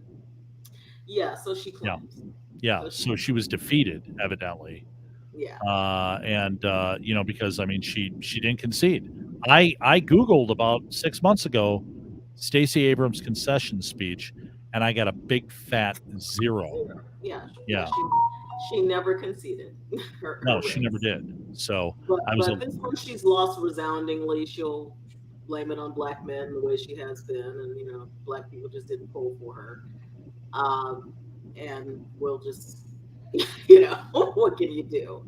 Yeah. So yeah, the predictions that they made of who was going to win, I was pretty clear on that. I always thought that they were being hyperbolic anyway in terms of the Senate. People talking about 53, 54. It's just like we will see. Unless some miracles happen on the West Coast, we'll see. Right. So yeah, there are no big surprises right now. We'll see what happens on the West Coast. We're hoping there's some big surprises there. But Jerry, did you think there would be surprises? Jerry. No, really. No. Okay. Jerry's doubting us. Well, Jerry mentioned, and it was a thought that I had, and now Jennifer has, backed it up, in that, maybe the red wave wasn't going to be as big. And, I've kind of gone back and forth on it. Jennifer's kind of said it doesn't look like to her that it's going to be as big. And I mean, we're still early in the process, even though it's 11 o'clock. And, I don't know. Why is it Florida, who in 2000 was the national embarrassment because they couldn't figure out if Chad was hanging or Chad was dimpled? Mm-hmm. All right. 22 years later, they're calling their races, and they did it in 2022. Yep. They 2020 also, that they nailed it. And none of these narrow margins. Well, I would just say this. 4 years ago with Governor DeSantis, it was a narrow margin, but they didn't have the dragging out. Pennsylvania, they were telling us just a couple days ago, it's going to be a couple days before we have the winner. Yeah. What the hell? Which is suspicious to me. Absolutely, it is. What's happening down in Arizona with, the machines, 20% of the machines were broken, and so therefore you have to wait for one machine. It's like, that should not be happening. Where are your contingency plans? Where are your backups? Isn't that what a register recorder is supposed to do? Right. To plan for every contingency. Right. Yeah, that is just seriously too much garbage that goes on in a lot of these register recorders. And cleanup would be nice. It honestly would. And Ohio, which those of us in Michigan love to rip on, they haven't had any problems in their elections. We did here in 2020. They didn't certify the election or say they were going to be able to certify it for almost 3 weeks. And in Florida, they don't have any of these problems either. So that is odd. It does make you scratch your head and wonder exactly what in the hell is going on. Fetterman is ahead by 3 points. It's like 2020 all over again. It's like someone who is barely sentient is winning over someone who's fairly competent. Scott's ready. Scott is ready. Thank you, Dennis. Okay. So we're gonna bring Scott on. He's gonna give us an update here. Hey, watch this. Okay. Oh, there he is. Hang on. You go there. Okay. You're up. There we go. Hey everyone. So this is Senate results that are out thus far from Decision Desk. I will talk a little bit about Decision Desk is lagging really bad tonight, and I don't know why that is, and I don't know what's going on with that. But I did go out and check out a few of the other sites. It looks like Walker is leading in Georgia, but it will go to a runoff no matter what. I don't think that there will be an outright winner tonight unless Walker clears the rest of the votes, like, you know, that he ends up getting 60 or 70% of the remaining votes to be counted. He's only up. He is got 49.2% of the vote according to Politico, which means that he has to get an additional 0.8% of the vote in order to get the 50% threshold to not have to go to a runoff. So it looks like we're going to be going to a runoff in Georgia. Ohio has all been but called for JD at this point. He's up by 7 points with 60% of the vote counted. Missouri is lagging pretty bad right now. I don't know why it's lagging so much, but that's going to go red. It looks like Iowa will be red as well. So, I mean, a lot of these are lagging pretty bad right now. So I think that we're looking for the fact that it looks like we're going to have a picker. Looks like we're going to have a runoff in Georgia. And then, of course, J.D. Vance Senator J.D. Vance in Ohio. Let me go ahead and head to the House map really quick. The House map will show that take a quick look here. This is not surprising thus far. Again, the only thing that's surprising that I've seen is right now showing Republicans gaining 2 seats in the totality of this race. I think that this is much higher. I think they're being conservative thus far because they aren't announcing anything until more votes are counted. I'm still looking down here in Georgia, right over here. It looks like Georgia 11. It still is down 1 point, and there's still over 40% of the vote to be counted. So this seat right here is very interesting. We'll see what ends up happening with this. There's really not any other surprises on the map necessarily regarding that. So House seats look like the Republicans are probably going to pick up another 2 or 3 over the course of the next couple of hours as these votes start to wrap up.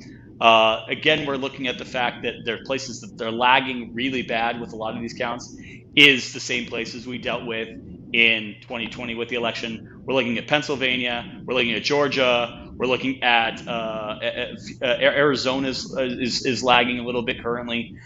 So we're gonna be this is gonna be long into the night, probably tomorrow morning, maybe even the day after, before we really understand what's going to be the result of tonight's election.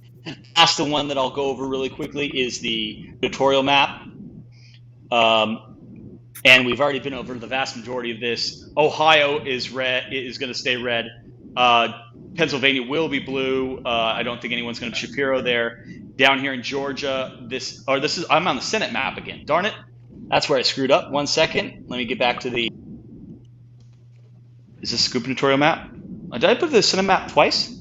I may have done the Senate map twice. Short of it is, and I'll go back over this again, Ohio is going to be red. That's there. Brian Kemp won in Georgia. So this map is, again, where we're really going to start paying attention tonight as New Mexico right here and up here in Oregon as they start coming through. These two seats are the ones we're going to be really watching because Republicans were doing well in the polls. Oregon because it was a 3-man race. And in New Mexico, we're still very, very light very early in the turns. I think there's only 3% showing return in New Mexico, and polls in Oregon just closed 12 minutes ago. So we'll start seeing updates there. Any questions? Scott, I have a question. Yes, sir. Why haven't you covered anything in Michigan, Scott? Why are you doing this to me? Because Michigan's a blue state. I know, Scott. I'm the one that told you that 80 years ago. Yes, you are. Yes, you are. So, Yes. all right. So things are starting to. All right. And I share Jerry and Jennifer's concern here that maybe this wasn't shaping up as big a night, a red wave. With some of these calls now, what are you thinking? What are your thoughts on this? Primarily, I think it is that the media won't want to really admit that there's any type of results here that would be favorable to Republicans. Even if you remember, we were already talking about it earlier. In Florida, down here in Florida, they were talking about the fact that Florida went the way it did tonight for both Marco Rubio and Ron DeSantis because of quote unquote gerrymandering. But the point is, you can't gerrymander Senate or statewide seats. So I don't understand how that this it's about messaging, it's about a narrative, it's about creating a narrative of unfairness. What they're trying to say is Republicans gerrymandered these seats so that more people would win in Florida. The problem is these are statewide seats, so that has nothing to do with it. I think that they're holding off on announcing a lot of stuff because of the effect it was going to have on Mountain and Pacific times voting. So if all of a sudden there was a massive red wave, it would discourage votes in California or etc., where there are some controversial races, especially with the House races in Southern California. The seat that I live in is CD 25, or at least a former CD 25. Mike Garcia versus Smith. This is the third face-off between the two of them. There was a special election, the general, and now they're facing off against one another again. That's all but a foregone conclusion for Mike Garcia. You look down in Orange County, there are 2 or 3 seats that were taken by Dems in 2018 and 2020. Those are going to likely go back to Republican control as well. I don't think that Katie Porter walks away tonight, and I think Michelle Steele ends up being victorious. I think that there's a lot of things that we will end up seeing as this wave comes across the country. I think that where you're going to see the real difference is in blue states that were classically won, seats classically won by liberals or by the Democrats are now being won by Republicans by 2 or 3 points. And if Jennifer or Jerry have something to add here in a second, I just want to throw this out. When you're talking about possibly the delay because of the West Coast, you're talking about the 1980 Jimmy Carter versus Ronald Reagan effect. And you're upsetting me. You're regurgitating this, Hounsel, because it's not necessarily regurgitating it. I mean, I know voters here in California who've been this way for years. They end up looking at Republican votes that are often depressed in states like California, Washington, Oregon. It's because we're watching the polls close on the East Coast and we already know what the outcome is going to be.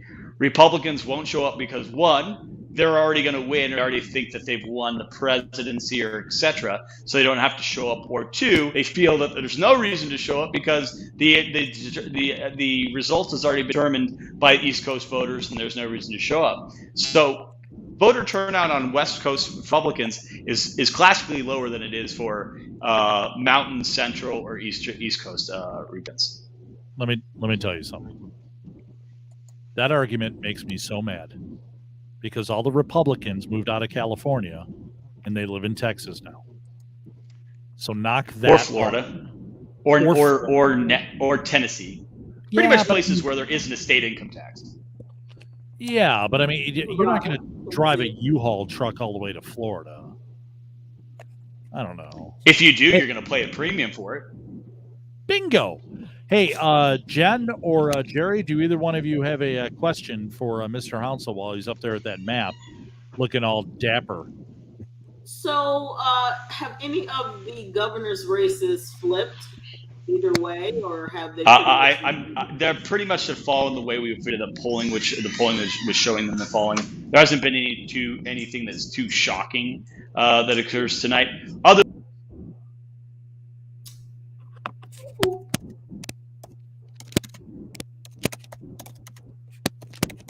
What happened? I hear typing. He dropped out. Oh, His computer dropped out. oh my gosh, what is going on? Why? The horror. Here he comes again. I was Well, going with the weather too, because Why- I've been Hey, here he comes again. We are in Here California. he comes again. No power grid. that's right. there No he is power grid It's, in California. it's Elon again. Elon's cutting my internet because he's democracy or something. I don't know. Something the Democrats have told me. Elon, look at your dog. Carry on. So long short of it is that I just nothing has been a real shocker. The one that the shellacking that Brian Kemp gave Stacey Abrams in Georgia is probably the biggest. I want to say shocker of it, but definitely something that is a statement that Republicans are going to take to the bank of how out of touch the typical Democrat is in these races. Yeah. Well, to me, it's about reading the room, which we know Democrats can't read the room. Or they're classically failing at. I mean, you look at the talking points we've seen out of the Biden administration that high oil prices were Putin's fault, and that no amount of it's like they don't understand basic economics. They'll sit there and they'll tell you face, no matter what we did with our oil policy, if we did drill more, or if we did this, it wouldn't have lowered gas prices. This is just a counter economic one. If you increase supply, reduce demand, and if you reduce demand, price reduces. This is simple as it gets. And the fact that we're talking about the fact that 800,000 barrels a day were supposed to be coming through the Keystone Oil Pipeline, and Line 5 in Michigan is a huge issue where the left wants to shut it down. They want to reduce supply. Why are we not talking about the fact that these policies are counterintuitive to what economics state? You increase supply, you reduce demand. If you reduce demand, price drops. It's pretty simple. And they use their own arguments by releasing from these arguments by releasing from the strategic oil supply. Is that we go in and we say we're going to lower gas prices because we're going to increase supply because we're going to take some out of our strategic reserve to increase supply. Well, why aren't we just taking it out of the ground to increase supply? Why are we not giving more oil and gas leases? Why are we not incentivizing oil and gas companies to drill more or to produce more? To me, it's two sides that are talking out both sides of their mouth at the same time. Pretty much, yeah. But it's also not understanding the demographic of people that you are dealing with. They fixate on Atlanta, which has a huge Black community, huge entertainment community. I get it. But they want to try to run it like they run California with these celebrities and this and that. And I know a lot of people in Georgia. They don't give a rat's ass. They don't care. That is not what to draw them. It's the out of touchness that they think that because everyone in California loves Gavin Newsom, that everyone across the country would love Gavin Newsom. And the point is, the vast majority of people in other states, one, can't stand California politics, and two, can't stand Californians. When I've applied for jobs in other states over the last couple of years, I've been simply disqualified because of the fact that I am a resident of the state of California. They just don't want to hire Californians. They don't want to bring more of us in. I don't blame them. The vast majority of Californians that are leaving the state are nuts. They're going to the reason why Arizona is now a purple state is largely because of Californian refugees. People left the state because it was too expensive, costs were too high, taxes were too much. They moved to another state, but they vote like they did in California. Exactly, and infected them with the same policies or demanded the same policies. And it's Correct. Right. Jerry, do you have anything? No, I just finished writing up that J.D. Vance has been declared the winner in Ohio. So So threw a whole bunch of really bad puns in there too. So you'll have to read. But he also did a fabulous campaign. Props to him for running a great campaign. Well, I think that this brings up something you're very, very interesting that a lot of people covering, Jennifer, and this is that look at the people who are running and how well they're doing amongst the people. Look at Carrie Lake. Look at Vance. These are not politicians. They're not career politicians. This is not someone that has been in office 40 years. This isn't Chuck Schumer. This isn't, Mitch McConnell. These are people that seem down to earth, that seem like they can be, that you can associate with, that you feel like you understand, like they understand you. I don't think that there's any common ground that I would have with Mitch McConnell or Chuck Schumer. But the point is, I think a lot of people are starting to realize. You see the people that are in this situation as human, as like you, as someone that you can understand their background and everything else. So definitely something to keep in mind. And as we look at maybe some analysis that maybe one of us might want to do in the coming days is looking at the kids that won and whether or not they have a history in politics. Yeah, I mean, I think people just want to, as you said, want to be heard. And then they want to know you're not trying to gaslight them. Right. The Biden administration has spent the last 2 years gaslighting people. No, we're not in inflation. There's no recession going on. What are you talking about? It's like people are tired of that. And so and where are these central economic planners that said we weren't going to have inflation, and that now we do? Double-digit inflation. I mean, we always use the consumer price index as a means of determining what the inflationary rate is going to be. One of the things we're not paying attention to, we talk about corporate profits being at the highest they've ever been. Well, the inflationary rate is only 8%, but the PPI, the producer price index, is 16 to 18% depending upon the month.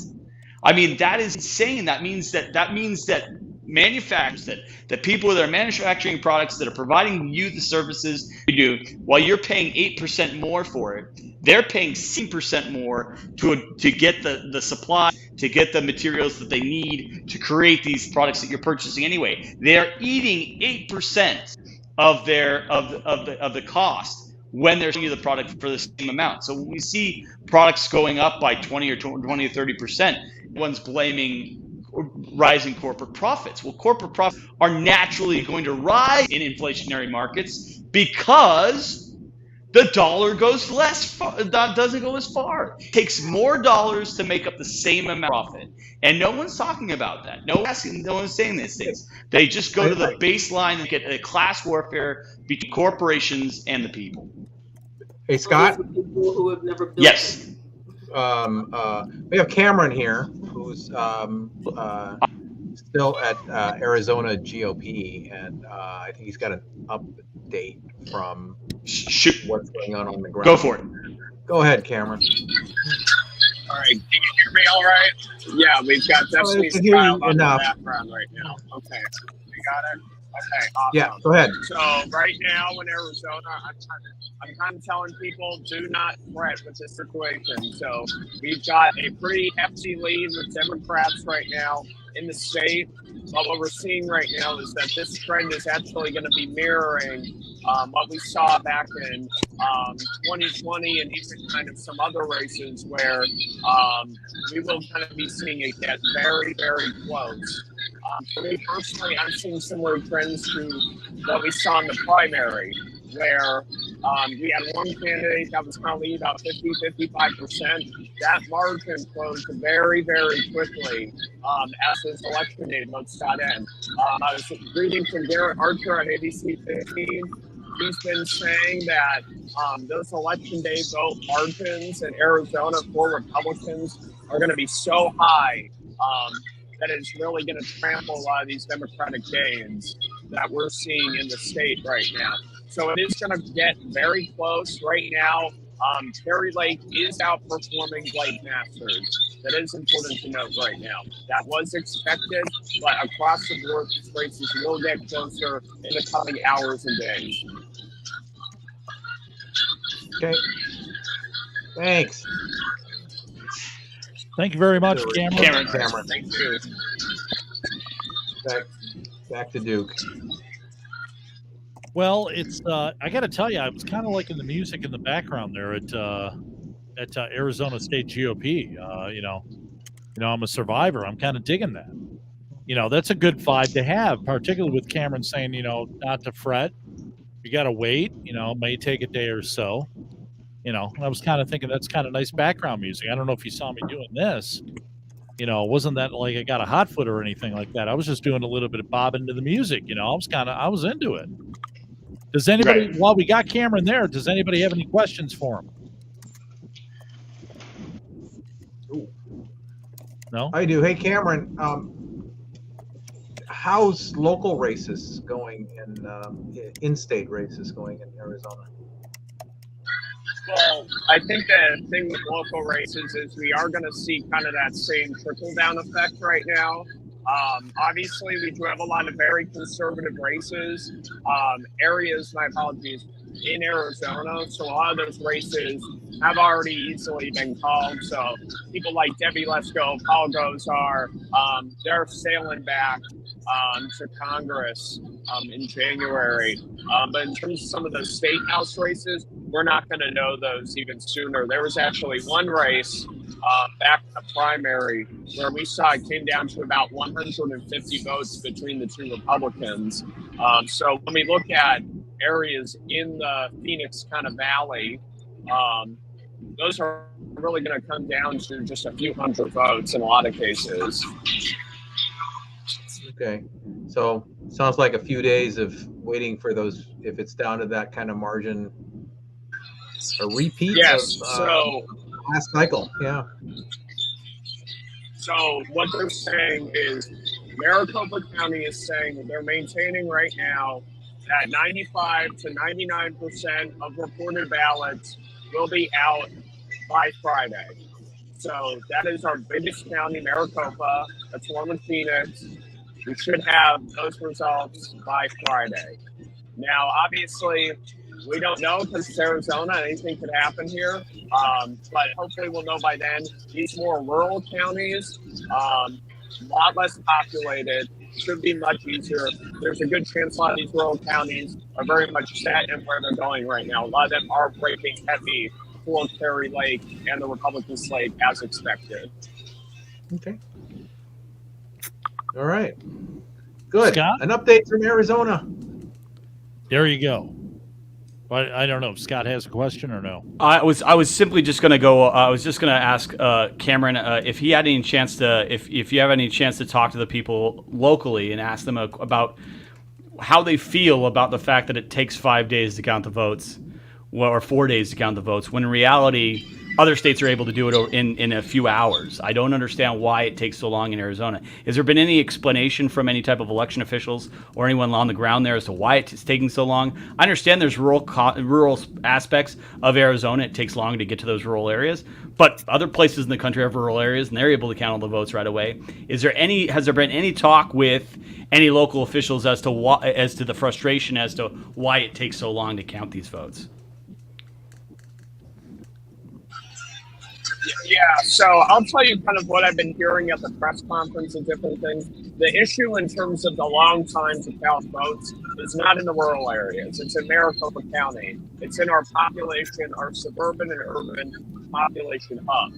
So the reason why it takes so long to count those ballots is we use paper ballots. A lot of states use paper ballots, but we use paper ballots. We tabulate them using machines, but those are all paper ballots. So there's a whole verification process that goes into that when you do it through paper, as opposed to using a machine like a lot of other states do. Now, something else to keep in mind is Maricopa County has close to 2 million people. We're growing very quickly. A lot of activists have even suggested splitting us up into 4 separate counties in order to make it easier. That hasn't really gotten too much traction. But the big reason at the end of the day has to do with 1, paper ballots, 2, how big Maricopa County really is. And it's absolutely massive and it's just growing so quickly. And I think at a certain point, we may need to reassess the way we do our elections here, whether that's switching machines, changing the way we tabulate, to make sure we can accommodate all of these people that are here in the Phoenix area.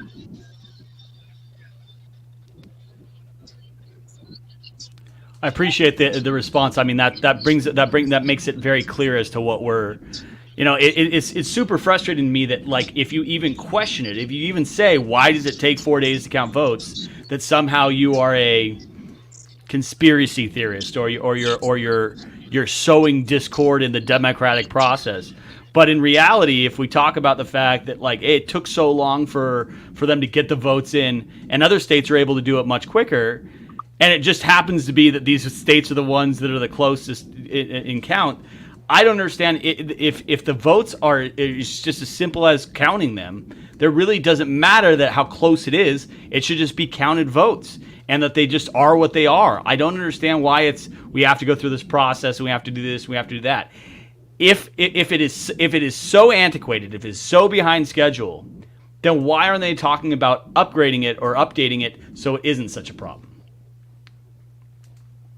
Yeah, that's something that we'll need to be watching for in this next legislative session. If we do get Terry Lake as governor, Mark Finchem as Secretary of State, that's going to be the big one. If we get Mark Finchem as Secretary of State, what election reforms are going to be coming down the pipeline? Because he has been very adamant about wanting to reform the election system here in the state of Arizona.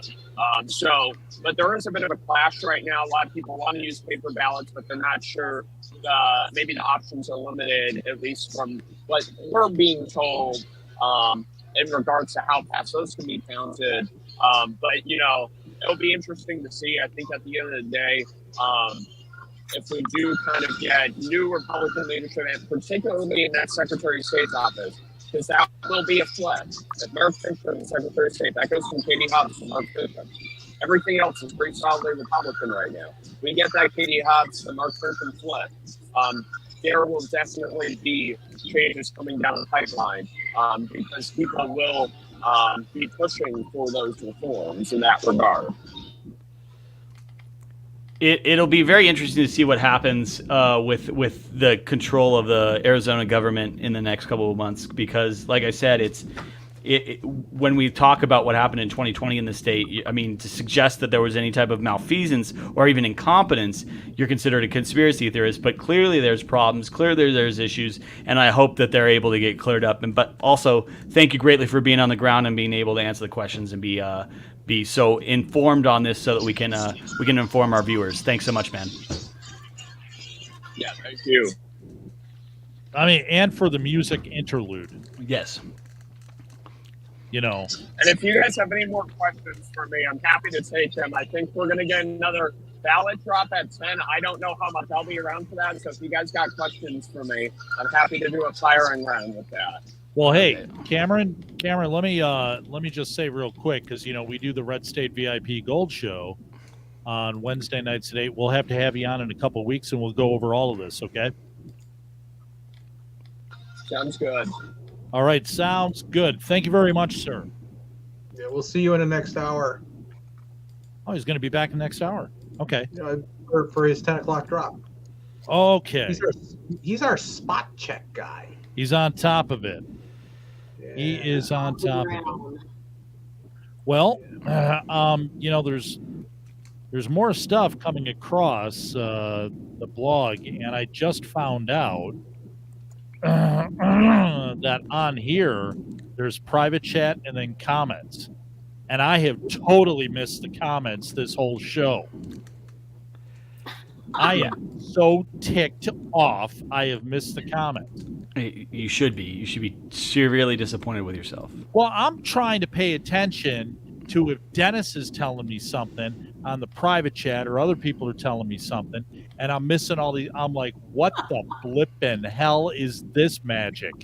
And it's some funny comments too. I know. That's a damn thing, Jen. There are funny comments. Somebody wants Jerry to dance. Right. That's right. Yeah, Jerry, you want to do some dancing, Jerry? So they want you to do some dancing. Jerry said he wants to do some dancing. That in a minute here. Susie back at 11:10. That's Eastern. Okay. Well, look at Dennis doing it. Let's see. Mike Lee is looking good in Utah. I got to tell you, I'll throw this out to everybody real quick. That absolutely confused me that McMuffin was anywhere close. Yeah. That guy, Jen, you said earlier that Stacey Abrams was a drifter or a grifter. I'm sorry. For real. Yeah. Hey, I haven't been on the video for all that long. McMuffin is the grifter.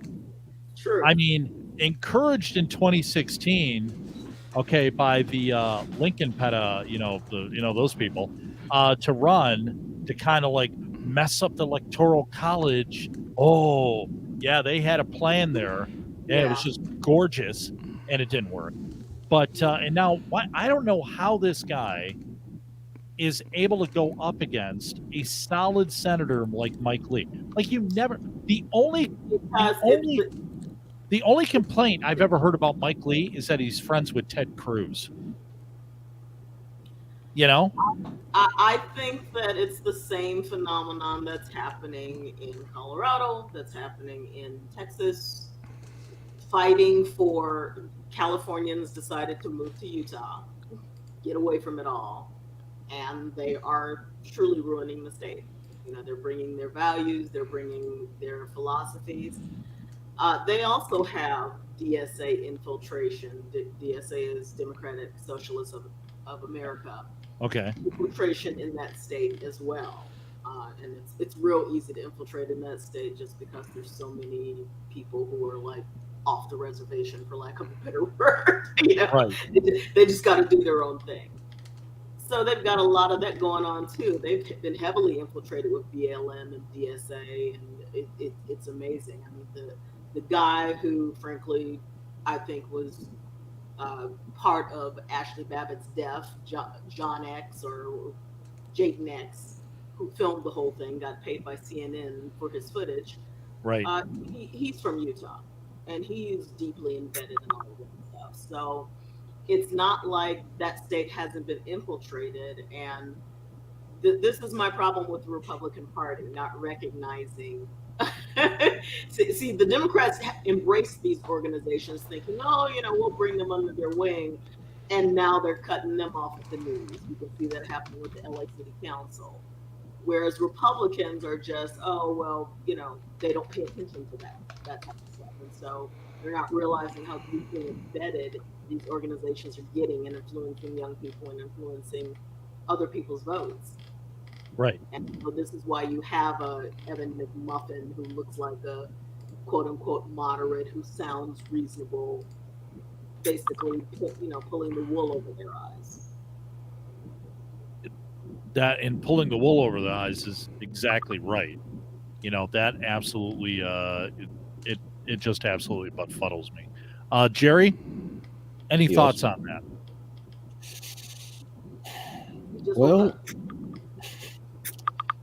McMuffin amuses me because I used to be friends. I'm not going to name the guy's name, but he's a minor league political operative, mostly operating out of Florida, who, like I said, who used to be friends until Donald Trump completely broke him.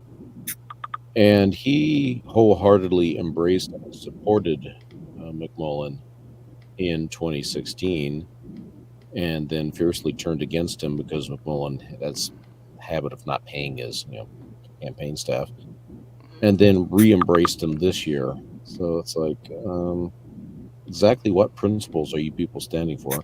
Because these are the same people that say I can't vote for Trump because of my principles. Well, yeah. What principles do like you they have? like being duped. If you can support somebody like that who's a grifter. 100%. Dennis.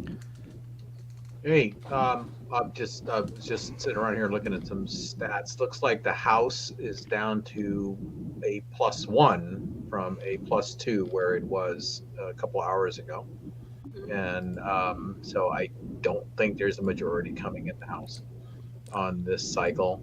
The Senate's still flat, 0+ on zero change on either side. Don't know if that's going to change between now and the end of the count. Very, very interesting. You kind of had the feeling as this whole election cycle was coming to an end that a lot of the the talk was there weren't galvanizing issues anymore. It was almost like issues that you just had to make up to keep things going. And I can't really say that I'm surprised that the results are so lackluster on this side. Very clearly, this country is still very divided when you look at it, and nothing has really changed in terms of that polarization. We're still devoted to hating each other. Well, I don't hate people necessarily, other than Scott Hounsel. Scott, Uneasily hated. Well, no, I know. You know what? You work at it, and it's like a cologne. It's like high karate. You just, you walk by, and it just lingers forever, and it gets in your nostrils, and every time you think about it, you want to yak. It's one of those type of things. So, Scott, do you agree with the assessment that the House is not flipping? No, I still think the House flips. The Senate is still the one up in the air. I think that it may end up being a 50-50 split after all this is done, which is pretty much where we're at right now. And so I don't think that we're going to see kind of what we were expecting to see in the Senate, aside from the fact that we're looking at the runoff in Georgia, which will be very interesting to say the least. Currently, it looks like Walker is down by like less than a tenth of a percentage point. And then the ones that are like, for instance, the other thing that was really interesting that I just saw was in Oregon. I remember I told you the gubernatorial race was the one to watch there. That is down to less than a percentage point between the Dem and the Republican there. Yeah. That's very interesting to say the least. The red wave that has been clearly kind of seen across the country, where there's these races that should not be close that are very close. That wave stopped at the California seawall again. California is a friggin' disaster tonight for Republicans. It looks like everyone across the board, including some incumbents, are going to lose. It looks like, I mean, as of right now, the election results out of LA County, and of course, this is a 2-county seat at this point. But it looks like Mike Garcia, the congressman from my area, is going to be losing. Our state assembly person is down 13,000 votes, with about 40% of precincts reporting. It's just a very bad night for California. Further reinforces just what a disaster this state is. I mean, these people, literally, we've had people who are, being supported by racists. I mean, we saw what happened with the Los Angeles City Council. Where were the state officials? Where were they? Where was Alex Padilla's denouncement of what occurred from his good buddy KDL, Kevin De Leon? These guys are good friends. They were in the state legislature together. How has no one asked them the question as to how they feel about this? So we're going to end up seeing where it all goes. But ultimately, I think that we're looking at a pretty bad night for Californians. And if we see some of these seats that are quote unquote safe seats for Republicans fall to the Democrats, Democrats could actually even extend their lead in the House. Which would be a huge turn from just 2 years ago when Joe Biden won and the Dems did not get anywhere near what they thought they were going to. They actually lost seats, which was stunning. We're going to have our managing editor, Jennifer Van Laar, joining us momentarily. She's doing a live radio hit. That means that those of you who are watching, and we appreciate you hanging out with us we're coming up on 5 hours here of coverage, you're going to get to see me fired, because I think it's ridiculous that anybody that knows that the person here on the East Coast is basically here, you have to do it in East Coast time. Hold on, Scott. Let me do this real quick. We're gonna make a little bit of room here. Jerry, you've been with us for a little bit now, and I want to thank you for joining us. But Jen's gonna take your seat here in a minute, and I don't want you to be here when I get canned. So I know you understand, Jerry. All right. I understand. And Jerry, I have to get my awesome job at 6 o'clock in the morning tomorrow anyways. Well, so I mean, you should already be there probably because I mean it's almost 6 a.m. here on the East Coast. Pretty much, yeah. Yeah, I mean, serious. Jerry, I got to tell you once again, love your writing. You know, it's not all politics with you. You're doing the music and the pop culture stuff, and I love that RedState is really venturing in to that stuff, and you're a leader on that. So thank you for taking the time, and we will talk to you soon. Great, thank you very much. All right, Jerry, take care. Take care, Jerry. Bye, guys. And Thanks, Jerry. There you go. Well, guys, it was all nice working with you. As you can see, the boss is here. Okay. Oh, yes. Sent me I dressed up. Yeah, what's that? I dressed up. Well, I should have dressed up because I'm going to my Because I own knew she was show. going to be here. Yeah. Well, I'm surprised that Scott's not wearing a hat. Where's his little Unabomber? Oh wow! Look. Yeah. Did you get a haircut? I got a haircut. I got like a fade. The whole look at this. Look at this. Oh, Yeah, did we forget to tell you that he cleaned up because he's I actually paid $60 including tip for a haircut today. Wow. Well, hold on. When did I met Scott? No, like a wait. week after Election Day No. 2014, right? Mm-hmm.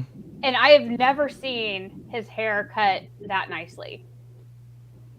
No, I always look like I'm a homeless derelict, but that's fine. No, it's like when I took my kids to the FBI exhibit at the Reagan, and they had the Unabomber's cabin and everything. I told them that was your house.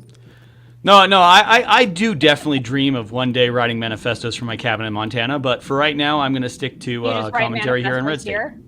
Yeah, I'll just write my manifestos here in California. Let me do the formal introduction. Yeah, let me do the formal introduction. Sorry. But then to also add, Scott didn't pay $60 just for a haircut today. He also did it for a butt wax. So, Oh God. I don't know what that's about.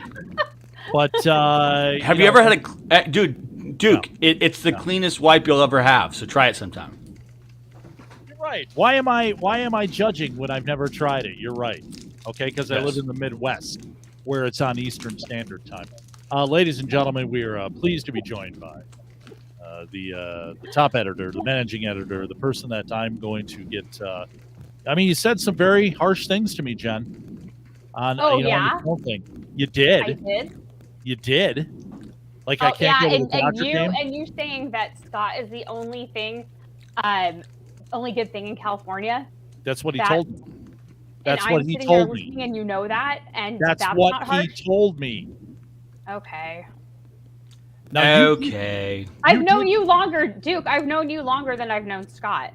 Okay, that's probably true. Because I In fact, Thomas, I would not know you if it wasn't for Jennifer Van Laar. JVL. That's right. That's Jen right. said a very long time ago, when Jen and I were doing the Grizz thing, Grizz Nation. Yes. Remember that, Jen? Okay. You one day we were going back and forth about the Reagan I want to go to the Reagan Library, and you said, "Oh," and you took a picture outside of your window and said, "See that building out there in the hills? Mm-hmm. That's the Reagan Library." And I was like, "You people are crazy living in the hills where the earth moves." That's what I said. Swear to God. It is. And actually, Scott and I, a lot of people probably know, Scott and I had this podcast, Sounds Right. And we also, before that, when did we guest host the Snark Factor thing, Scott? When did we do that stuff? Was that before our podcast? We did. No, FTR hosted Sounds Right After Dark. That's right. Sounds Right After Dark. Sounds Right After Dark was hosted over at FTR. So we did the day show over on VLR, but Sounds Right After Dark was over at FTR, and Duke produced that over there. And that's where Scott first experienced what it's like when you have Kurt Schlichter as a guest. Oh, dude. It's like trying to drink from a fire hose. And you point the direction, and then you just step back. And Jen, Scott actually said to me that day, first time I talked to him on there, he said, "I'm the only reason to visit anybody in California." Jennifer O'Connell and Jen Van Laar, he didn't know. Yeah, I mean, you ladies know he's a jerk. Yeah. He paid $60 for a butt wax today. What do you want? So, Jen, you were just on the radio, and you were talking to some people and everything and such. You're living in the vast wasteland of California, and Right. how's everything shaping for you sitting there on the left coast? Let me see. Here's what I can show you. Oh, see, it's empty. That's how things are going. Oh. Jen, have you had a chance to really look at many of the results from here? Sadly, yeah. Right now, we're just hoping to hold on to the congressional seats that we have. Right. And it looks like Villanueva is going to get his butt kicked. And the only good thing is that Caruso and Bass are like neck and neck in the first drop of ballots, which I think is, tell me if you guys agree with this, because Scott and Jennifer know a lot about LA politics too. But I would think, given Bass's union support and everything, that she should have had like a pretty big lead in early ballots, and for it to be tied right now is like pretty good. I think that's quite amazing. It's bad news for Bass, because day of election returns that you're getting from the various races will favor Republicans or favor more conservative candidates. In this particular case, Rick Caruso. I mean, let's be clear about where Rick Caruso is a billionaire. He is a real estate developer. Everything the man touches turns to gold. And we have Karen Bass, who has done nothing in the state at all, and then nothing even more and less in the city. And so it's to me, like I said, it's looking around you and questioning just how sane people are around you. The fact that we don't have to question that. No, I mean you look at them and they complain about everything around them. They talk about like we pay the highest taxes of anywhere in the country, and then I challenge anyone to say, what's the best thing about California? And it's always the weather. We're paying a weather tax. It's like when you go to Vegas. Right. We're paying a resort fee to live someplace, which is ridiculously expensive to begin with. I mean, my house is over $1 million. I didn't pay over $1 million for it. I've done a lot of work to it to bring it up, but I could never afford to buy this house. If I listed this house today and I was trying to buy it outright, I could not buy this house. And so it really comes down to the fact that there's this disconnect. It almost seems like a cognitive dissonance between the reality of what everything's going on. I mean, it's like we're talking about the lottery. Oh, well, the lottery is supposed to make education better. Well, is education better since the lottery has been in effect? Well, no, it isn't. So then why are we still doing it? Why do we still engage in this theater to suggest it? So if we're paying the highest tax in the nation, does that mean we're getting the best roads? Is the best education system? The safest streets? Are we getting better public safety? The answer across the board is no. So the point that I want to start asking these people is, why do you vote for these people? But purely out of the fact that you're told that Republicans hate you? Pretty much. Yeah, because they care. They think that Gavin Newsom cares, and that's what I think was a big wake up when we had the AB5 stuff, which is how I met Jennifer O'Connell, was these other people that that were freelancers within the entertainment industry. They're like, oh, if I just write Gavin Newsom and I tell him, oh, this law is hurting me, and then they're going to do something. And these people were they were just shook that, oh my God, Newsom is not calling me back. Yeah, no, I can't say. No SHIT. He's not calling you back. He doesn't care. And they think that he does. But with Karen Bass, one of her big talking points has been like, oh, Rick Caruso has spent $100 million. What if he had spent that on stuff for the homeless? We could have housed X many people. And I was like, bitch, you spent more than that like every year that you've been in office of my money. Mm-hmm. And what do we have for it? So clearly you can't spend it better than Caruso does. Ugh. Okay. Let's let's shift gears a little bit because I'm taking a look across the fruited plain, and Fox News has called Michigan for Gretchen Whitmer. So let me start off. I'm sorry, Duke. Well, I mean, I'm a realist. I understand that Michigan's a blue state. The people in this state that believe that they look at a map and they see red and then they see the blue down in Metro Detroit and they go, but the state's red. No, it's not. That's where the vast majority of people live. Half the state lives in a 4-county area here. Right. So it's just doing the numbers by the counties as opposed to looking at all the red that you see in areas where there are 500 people. There's something wrong that the projections so far have not come anywhere close. All right, and I'm not talking about Michigan because I already know Michigan's blue. So Scott and I have talked about this a number of times. I knew this. And I was hoping that it was going to be close, like it was in 1990, where Governor Engler won by 18,000 votes out of 4.5 million cast. Doesn't look like that's going to happen. 2 years ago, the Democrats thought they were going to sweep in and add in the House and take over the Senate with more than 50. But something happened, and that did not happen. Now it's the reverse, it seems, that the Republicans were supposed to just absolutely just steamroll the legislative branch and give Joe Biden heartburn for the next 2 years. Hasn't happened. So let me start with you, Jennifer O'Connell. What do you see? What are you thinking here on so far with what you've seen?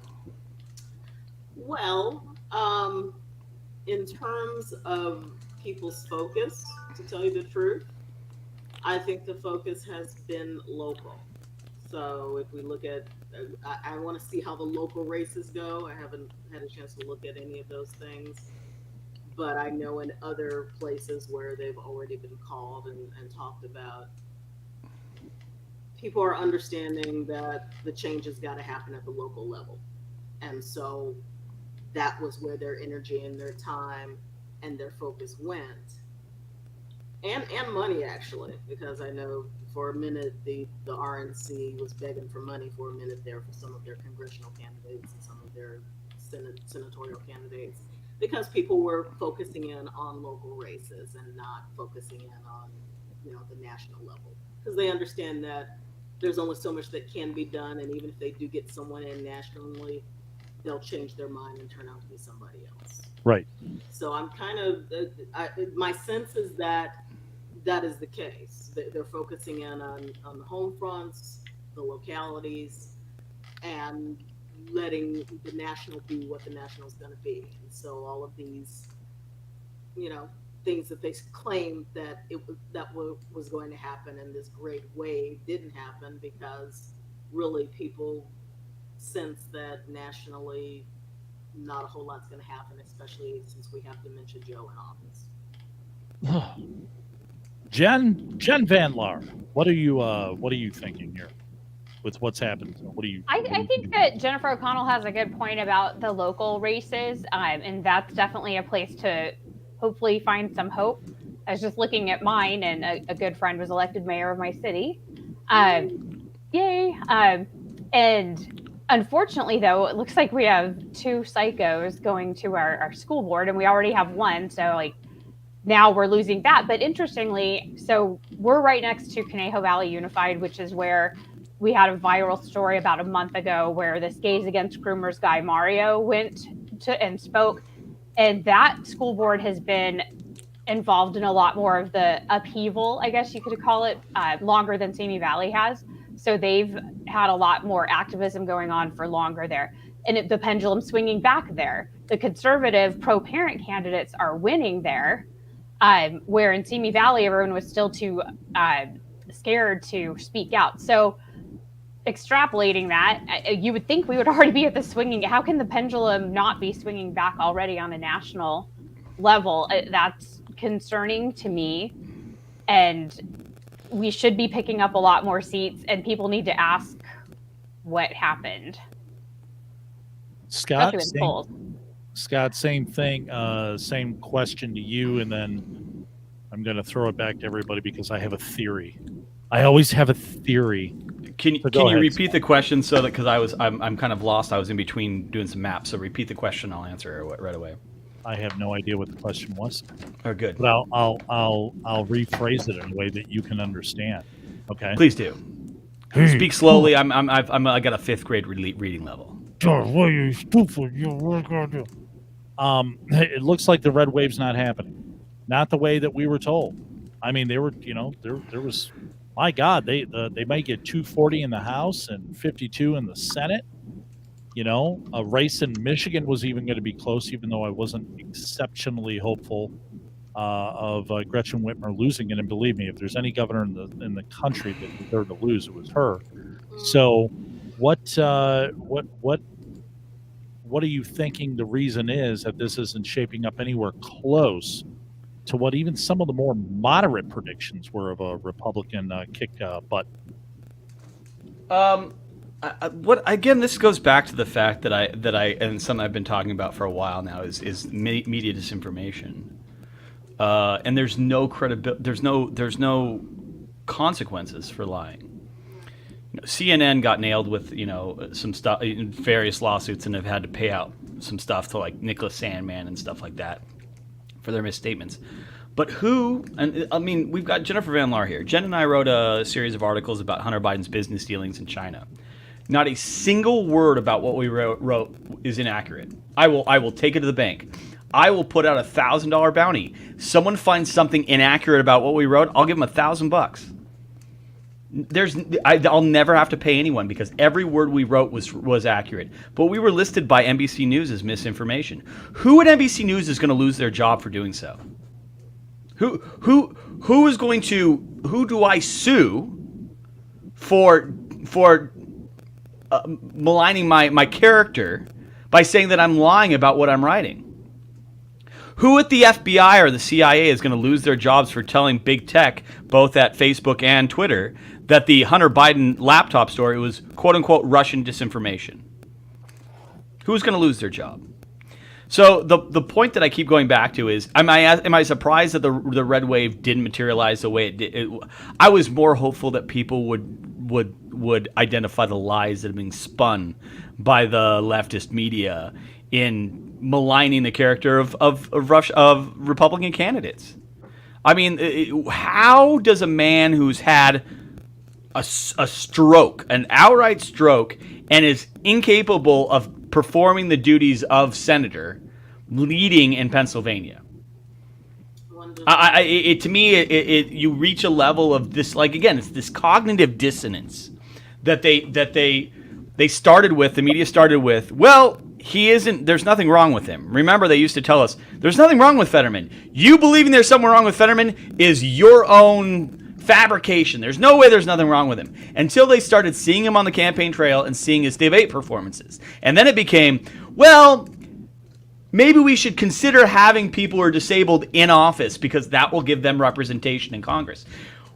You just told us that he wasn't disabled. Now you're telling us, oh, he might be disabled? And so then what are we talking about? It's not like he's missing a foot or he's in a wheelchair. Things I've already said previously. This man is cognitively compromised.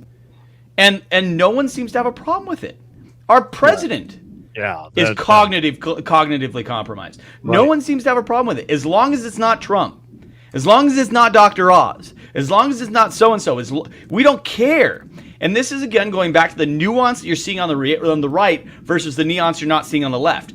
I will tell you the reason why the red wave failed. Republicans vote for candidate, not for party. Democrats always vote for party. They will walk in and they will punch D all the way down the line, even though they have no idea what the Democrat Party, and I've said this before again, the Democrat Party preys on the uneducated. They prey on ignorance. They prey on the fact that they're going to be able to tell you something in the media and you're going to believe it and you're going to vote accordingly. They told you that Donald Trump was peed on by Russian hookers. Total fucking fabrication. Excuse my French. Total fabrication. But total fabrication. But it didn't stop them from repeating it. It doesn't stop them from still repeating it. We are still conducting still conducting investigations in the House due to Russian interference and Russian collusion in the 2016 election, even though we've had a full prosecution done by the former director of the FBI, which found no wrongdoing on the behalf of Trump, and they still impeached him for it. Like this is we're reaching a point right now where, like I've said this before, and I'll say it again, is that don't do it. There's no healing this nation. Don't do it. There's no healing this nation. Okay. We are too divided to heal. Okay. I don't want you to go just totally just off. What happened to Jen Van Laar? She said she'll be back in a few. Chill out. Look at the chat, man. Oh, see, I can't follow all that. I said I had a theory. Dennis said he had a theory.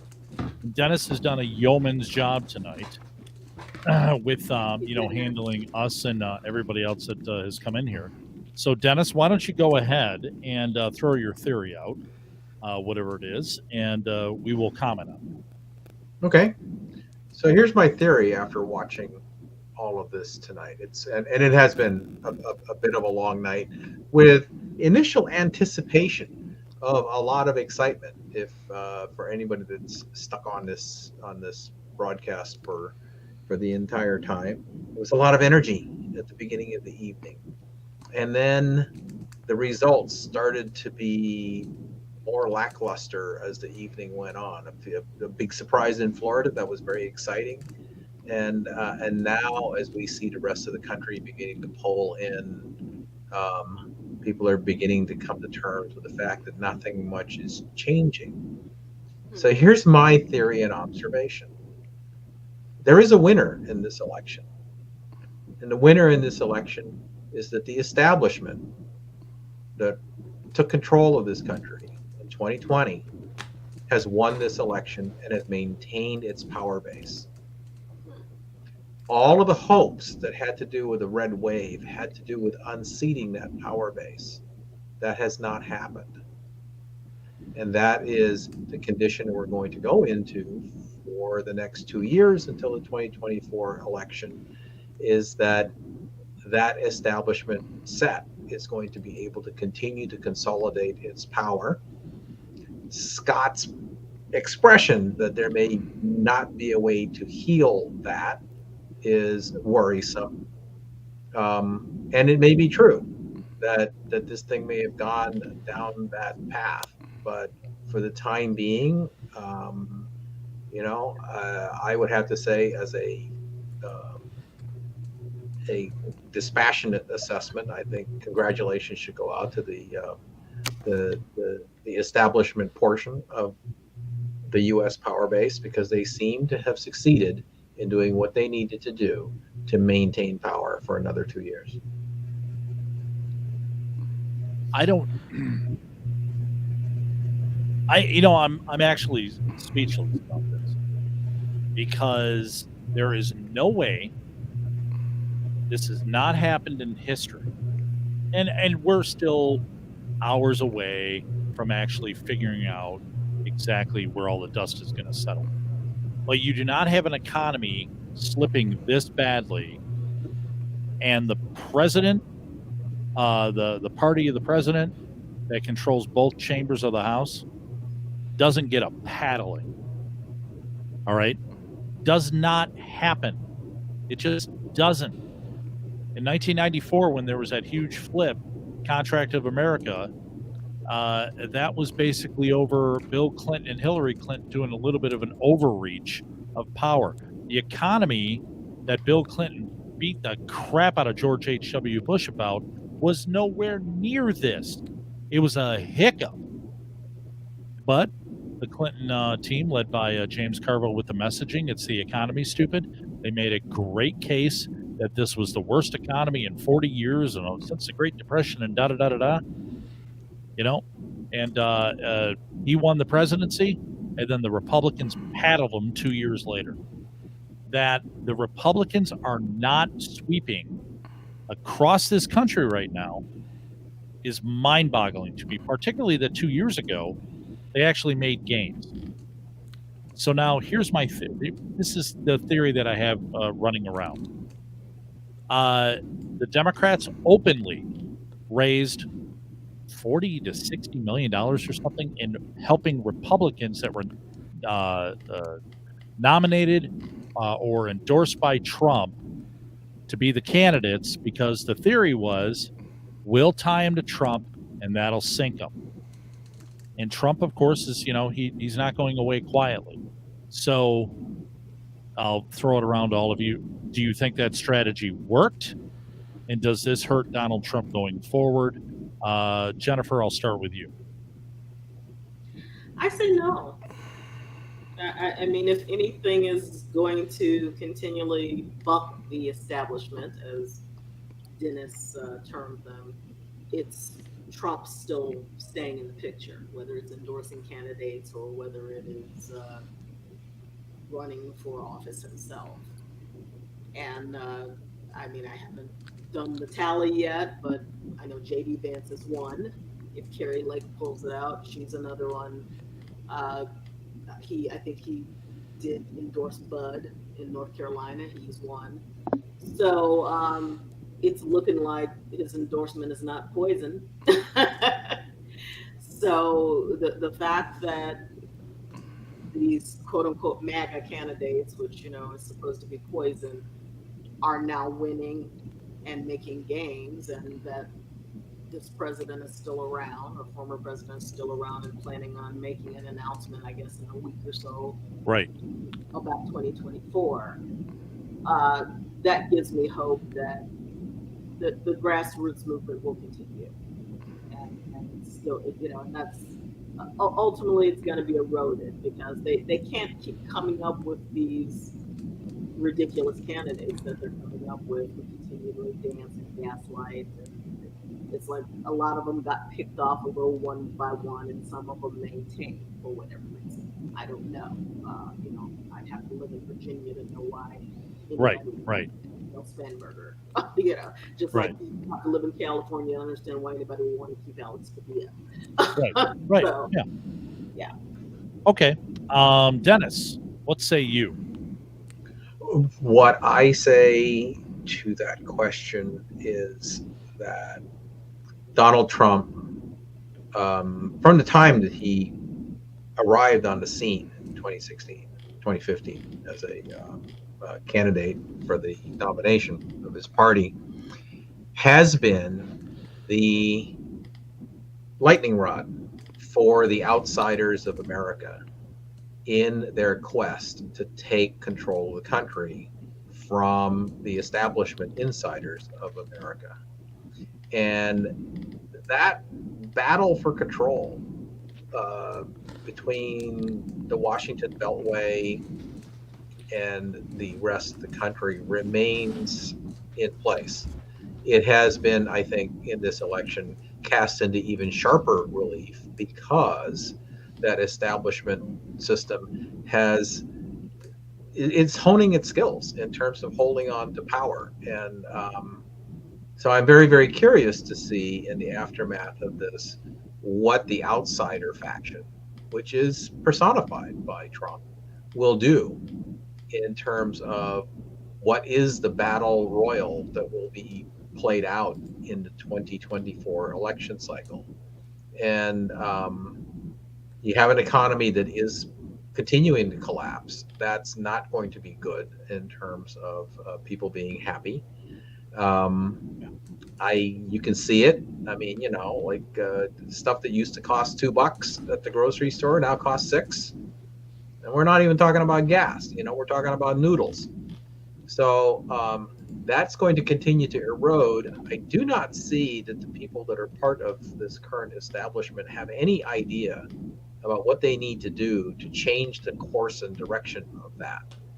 And that's just going to make things worse. It's also going to make them more desperate to hang on to power even as things get worse.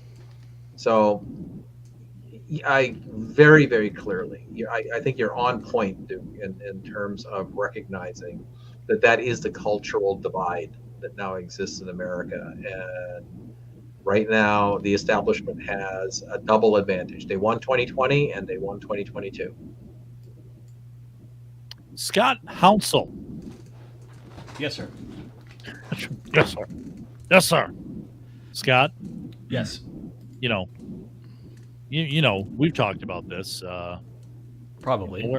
We're you know what? I hate to say this. We're into going into the 6 hour of this, and we sometimes can be a little hour, Scott. I say. Yes. I mean, I'm gonna have to take a week or two to wrap my mind around this and talk to much smarter people like you and both Jens and Dennis and get other people's points of view on this. But what the FUCK is going on, Scott? What do you think? Like I said, I think it's just a matter of the fact that we've reached a point where we no longer. This is something you've said numerous times, Duke. That words no longer have any meaning, and as a result, anyone can be offended for any reason whatsoever, and it's just factual because they feel it that way. To quote our good friend over at the Daily Wire, Ben Shapiro, facts don't care about your feelings. So we've got to realize that there's an entire generation of voters out there that are basing their vote solely upon how they feel. This is the part of me that wants to go back to only landowners vote, because there we go. Because use that line before. because the point is that the vast majority of these people that are voting their way into the pocket of another. They're saying, we've created this class warfare. We've created this idea that, well, because Elon Musk has all this money, he's obviously victimized someone along the way. Now, we clearly know that there's likely not a chance that Sam Walton or any of the rest of them victimized someone along the way to their wealth. It's simply that they're smarter or better, or they did things better than someone else. In this particular case, when it comes to voting, is that people now think that democracy overrules fact. That we all believe that anyone can be a woman if simply by just deciding that they're a woman. Well, we know that there's certain biological requirements that make it so that someone is a woman, and you don't get just to overrule that because more people think that you get to overrule it than don't. I'm not going to vote on gravity, okay? I'm not going to vote whether or not gravity exists, because simply it does. It's a force in nature that exists. And so the same thing goes with the current system with all the media, is that they're creating this idea, this thought that corporate profits are high, so therefore the reason why prices are more expensive is because corporations are victimizing people by raising prices. They never, again, we've already been over this once. They don't forget the point that the dollar as exists is worth less, so it takes more dollars to make the same amount of profit.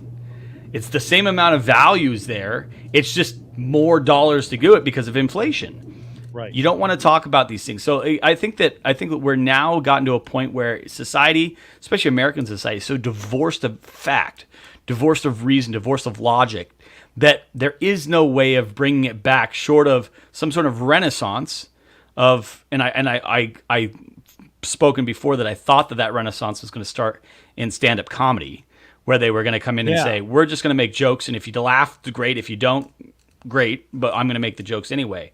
Well, The point is, we need to start having this same discussion about facts.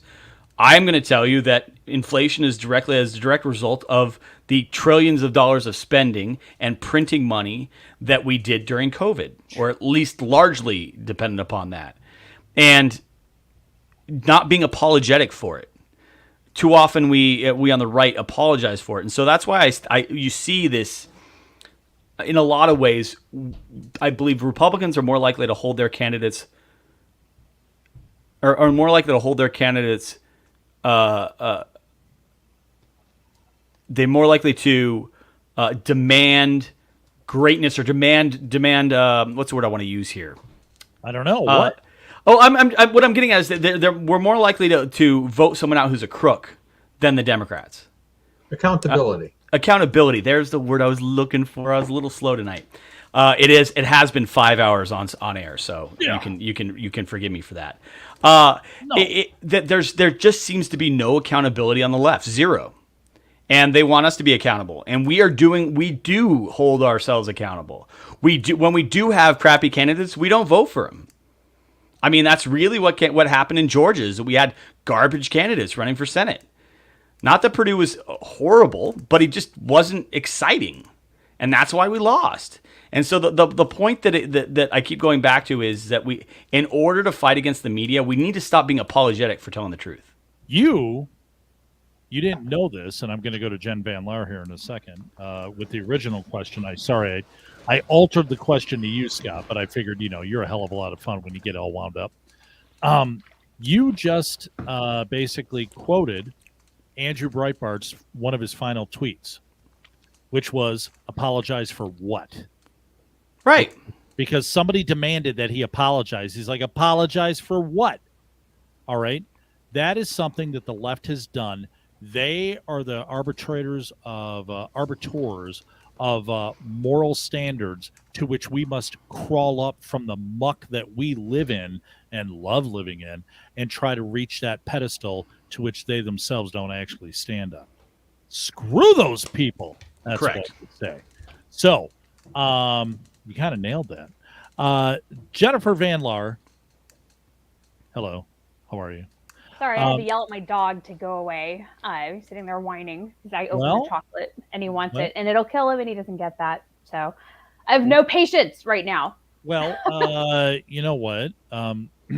You've yelled at Scott and I and called us bitches before. I didn't This appreciate dummy it. is trying to get into my desk drawer to eat chocolate. That's a smart dog, though. Oh, let me die. Maybe Yes. he's a Republican dog. Such a smart dog. I mean, why were the Quaaludes out in her house, or was she out of illegal painkillers? Like what? He just Smart wants dog to take eating cyanide chocolate? pill because tonight's so terrible. No, but I actually have an interesting. Good grief! People keep Skype messaging me, and I X'd out. But anyway. My ADD is out of control right now. Ron Coleman, who's law partner with my friend and attorney Hermeet Dillon, had an interesting tweet thread about tonight, and I'll read a little of it. He said, and I posted it in the live blog, such pedestrian takes underselling tonight's results for the GOP. At no point in U.S. history has every single cultural institution, press, entertainment, academia, unions, public employees, the massive public employee sector, the professions, law enforcement, federal agencies, corporations, Wall Street, blah, blah, blah, been so profoundly and explicitly aligned the way they have been behind the left in the last 5 years. There's nothing typical about this. And at first, when he said pedestrian takes, I was thinking, come on, Ron, don't be like that. But he did bring up that the GOP is bringing legitimately interesting and exciting new blood into its coalitions as candidates, young leaders, and voters, which is true. This includes many minority communities dismissed as automatic Democrat sectors for all time to come. Not that the GOP isn't stuck with some old and stale figures, but the Democrats have no bench, no future, no one. And their party message is and will remain rooted in resentment, nihilism, division, and contempt for most Americans, their values, and their intelligence. And then he says, and then you'll tell me it was only Florida. I mean, if you don't understand or want to accept what Florida means, the Latino vote, the economic growth, the low taxes, the nature of the leadership that transformed its political landscape, I can't help you, not at this hour. And that reminds me, and I was just, I did a radio hit with our Salem, LA a little bit ago, and Jennifer Horn, that's one of the hosts there, mentioned to me about how Florida had been so purple and then it became pretty solidly red now, and how a lot of that had to do with the Latino vote and maybe how we can duplicate that in California.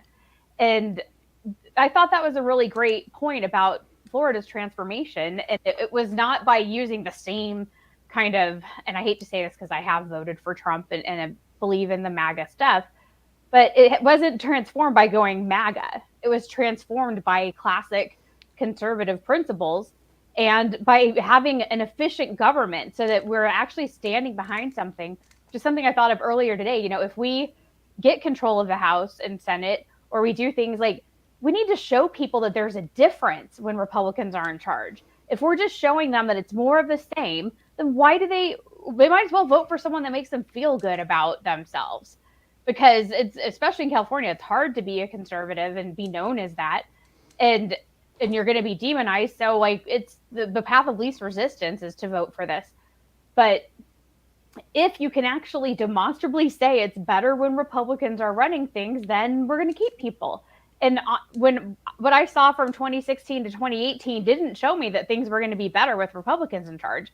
They could have done so much to change things. They could have gotten rid of so many legacy bureaucratic things. They could have really drained the swamp like we were supposed to, and didn't. So, you know, there's something to be said about what Ron was saying. And basically also that, you know, Pennsylvania, that places like Pennsylvania and the northeast states like New Hampshire, Vermont, Maine, like they're going to have the senators that they have to have, even though, you know, they want Wyoming to have only one senator. You know, New Hampshire's fine with two. But they really don't. If you think about those three states, I love going there to visit. What do they contribute to the economy of America and like furthering of anything? They don't really. But they give a lot of Democrat votes.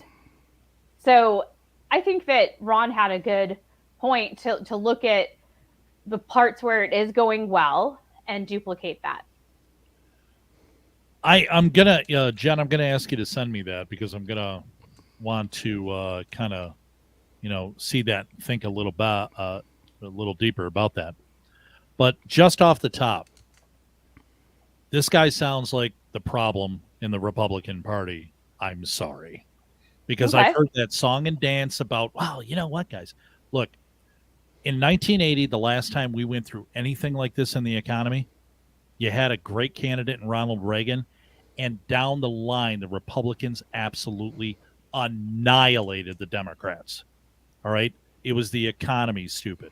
As I brought up when you were gone there a moment ago, in 1992, a popular wartime president in George H.W. Bush has a little slowdown in the economy. James Carville and the boys there with Clinton and help with Ross Perot grabbing 19% of the vote. It's the economy, stupid. Absolutely stunned the country and defeat George H.W. Bush. I mean, that should not have happened, okay? It's always been the economy. And I don't see how, unless every candidate that was in a marginal district, and I'm not including California, I'm not including Michigan, because I concede Pennsylvania, I concede those are blue states. The Republicans, with people who are barely breathing, like John Fetterman and Joe Biden, should have absolutely wiped the floor.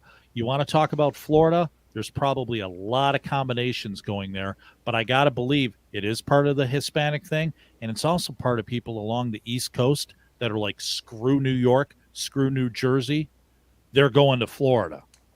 And they're not doing what, you know, the people in California are going to Texas. I mean, we've got to see what happens there, because if Texas is a red state and goes to purple, you're not going to have another GOP president in our lifetime. If it goes, and someone did make the point, and that might be why the problem that with Zeldin's race was that a lot of the people who would vote vote Republican in New York left and went to Florida. So that probably enhanced Florida's results and didn't help New York.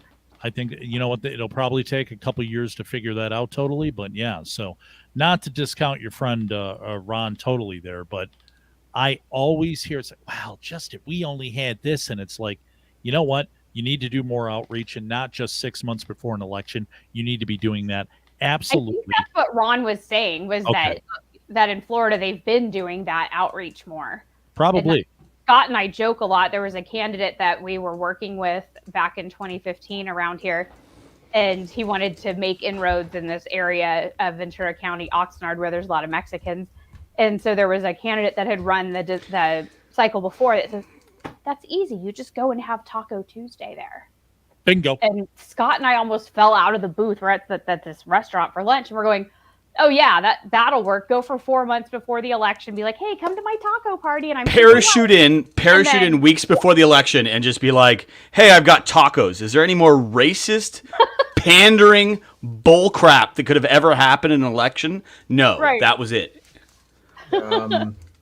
Yeah. Hey, I want to get back to the it's the economy stupid thing in terms of where we are now and why I think Scott made had some thoughts about where the economy has gone. I see things a little bit differently. I don't think it was the inflationary period that we're seeing here came from overspending on COVID. No. What I see here is decades, 2 to 3 decades of quantitative easing, a policy of the United States to coil up its economy into a stressed condition that was deliberately put into place and supported by both Democrat and Republican establishment policies. And I think one of the things that people really need to come to terms with is that America is afraid of what we bought into in allowing that type of a condition that could unhinge the entire American economic system to get to this point. And we're pretty much afraid of pulling the pin and letting the grenade go off. Now, but we're going to have to do it sooner or later, because one of the things that helps these people stay in power at this point is the fact that we are afraid to uncoil that spring because we don't know what's going to happen. And we're not sure that we're as resilient as we were in the past in terms of being able to bounce back from this stuff. And people are playing on that. I don't disagree with you, Dennis. I don't disagree with you that it's decades long of policies that have gotten here. First off, the interest rates being as low as they were for as long as they were was a stupid issue for the economy to begin with. Exactly. But these are economic and societal architects that think that they know better than everyone else. And in reality, so what I said about the COVID spending wasn't necessarily that COVID spending was the sole reason why we have a hyperinflationary market, but it certainly, accelerated the hyperinflationary market as fast as it did, and I think triggered the downfall that has occurred as a result of the hyperinflationary market. I'll give you, it may have been like the old saying of the straw that broke the camel's back. It wasn't, it wasn't that the camel was fine and you just suddenly broke it, that the one load. It was already overloaded and the additional weight just broke it. And that's where I think that a lot of people don't. A lot of people don't recognize the fact that our spending has been out of control for decades. I mean, it's you can't sit here and say that this is fine. This is no problem. We're fine. At some point, we're going to have to sit back and say, where did we go wrong? We tried to do it after 2007, 2008, but we got lost along the way. I mean, we started talking about Community Reinvestment Act. We started talking about policies during the Clinton administration that required banks to give loans to people that they knew couldn't afford them. Exactly. It's that now it's the accountability aspect. It's that, okay, if you guys, the economic geniuses, the people that are behind this, you know who owns the majority of the blame for the spending during COVID? It's Donald J. Trump. Donald J. Trump. But let me just, because Scott, you and Dennis are both right, and I agree with you, talking about that this has been decades in the making. What my point is, any person that was in the White House that had a D or an R after their name, this happens, their party gets creamed. All right? It doesn't happen anymore. Okay, well, I mean, this is the first time in my life or in my reading of history that this is anywhere close. I mean, this isn't a hiccup like in 91, 92. All right. This is a what in the hell is going on type moment. No, I mean, but there was a definition in 92. There was a definition in 94. What the economy was you could go in and say, because we have these things, that means the economy is not good, so therefore it's the economy stupid. Don't, stay with, this is what you need, blah, blah, blah, blah. Instead, now we've changed the definition of what it is. So when you have people like freaking Robert Reich, or as Brad Slager called him 1/3 Reich. He's going out and saying that, like, well, the hyperinflationary market is a result of corporate profits. This is a Nobel Prize winner. Yeah. He was the economy secretary under Clinton. This man knows better. Yeah. And he's saying these things. So I think it's like, again, this cognitive dissonance, this breaking away from what is real, what is true, what is right, to whatever you feel it wanted to be. So when people come in and say, well, the economy is crap, they're going to say, well, and the Putin price hike, and blah blah blah, and this and that, and corporate profits, and they believe it, even though it's not the accurate statement. I think Carville was better at it in 92, 94, is because he was going out and saying, hey, here's the reasons why things aren't working, here's is why, and explained it to them like they were fifth graders. I think that they're coming to him and telling, instead of Carville explaining to people what they should think, Democrats and the media are telling people outright what to think. Yeah, but they did that back then. I just maybe Dennis maybe not as severe. Well, they didn't have social media at the time, so right. Dennis. No, I think the economic theories in by people like Bob Reich, because I used to pick on him, and basically they're not actually grounded in actual economic theory. They're grounded in a ideological theory, an ideological social engineering theory. Correct. That they basically create their own assumptions. And one of my big criticisms of economists like Reich and a few Krugman. others, Krugman, yeah, definitely Krugman. Oh God, yeah. Is there a more incompetent individual as far as the economy? I mean, is anything that Krugman has said over the course of last decade come to fruition? Krugman was saying a year ago that hyperinflation wasn't coming. Krugman literally said it wasn't happening. Yeah, he also tried to tell England what to do, and they told him to go away.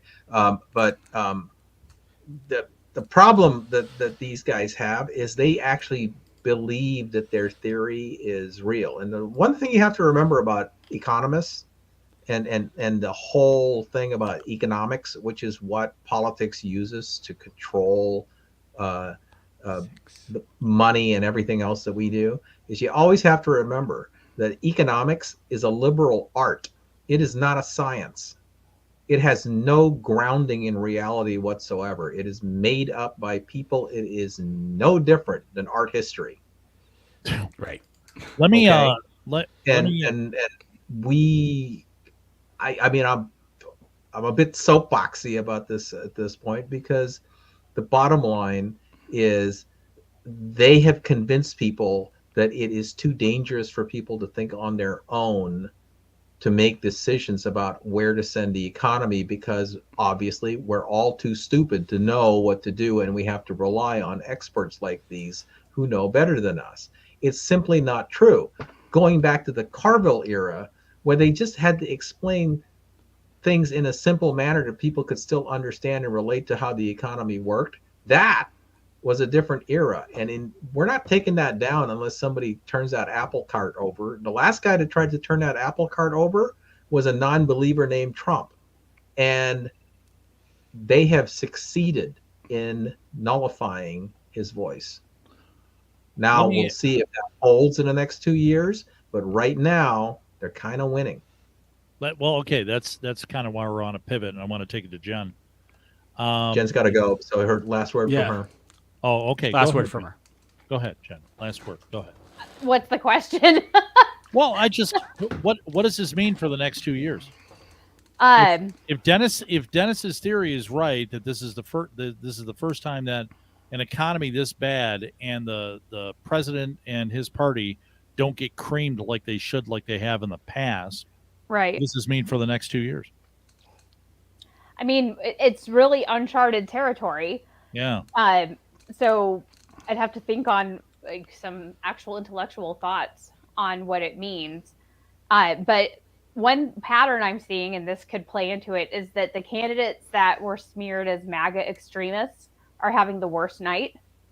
And because I've been, while Scott and Dennis were talking, I was even looking at some California races because I've got friends running here, and one that, yeah, she is a MAGA person, but she ran on gas tax, on crime, homelessness, that kind of stuff.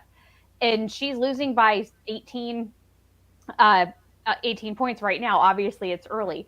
Interestingly, another person I know is running as a pro-choice Republican against a socialist in an area with 8% GOP registration. And he's at 19% right now of the vote, which isn't a ton, but it's 10% better than GOP registration. So I don't know if there's any lessons to be extrapolated from that. And the thing is, but the problem is that they're going to call everyone Republican an election denier and MAGA extremist because, like Duke said, words have no meaning anymore, and they lie and get away with it. So I don't know what we do.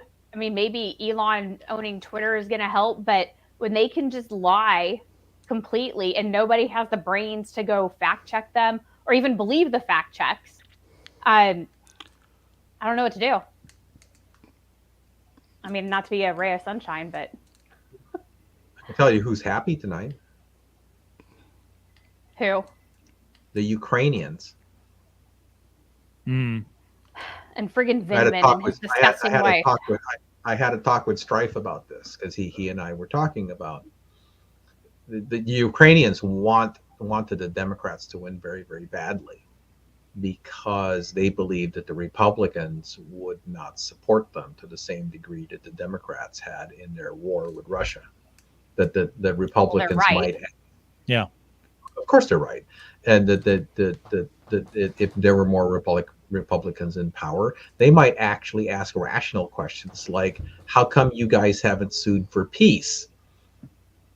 Now, that which is, when you think about it, it's like a crazy reason for wanting a party to win, right? But that's tip of the iceberg. That's an easy one to detect, to go like, that's kind of strange. But there are other kind of strange things that are going on, and people are kind of used to them at this point. They have, nobody's really galvanized them to question it anymore. So it's very, very hard, and it's a discouraging thought that nobody really knows how to get back to what we would call the good old days, where you could ask people. But right, I do need to run, but because I have to go on to another TV hit. So well, look at you. All right then. She's so popular. That's why she's got makeup on tonight. I almost didn't do it, but Kira told me I would regret it if I didn't. So okay.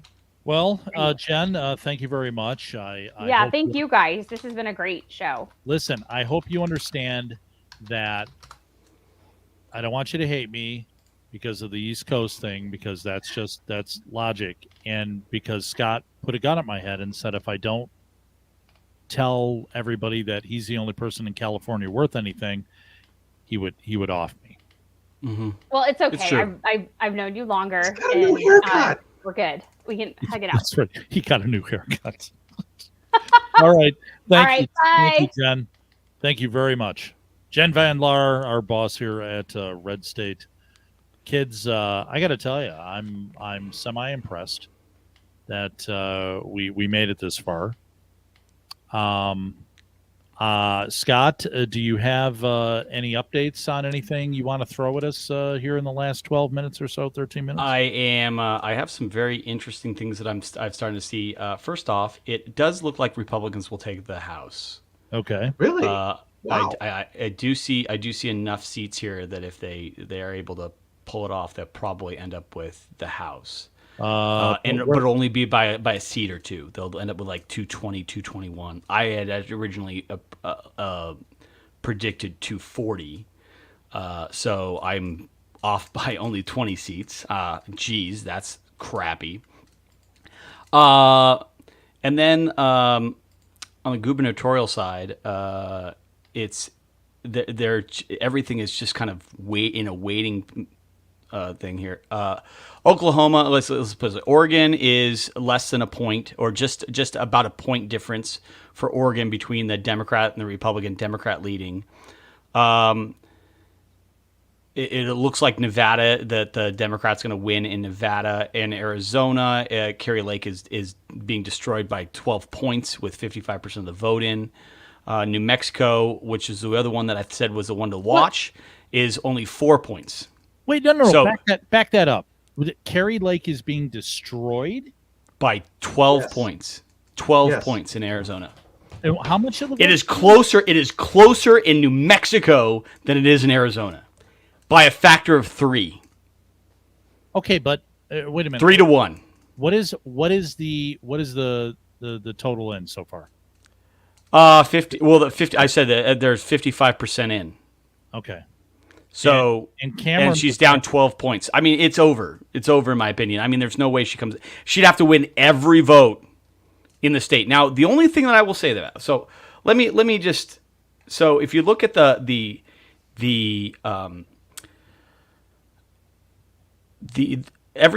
that's kind of on the out, Arizona is so slow. I'm looking at like by county by county, and the counties that are red are only at about 30% returns, and the entire state's that way. I mean, Maricopa County only has 28% of the vote, according to a decision desk. I mean, and so you keep going back. So there is plenty of votes still yet to be cast, and those votes will favor Lake. So I don't think that it will end up being 12 points when we're all said and done.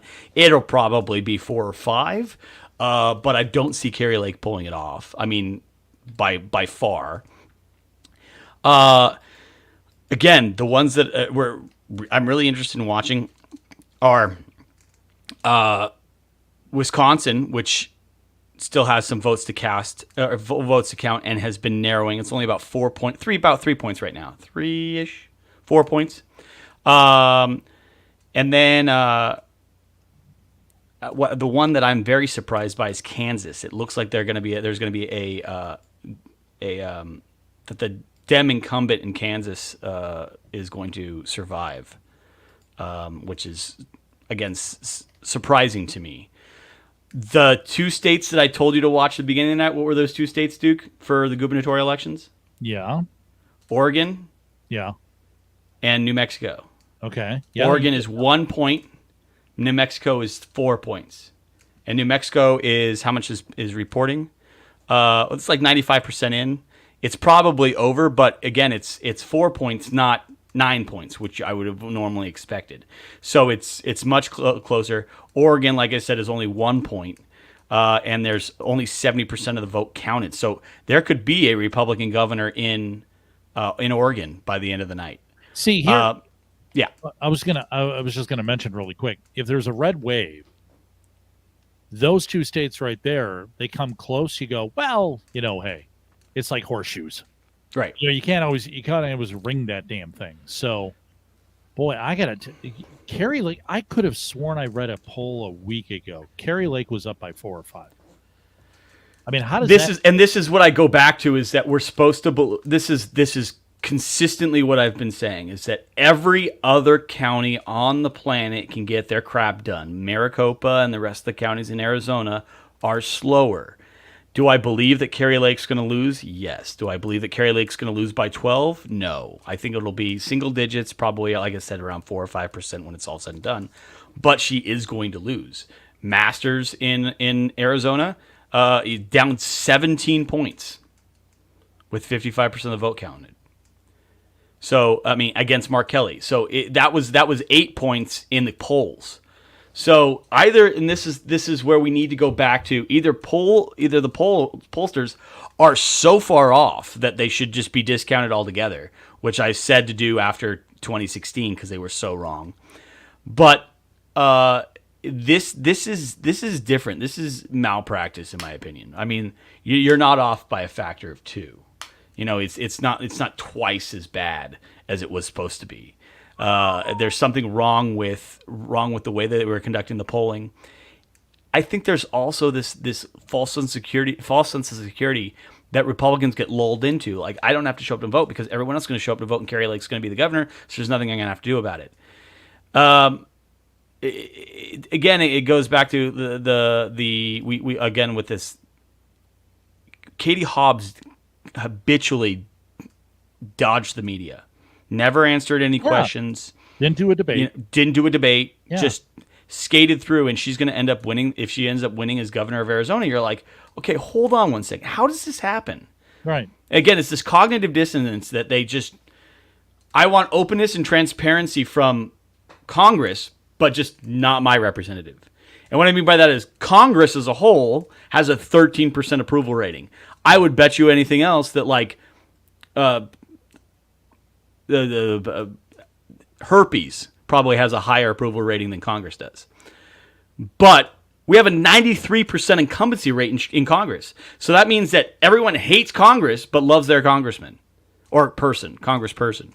So I think the same thing goes here, is that there's this cognitive dissonance. It's like it doesn't matter what Hobbs did during the election. It doesn't matter what she said. It doesn't matter what she did. It simply matters that she wasn't a Republican, and that's where Dems showed up. Republicans are a little bit harder. I think a little bit harder on it. That they want party purity. And so they're not going to vote for a person just based upon the fact of what number or what letters next to their name. They're going to demand to know what positions they're taking on abortion, what positions they're taking on the border, all these things that the Dems don't care about. Oh, is there a D next to their name? Check. Dennis Santiago. Oh no, I completely agree with that assessment of blind faith being a driving factor. I mean, I saw it the last election cycle in Arizona because I was there, and I was very, very surprised that in the middle of cowboy country that you could see so many people that were, out there for Act Blue, and they were out, it's like standing out face to face across each other on a highway, and I'm going like, wow, that's like right in the middle of nowhere, and where you got this cultural divide that has erupted across the country, and you could visualize the seam that had been ripped in society, and it's still there. And at this point, it has become a defense of what they got in 2020, and they're not really willing to give it up. I think there is a bit of naiveness and on the part of the Republican side to believe that sticking to base principles is all that is necessary to prevail, because you're thinking like a good, honest, caring American. But we're not up against that anymore. What this country is up against is this group that really believes that they are better than everyone else. It will probably end in some sort of catastrophe because these things are unsustainable. But for now, it will continue to grow like a herd of deer that has no checks and balances until eventually one day they all starve to death together. I have some election results. We've got 3 minutes left, so I'm going to kind of wrap this up with what we've got going on so far, and then we can kind of see. Looks like the Senate's going to end in a 50-50 tie, or it could end in a 50-50 tie. We've got Mike Lee still non-determinate in Utah, but he'll win. Alaska's likely going to be a Lisa Murkowski win, so there's 2 seats right there. Ron Johnson is down currently in Wisconsin, but the majority of the Republican, more conservative counties have not reported yet. So my guess is he's going to end up pulling it off there. So if we got Utah, Alaska, Wisconsin, and then the potential of Georgia, we got Oklahoma is a runoff. That seat will end up being Republican. So it's Georgia what it comes down to. That seat right there is whether or not Republicans end up with 49 or 50 seats in the House or in the Senate. The problem is that anytime that there's a tie in that, Kamala Harris will break that tie. So Republicans will end up not having control of the Senate by default with the additional vote. And then in the gubernatorial results, again, we're still looking at Oregon, which is about a point. New Mexico is about 4 points. I guess it's now moved. It's now widened to about 5 points. And I really don't see anything else. By the way, also when I said that Carrie Lake was down 12 points, that is now 13 points. She is the lead for Katie Hobbs has increased. I'm a little stunned that they can't count votes in a timely manner in Maricopa. Right. Yeah. It's frustrating to me because I mean, if you rag on them for being incompetent, you're a conspiracy theorist. But we're also supposed to simultaneously believe these people know what they're doing. Well, they clearly don't. So the last thing, I do believe the Republicans will end up taking the House. I saw that they were up 3 seats. Right now it's 185 to 169.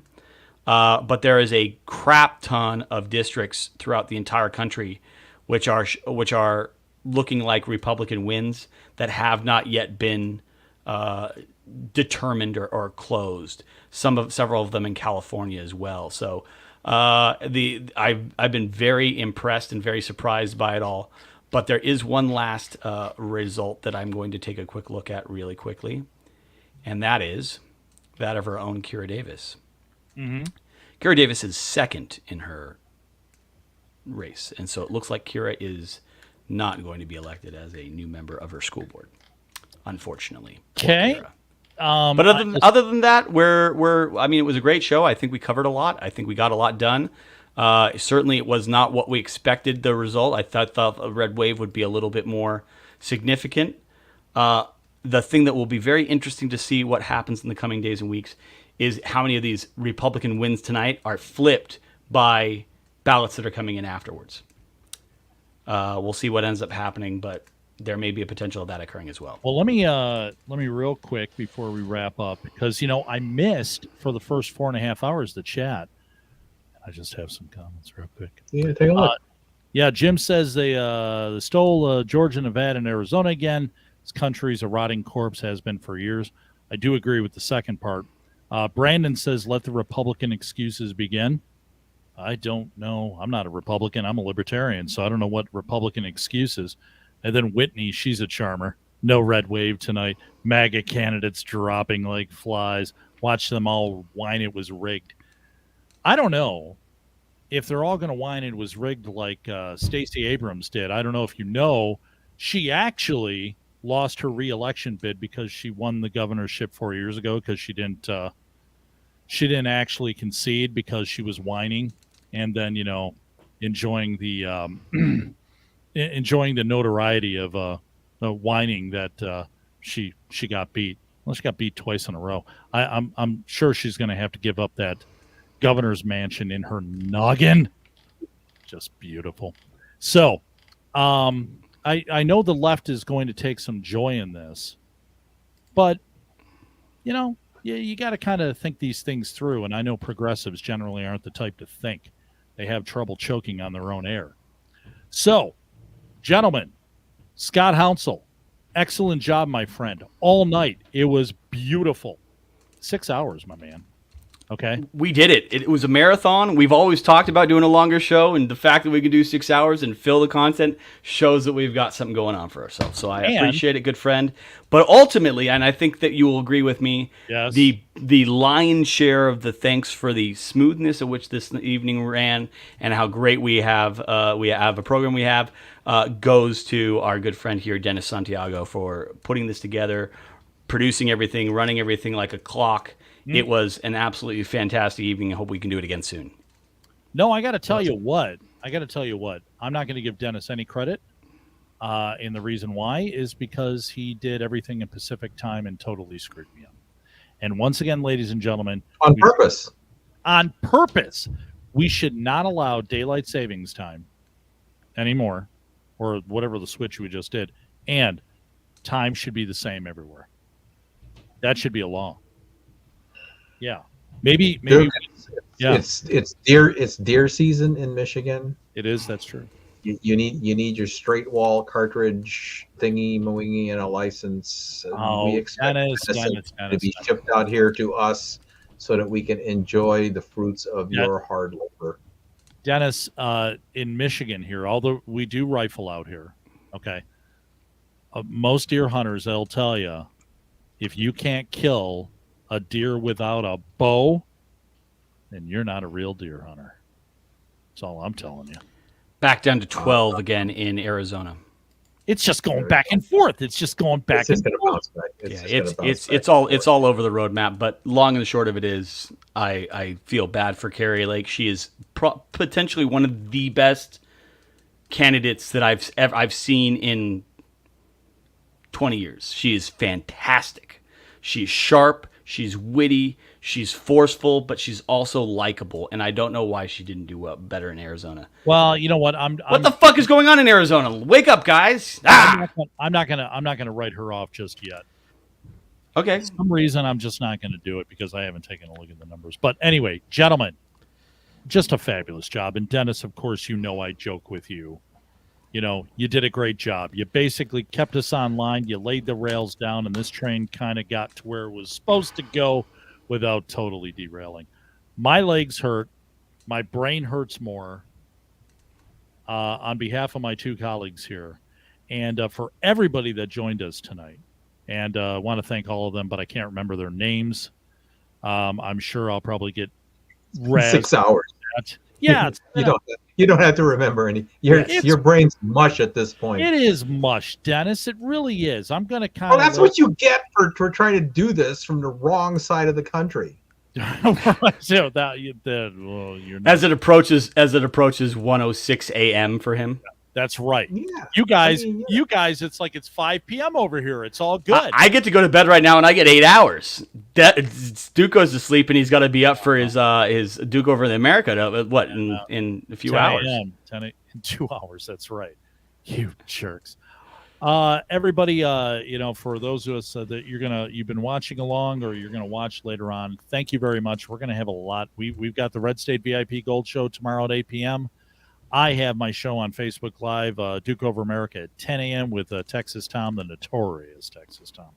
And then you can go to RedState, and there's going to be a ton of articles on this over the next week or so. So thank you for joining us. We look forward to doing more of these. Dennis and Scott and some others have put a ton of work into doing this, and I think it went just about as flawlessly as one could hope. Everybody have a good night. We will talk to y'all soon. Take care. Stay out of trouble. And ta-ta, everybody. All right.